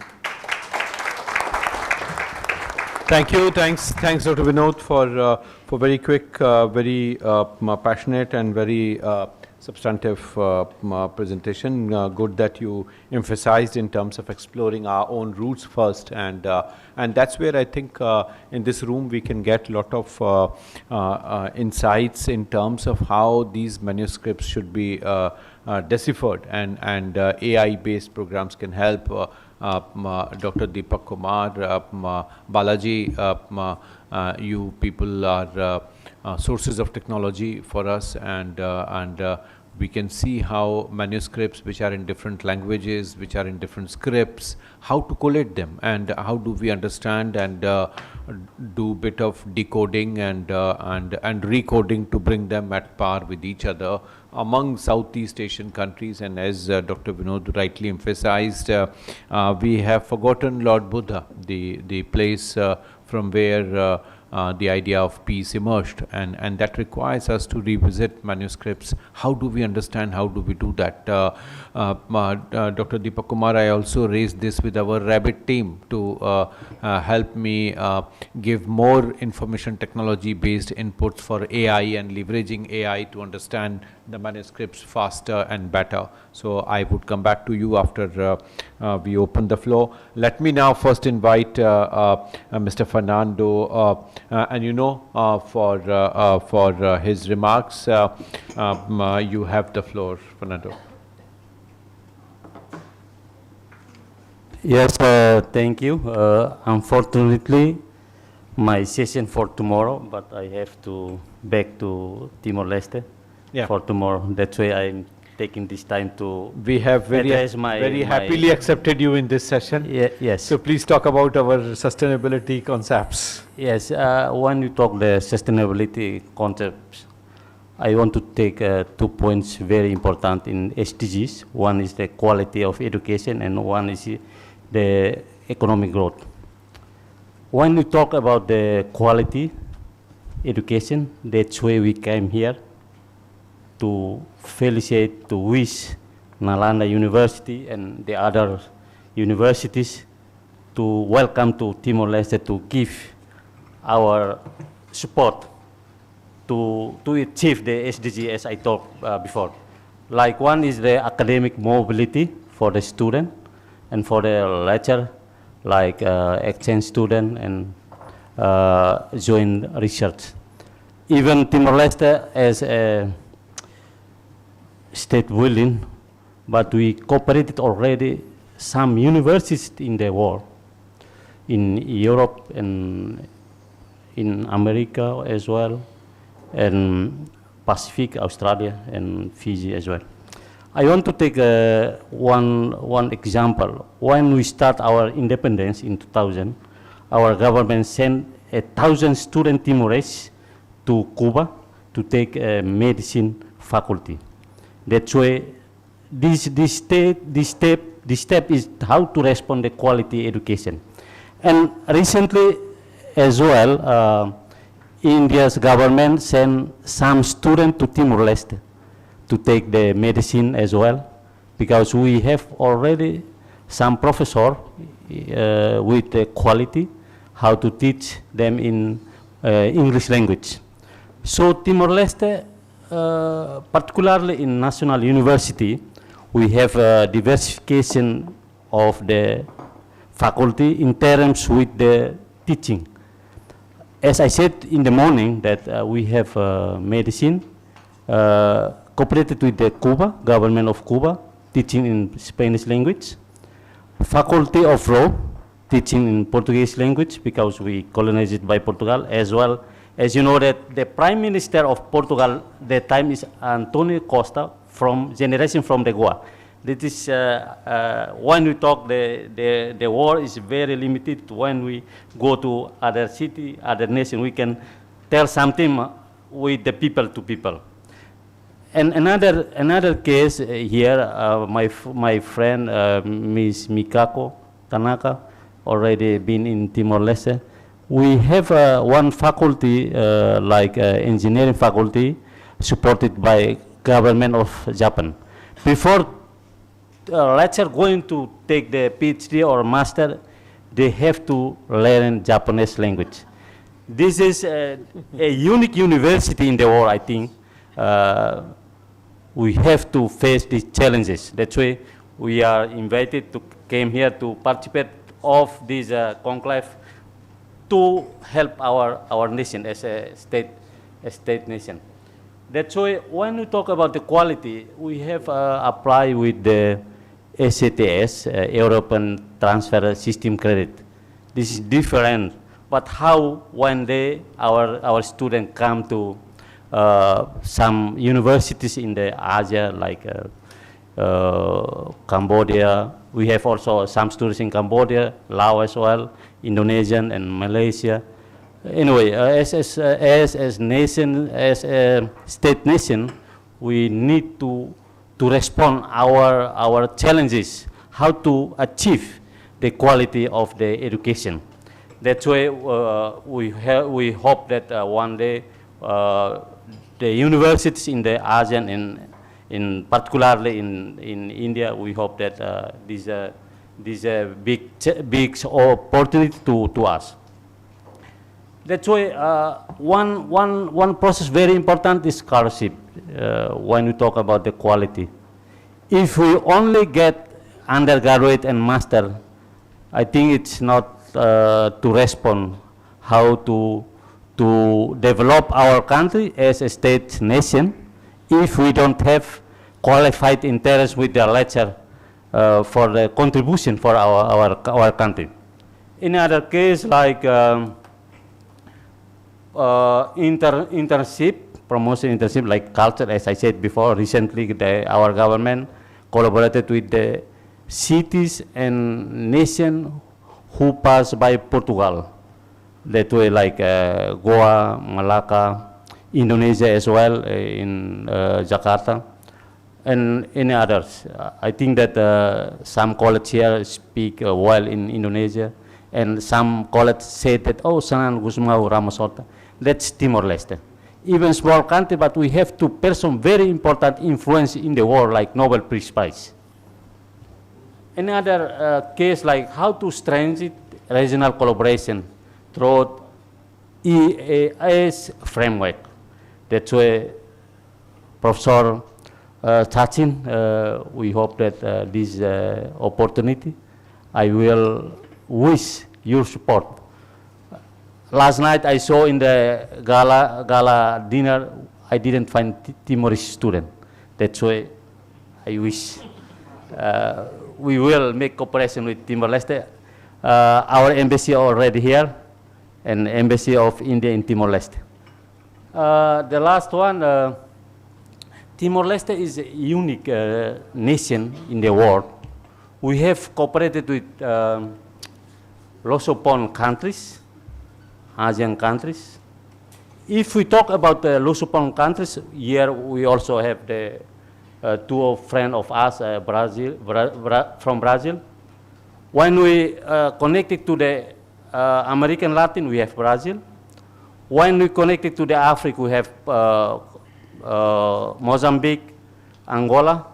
When we connected with the Indonesia, we integrated in the ASEAN. Next month, we will addition as an official member country. That's why even Timor-Leste is still a young country after restored our independence in 2002, but we have already established, cooperated with embassies. That's why our president, Mr. Ramos Horta, who is the lead, always the cooperation with the other country. I think that everyone knows Ramos Horta, the big person for Timor-Leste. That's why we came here as a professor.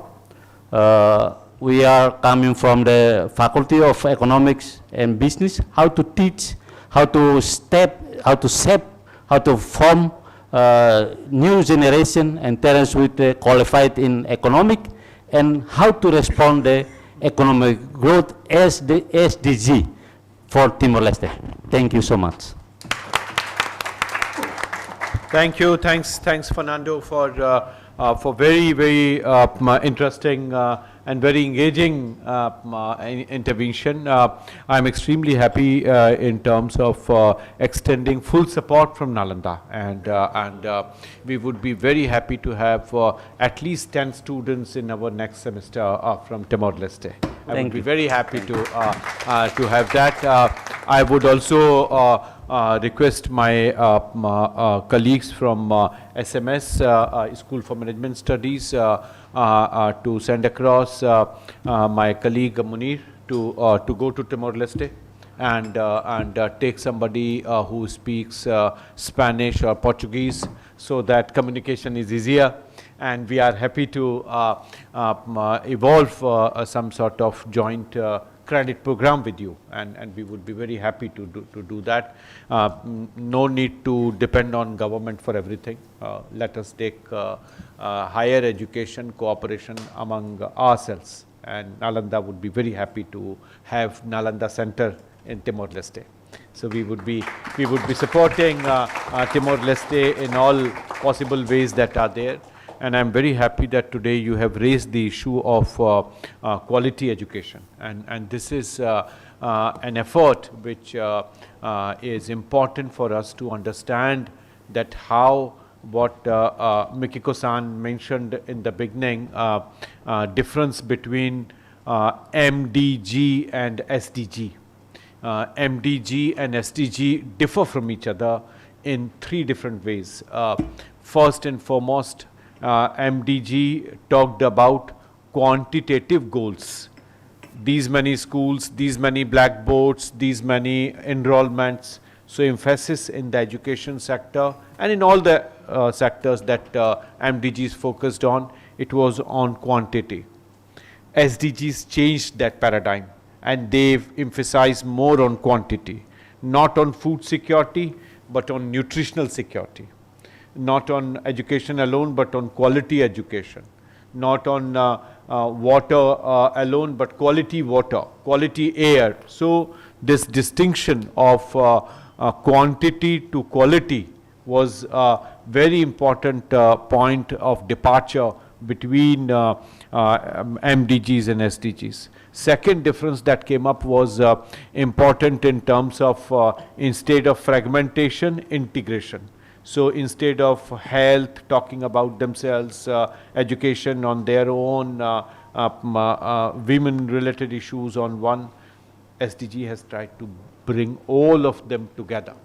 And then the third difference is the first 6 SDGs are actually continuation of the MDG goals, and rest are additions in terms of how the wider ecosystem of finance, of environment and other dimensions converge. So good that you have mentioned. Now, friends, we have a couple of minutes in hand. I have already requested some of our colleagues to make some points and help us move forward, because this is also in a way a reflection of how we go forward. What are the ways higher education institutions in India and in East Asia Summit countries can go forward. Today we have also raised the issue of culture. South Korea was the only country during SDG negotiations that talked about culture. One goal in SDG to be of culture. So we can think of when, as Dr. Kwas and Win mentioned, beyond SDGs, we should say beyond SDGs, culture is important. We need to bring in local culture, local ethnic approaches in solving issues. In G20 itself, we have seen how issues have varied according to culture. In the Italian G20 presidency, gender was one major theme. While in Saudi Arabia G20 presidency, they said social cohesion. They did not say gender. So countries change approach, countries evolve different lexicon, they change the way you look at. So the Western limitations that Dr. Vinod talked about, I think we have to overcome that. But we have to overcome not by political approaches alone, but by substantive action by academics, and academics can change that. So I open the floor now immediately, and please indicate if you are prepared to intervene, but without any indication, I would request Professor Sarao to quickly share his perspectives, and then we go further.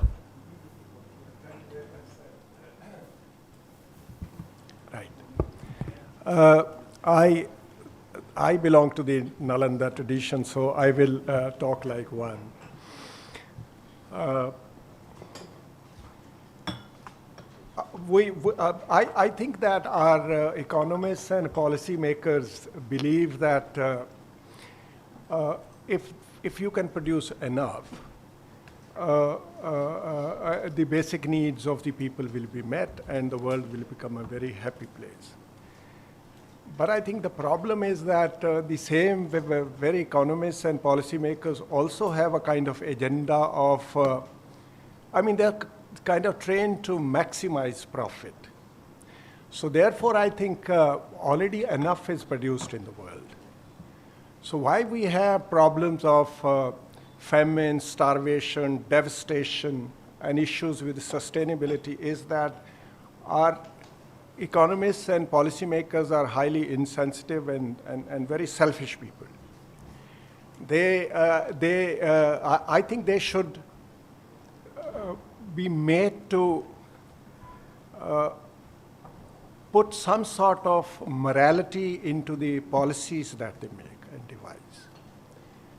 Because I think it's a fact now, one doesn't have to be an economist to know that we have enough in the world already, but these very policymakers, they manipulate the system to give maximum price to their supporters and the ones who bring them into the system, the people on which they survive and they progress.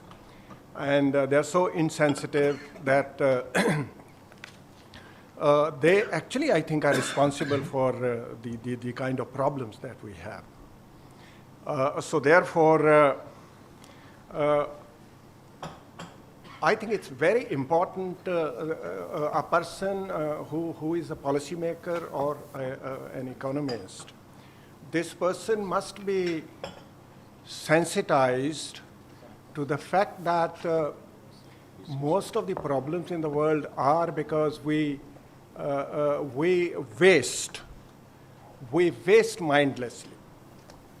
You will see today itself when you go and have dinner, a majority of you will actually put more food in your plates than you would eat.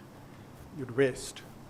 And many of you, I'm sorry to say this, I apologize for saying this, many of you have actually ruined your own health by overeating and being careless. I don't know how responsible kind of citizens you are in today's very cruel world where so much devastation is taking place because of gentlemen and ladies like yourselves who are policymakers. I think it is very important for people such as yourselves who are policymakers to be sensitive enough. But how to sensitize you people? Maybe perhaps we should have a system for people who get a license to be economists and policymakers, that these people are put in some sort of concentration camps for maybe a couple of years, where they're sensitized to human values. Otherwise, such intelligent, educated people actually refuse to learn. I'm sorry to say this, that most of these problems that we have of famine and devastation, deprivation of even access to basic needs and education, I think it is you policymakers who are responsible, because you have a kind of agenda to actually manipulate the system to perpetuate this kind of inequality. So as a person of Nalanda tradition, I feel it's very, very important that when you devise these policies, you put some kind of moral system into it, so that it's very important to understand that as you progress, you get access to resources, you waste more and more. I have spent half of my lifetime in the West.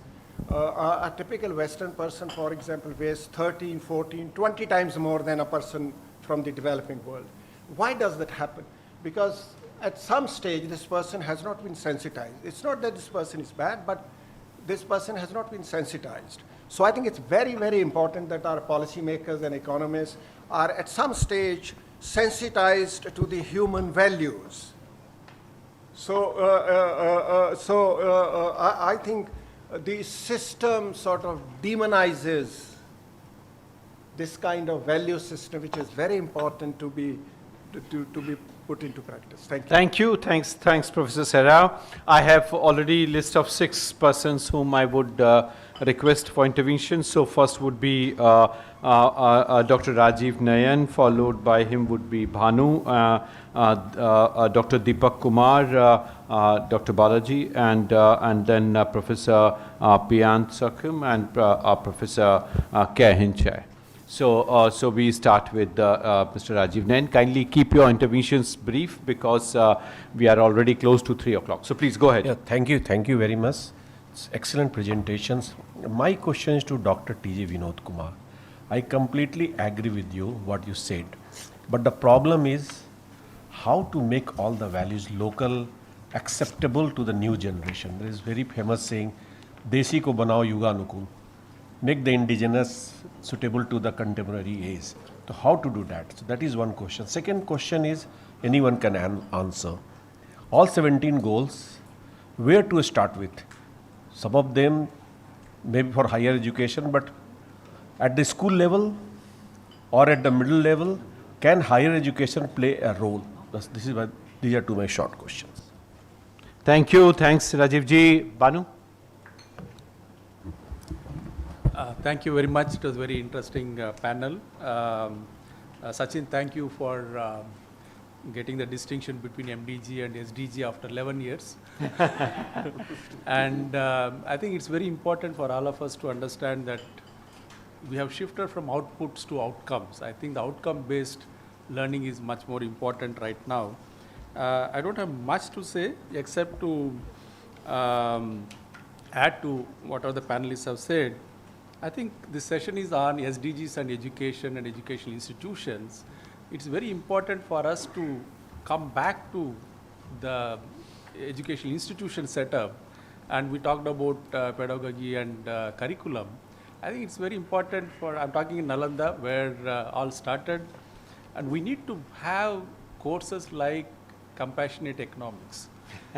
And I think that is one, I mean, Nalanda should have some module, and I think you need to prepare and circulate to all the universities, maybe UGC also for that matter. I think the compassionate economics is something that really brings all, particularly Gen Z, you know. Gen Z don't do anything, this kind of studies. At least we, our generation, we read something. But I think for Gen Z, you should bring this module, and it should become part of the national education policy also. Second is about, you remember run up to G20 when we had discussions in RIS, we talked about some themes for India's presidency. And I think at that point of time, I raised this point of bringing heritage as our India's presidency theme. Now I can, again, as we talk about getting rooted to Indian culture and Indian past, I think we should also have something related to what we call it as, I'm talking from economics point of view, so you should have something called economics of heritage, which I introduced in my university for the first time, and with the help of INTAC, we had a courses, and I think that really worked very well. And economics of heritage is one thing that I thought is very important. The last point is about at least my generation have not read philosophy or logic in our curriculum. As Dr. Vinod Kumar also pointed out, it should become again a simplistic, and when philosophy means people think, okay, it's something you cannot understand. I think we need to have some structure where the philosophy, whichever philosophy that we talk about, should be, I think, made a little more simple, so that, you know, we appreciate what is there in the SDGs. Otherwise, even United Nations is confused about SDGs. They really don't know where to go from here.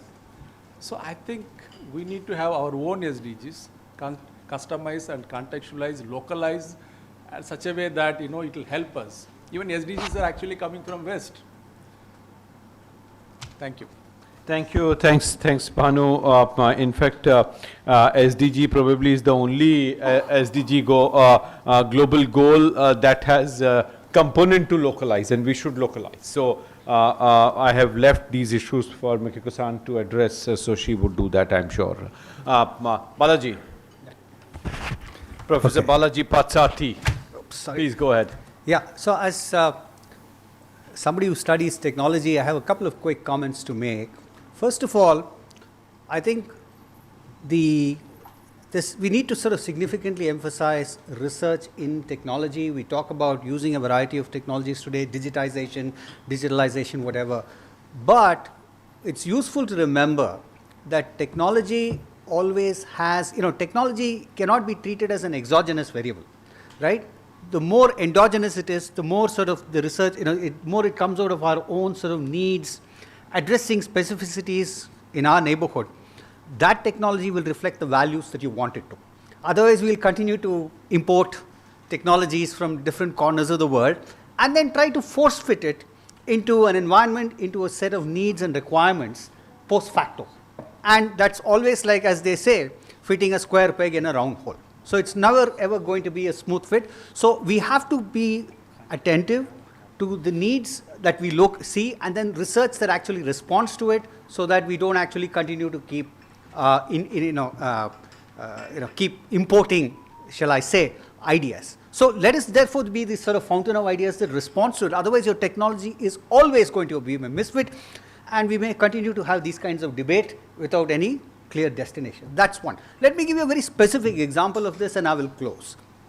one of the panelists very rightly pointed out, I think it was Dr. Vinod Kumar, who talked about all these manuscripts that we have. Much has been destroyed, but there's still plenty that actually remains, right? Now, the thing is, a lot of it needs to be deciphered, and maybe more important than deciphering is also to actually convey it in a language that can be understood today. Now, what this calls for is advances in natural language processing, right? Which is a very crucial area of computer science. Thing is, if a lot of the natural language processing technology actually comes from elsewhere, why can it not be rooted here, right? By using raw material that we have in terms of our own manuscripts, whether it's about medicine or something else, and then use that as a means for scientific advance that feeds into research that reflects our local values, becomes very endogenous rather than exogenous. I think to me, that would be a form of sustainability, your research responding to your own needs. Thank you. Thank you. Thanks, Balaji. A very, very important point. Let me request now Dr. Deepak Kumar. Yeah, thank you, sir. I will start from where Bala Sarthi has stopped. Like technology, it should be endogenous, not exogenous. Like reading or deciphering manuscript and transcript, the technology is there, but where it is getting used to decipher the CAPTCHA, which is a security thing while logging in.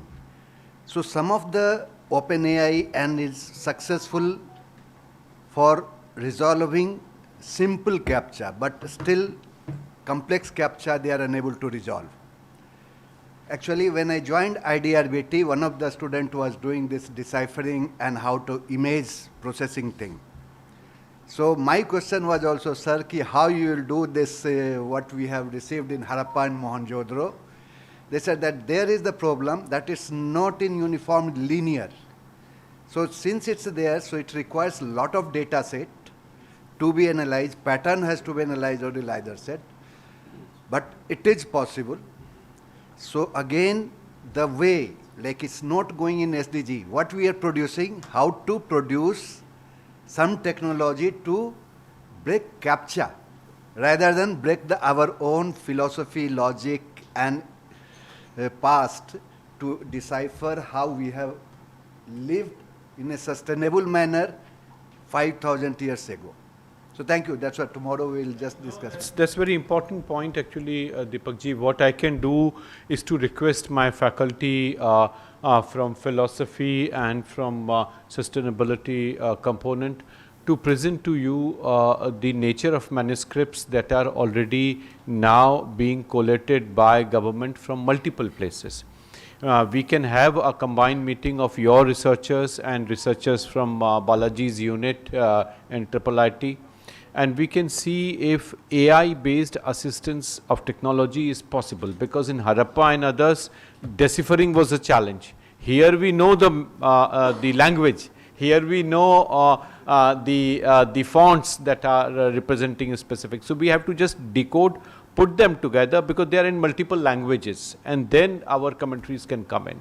This would solve a major problem with the localized scripts that have emerged and also multiple languages they have appeared in. So this would require an IT solution, and it would solve a major challenge before us as to how Buddhist philosophy from other manuscripts is actually telling us what we are presuming for sustainability, for nature of agriculture, for nature of industrial activities, multiple dimensions of our development. So let me now request Professor Piyant Soekam for his remarks. Thank you very much. I think to achieve the Sustainable Development Goal require like international collaboration. So I think I would like to make my observation on SDG 17 partnership for the goal.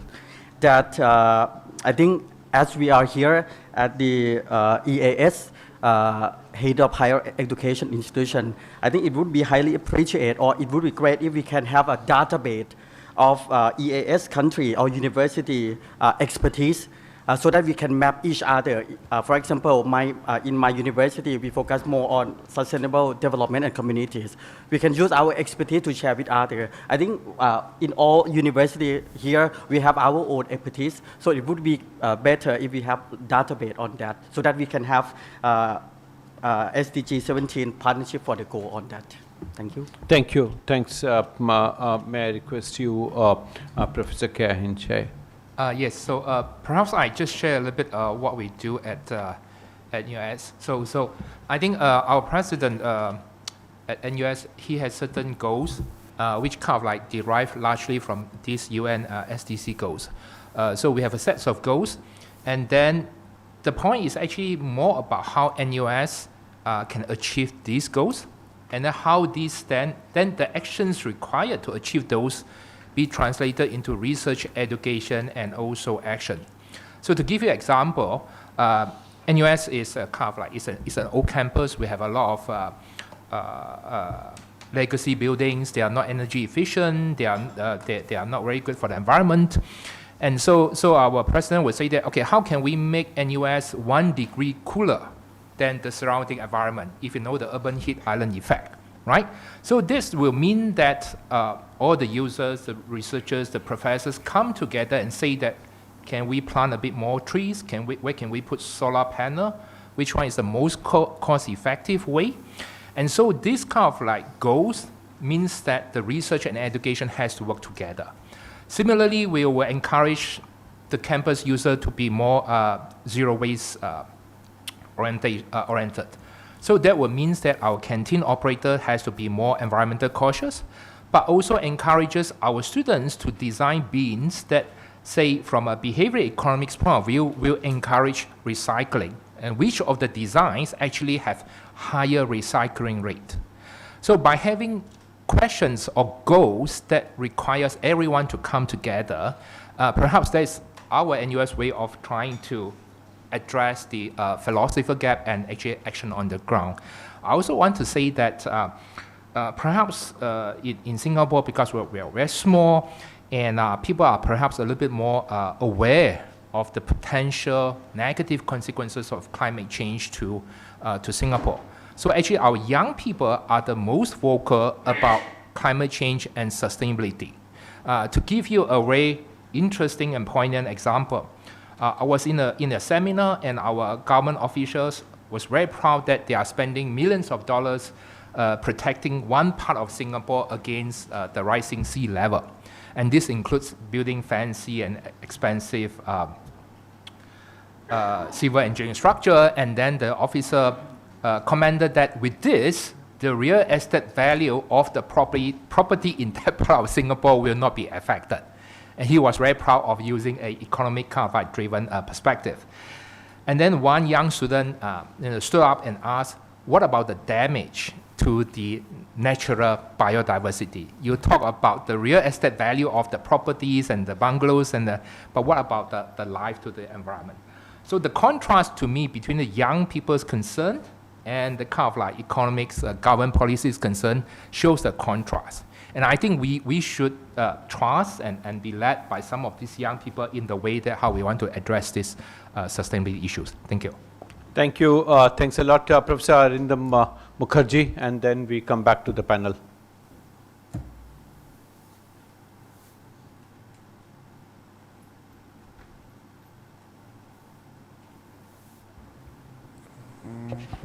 One point I want to raise, for SDG, especially in cultural field, decolonization is very important.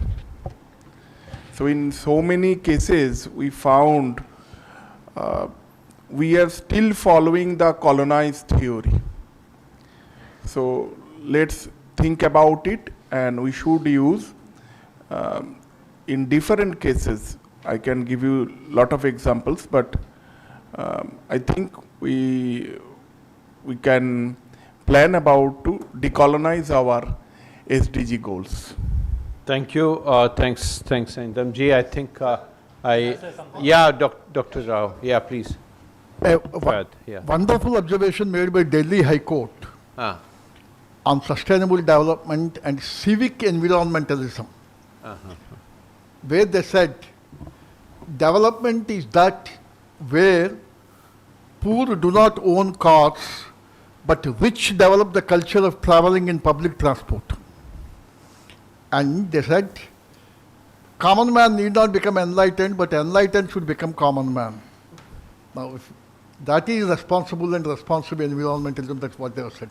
Thank you. Fair, please. Right. Thank you very much, Professor Sachin. Just would like to share my 2 cents, and particularly, we should be focusing on what should we be providing to our society. And unfortunately, we rely too much with the performance evaluation that are said to be based on the SDGs, but unfortunately, they are not contextual based. For instance, if you use the Times Higher Education, it cannot be simply adopted in the countries like Indonesia, India, Myanmar, Thailand, and so forth. Indonesia has developed such system on which hopefully can be implemented by other countries. For example, we have the Universitas Indonesia Green Matrix, for instance, and however, they also have their own flaws, which are not covering, let's say, the poverty reduction, how much the higher education institutions can be reaching out to the wider society, that what Prof. Sarao just mentioned, how much the higher education can be, let's say, reduce the hunger. For instance, those are the important metrics based on SDGs that we should be thinking of, and based on our contextual factors. And again, they are different, and we cannot simply use the widely adopted metrics that can be, we cannot say that, oh, this fits to all. We cannot simply just say that. Thank you very much, Professor. Thank you. Thank you. Now, let me go towards closing. We are already 15 minutes delayed in closing, so let me now request Mikiko-san for her remarks, and we move forward with our rest of the agenda. Okay, and I'm not an expert in this area. It's just a personal view on some questions that were raised on SDGs from my own kind of experience perspective. Where to start SDGs? I mean, we're not starting from zero, right? And if you look at all the SDGs, I mean, it's all in your life, right? I mean, I don't want to be poor. I want food. I don't want to be hungry. I want to be healthy. I want to be educated. I want some equal opportunities, even if I'm a woman. I want to, et cetera, et cetera, et cetera. It's actually part of life of everybody. The challenge is when you get that to a level of a village even, right? You have power structures, and even there you have rich people, poor people. And then you get to a country level. That's much more complicated. Then it's a global level, because these days everything is kind of interconnected too. So one thing that happens here in India may have an impact in the other part of the world, right? So I think SDGs or the Sustainable Development Agenda is kind of a structure, a framework of kind of bringing together concepts that are actually universal across, human beings, and trying to kind of, in a way, this is part of science, actually. I think it's a result of science, and a lot of science across the world that really translated these, concepts that are actually part of everybody's life into some kind of, formula that is comparable in a way. Because, sometimes, if you're giving funding from one country to another, you need to kind of compare, okay, which country do I give to, which is progressing, right? So you need a bit of a common platform there. But it's already started. It is about how to make it, available for everybody, and also sustainable. I think that came out many, many times. Second is, are SDGs a Western concept? Here, too, I would add some questions, right? If you translate this into your own language, and many countries have done this, it actually sounds like your own, your own country, right? You may not have articulated all these things in 17 goals, but nonetheless, you can. And, I give an example of Japan, for instance, right? I mean, Japan, sometimes people think that we're part of the West, but I don't think so. I think we are part of the East, right? And because we were not a developing country per se, we were more of a donor, this kind of development agenda was never applied to Japan. That's what I said, it's universal, right? So with SDGs, actually the prime minister, the one that was assassinated, he really kind of pushed this. And you see in communities, even in my neighborhood, SDG boards in our community, how are we doing this? And then you see, okay, I am doing SDGs by, recycling garbage, or it's become very actually owned. I was very surprised at that, right? So the other thing is G7 Plus, where is Fernando? And the, Timor-Leste was part of this small G7 Plus, which is a group of fragile and conflict-affected states, right? And they had their own grouping really to try to find solutions by themselves and not kind of, driven or dictated by donors, so to speak, right? And they pushed this SDG 16, peace.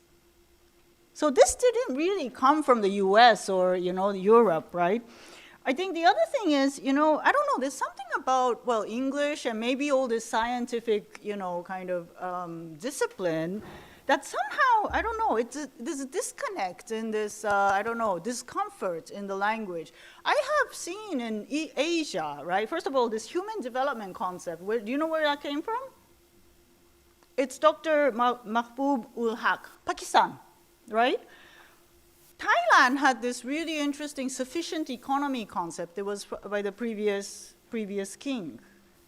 It was about really enoughness, and find happiness in there. Bhutan, gross national happiness. For some reason, it doesn't take off. And this is also kind of, I was thinking, simple. How do you make it simple, right? And you're going back to the wisdom of the, millennia before, Buddha or Jesus Christ or whatever. Their teachings don't have 232 indicators. But somehow that language of, yes, harmony and, happiness, kind of moderation, so something doesn't resonate. I mean, the stream of Buddhism that came to, one of the streams of Buddhism that came to Japan, Zen, right? The way they teach, and I'm totally a manager, I cannot get into it, but the way they teach is, okay, so what is the sound of one hand clapping?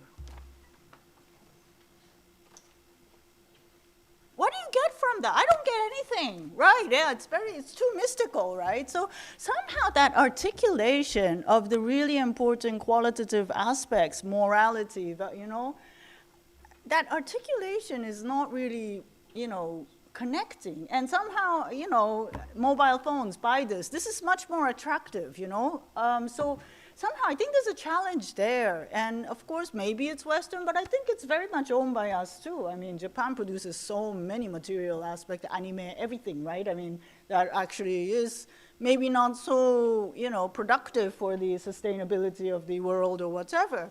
So it's also us, I think, in a way, we're all kind of responsible to that. How do you articulate that, in education? And, I don't know what the answer is, but there is a kind of thought to think of, to reflect on. Thank you.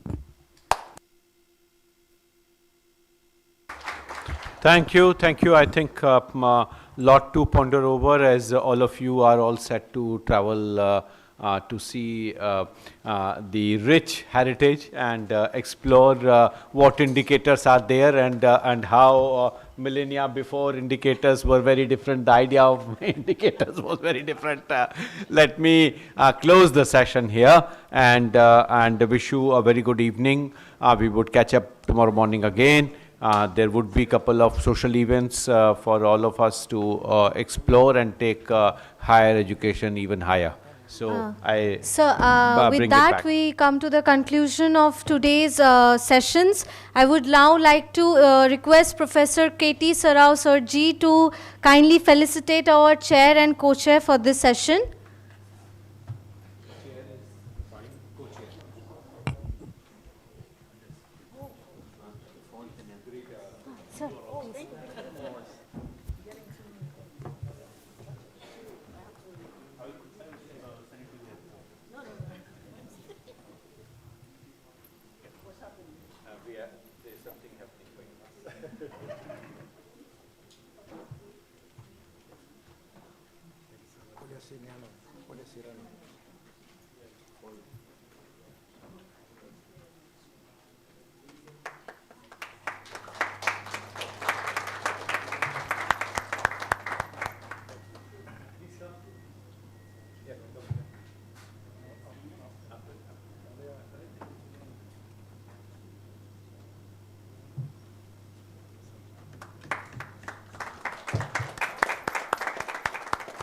I would request our respected chair to felicitate the speakers of the session, please.